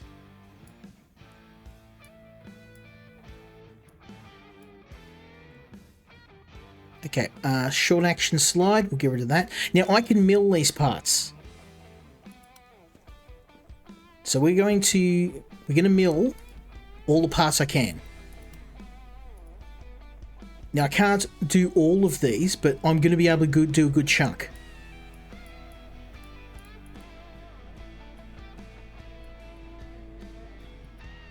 Oh, I don't have a lathe. Okay, this is going to get expensive because I don't have a lathe yet. That's okay. Let's just make what we can.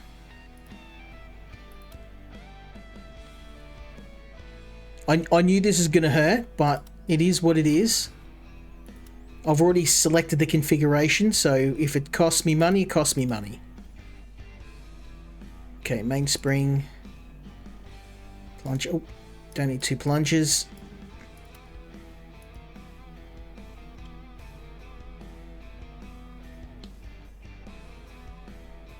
Okay, sear.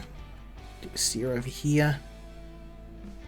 Trigger guards. We're going to be able to do them all in one. Oh, no. That one will have to... That one's going to have to wait. Okay, beautiful.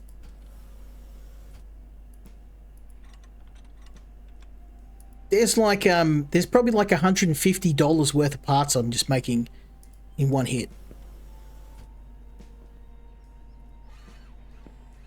Okay, so while that does its thing, let's go and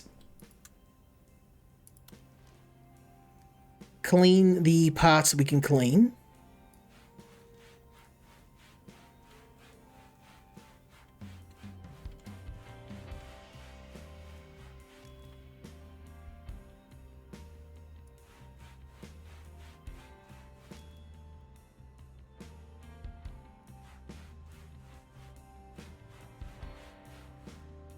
Looking good.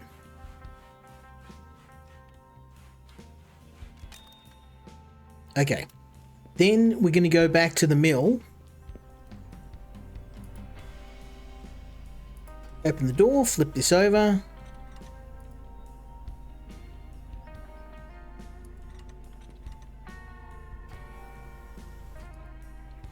Okay, 25 seconds. So while that's going, we can make some parts, which is good.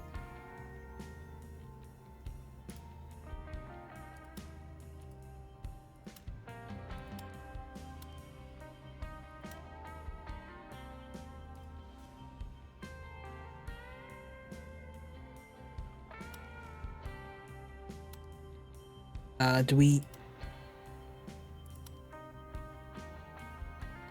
Okay, required.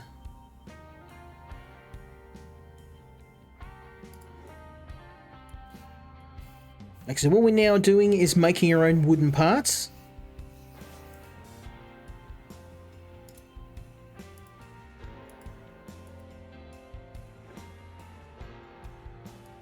I've already done that. Okay, now we just get the old lathe out. Grab our...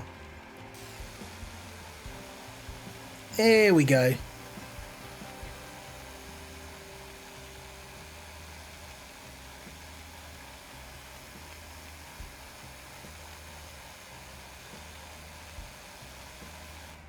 Boom.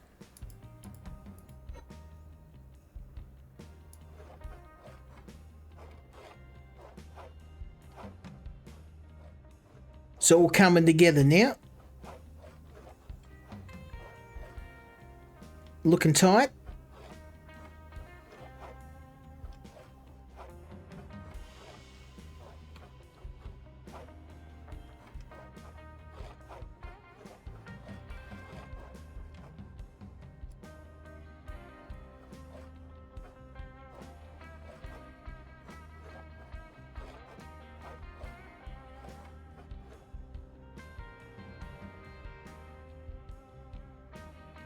Now we just have to sand these down. Very nice.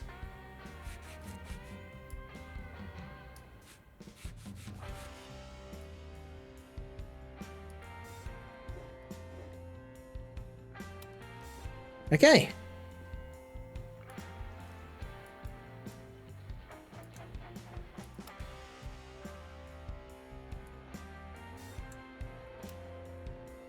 There we go.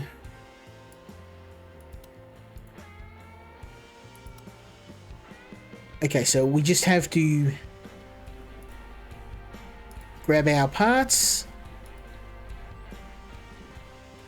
And we're going to need to oxidize those. Let's sand these parts down first.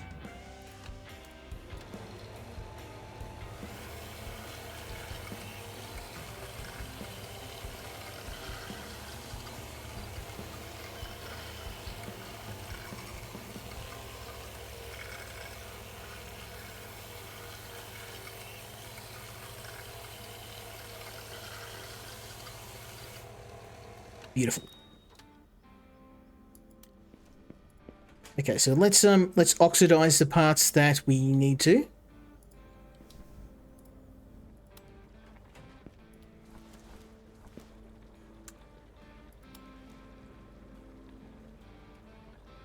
We're getting to be old hats at this now.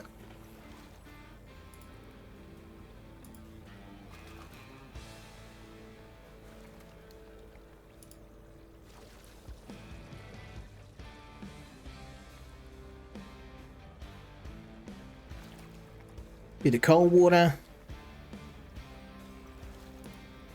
hot water.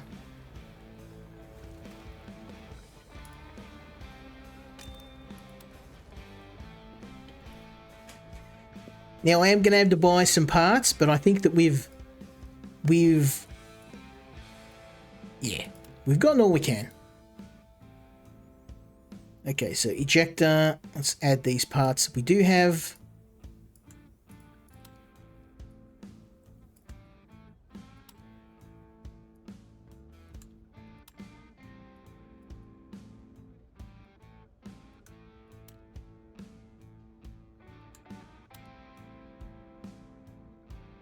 Okay, and the sear.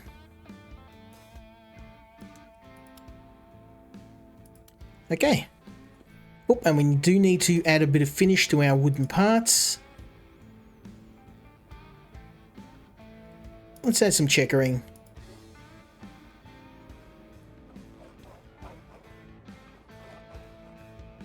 You always want to have checkering on your grips. Make sure that because if it's just smooth wood, you can. It makes it a bit harder to hold on to.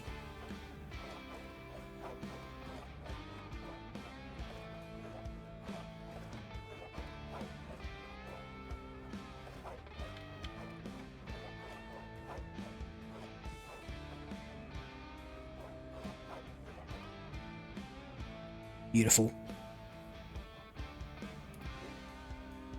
Now we just have to give it a bit of a nice finish for the wood.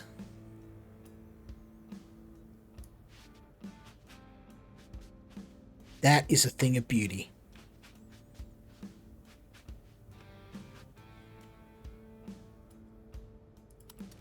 Okay.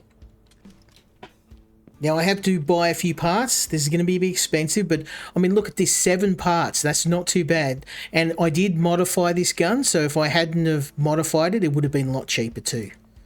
So let's get the Mossberg out. So I need the long action slide, the long barrel. That's going to be expensive. Long magazine tube.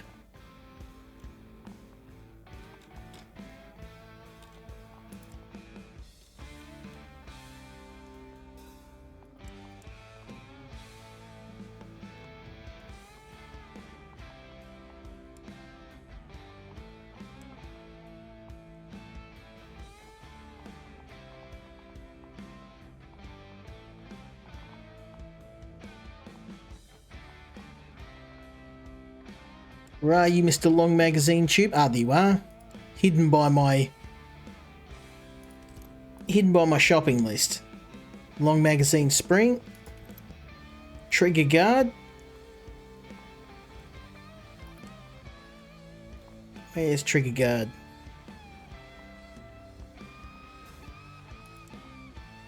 Trigger guard. Hammer. I'm gonna need trigger. Yes, I'm gonna need trigger as well.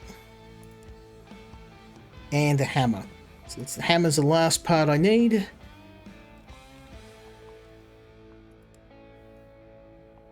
Hammer. Okay, let's check this out. Oh, that's gonna hurt. Okay.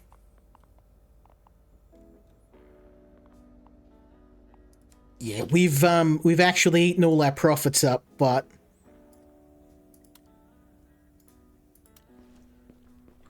that being said, this is a pretty good shotgun. A custom shotgun. And I don't know if I think I might keep this. The Luger was a nice pistol, but this looks like a I don't know if I'm going to be able to part with this thing.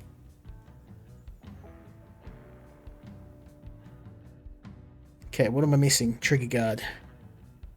Oh no, we got everything. Okay, so now we just need to oil the parts that we got up. Give them a little coat of oil.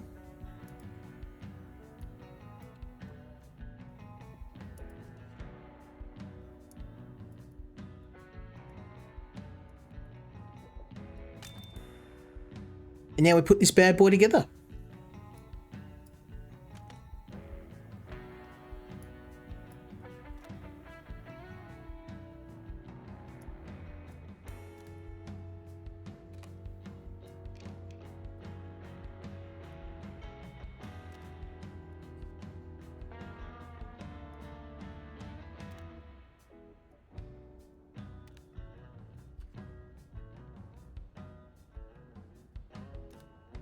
Okay.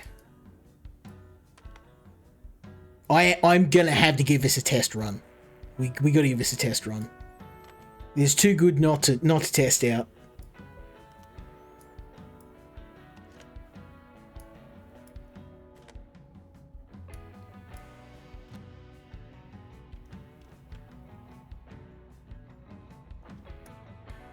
I mean, for $1,300 for this shotgun, it's too good. Like, I don't think I'll get my money back on this.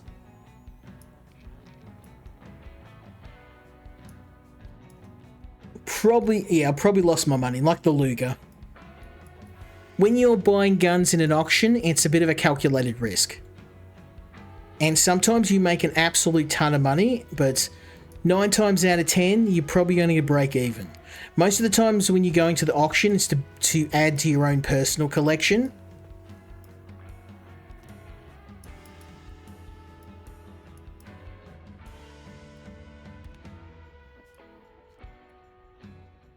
My problem is when I get a good gun, I don't want to get rid of it. So I end up with being completely broke with a locker full of guns, and I have to sit there and ruminate over what gun I'm going to have to sacrifice. Okay, I think that is pretty much it. There's the trigger. Oh, we need the safety, of course. Okay. Got the front sight. Yep, everything's on. Bar the safety. And the back plate.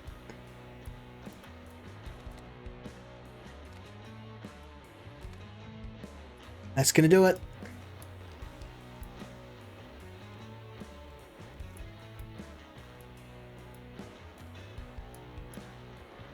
Okay, what else am I missing? I am missing the front sight. Oh, so small I couldn't see it. Now that is a thing of beauty. It cost me $600 to buy it and another $600 in parts. But we gotta paint this. We gotta paint this. Gonna add my signature, the demon. And we're gonna go for that woodland finish.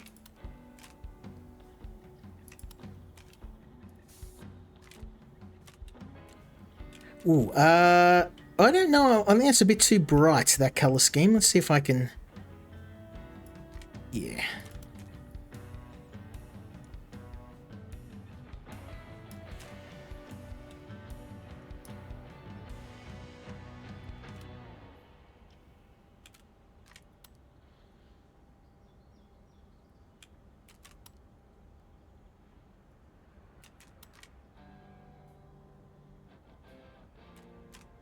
Yep, that's definitely an Australian colour scheme. And then I'm going to want the same for this, the pump.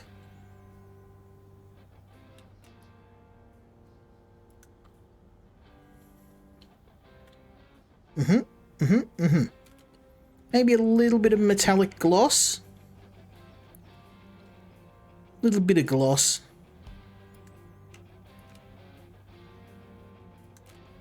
Yeah, that's perfect. It's exactly what we want. Then I'm going to add another, just a straight colour. And I want it like a gunmetal kind of grey. The barrel. That is...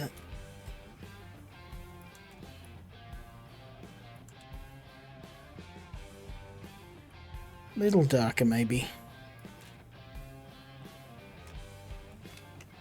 Yep, and then I'm going to want straight black for the receiver.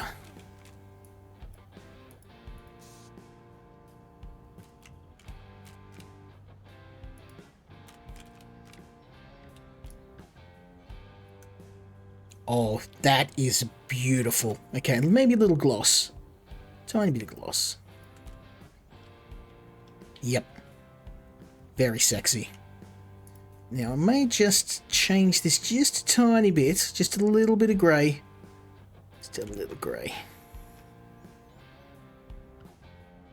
Okay, and then finally, we'll add the demon.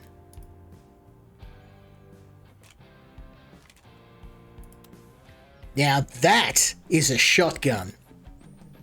There's one last thing I want to do is I want to chuck this in here, and then I'm gonna have to get a sight. So we're going to go to the Mossberg. And I'm thinking a choke. I want a big choke. Full choke, okay. Yep. And then I want a... I'm going to send myself broke building this gun. I am probably going to want some sort of sight on it. Nothing special, just a reflex is fine. Reflex. Maybe a holo sight. I'm feeling... Yeah, let's grab the holo. Yeah, this is going to be super expensive. This is why I'm so broke in this game all the time. Okay, angled foregrip. I'm going to have to go with the angled foregrip. Enforcer. Okay, I am... I mean, we need the flashlight. Okay, I am now officially broke as a joke, but...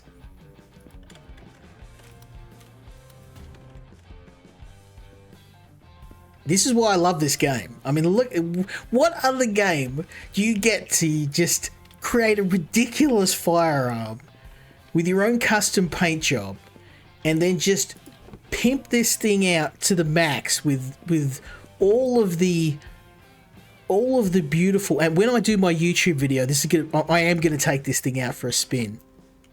Let's maybe put it to the front. That's good. That's good. Oh, we need to put the flashlight. Oh, okay. Well, we're gonna have to leave the flashlight. Really? Oh, I've only got one hard point on there. Okay. Well.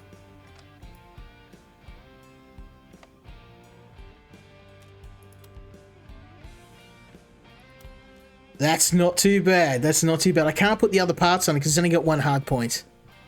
But we'll take it for a quick spin.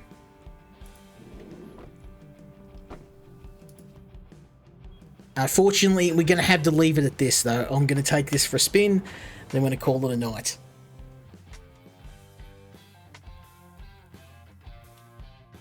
Good stuff. Good stuff.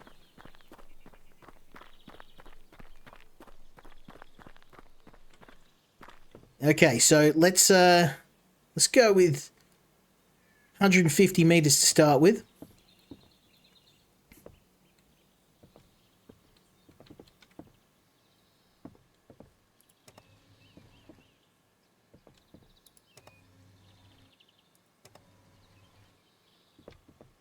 Oh, there's no way I'm going to hit that. Oh, I did! Well, I mean, at the edge, but...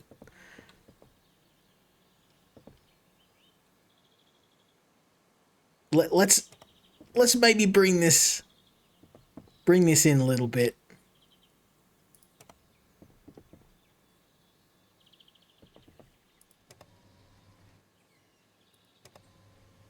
Yeah, 50 I can do with this thing. Hey, there we go. 50 works.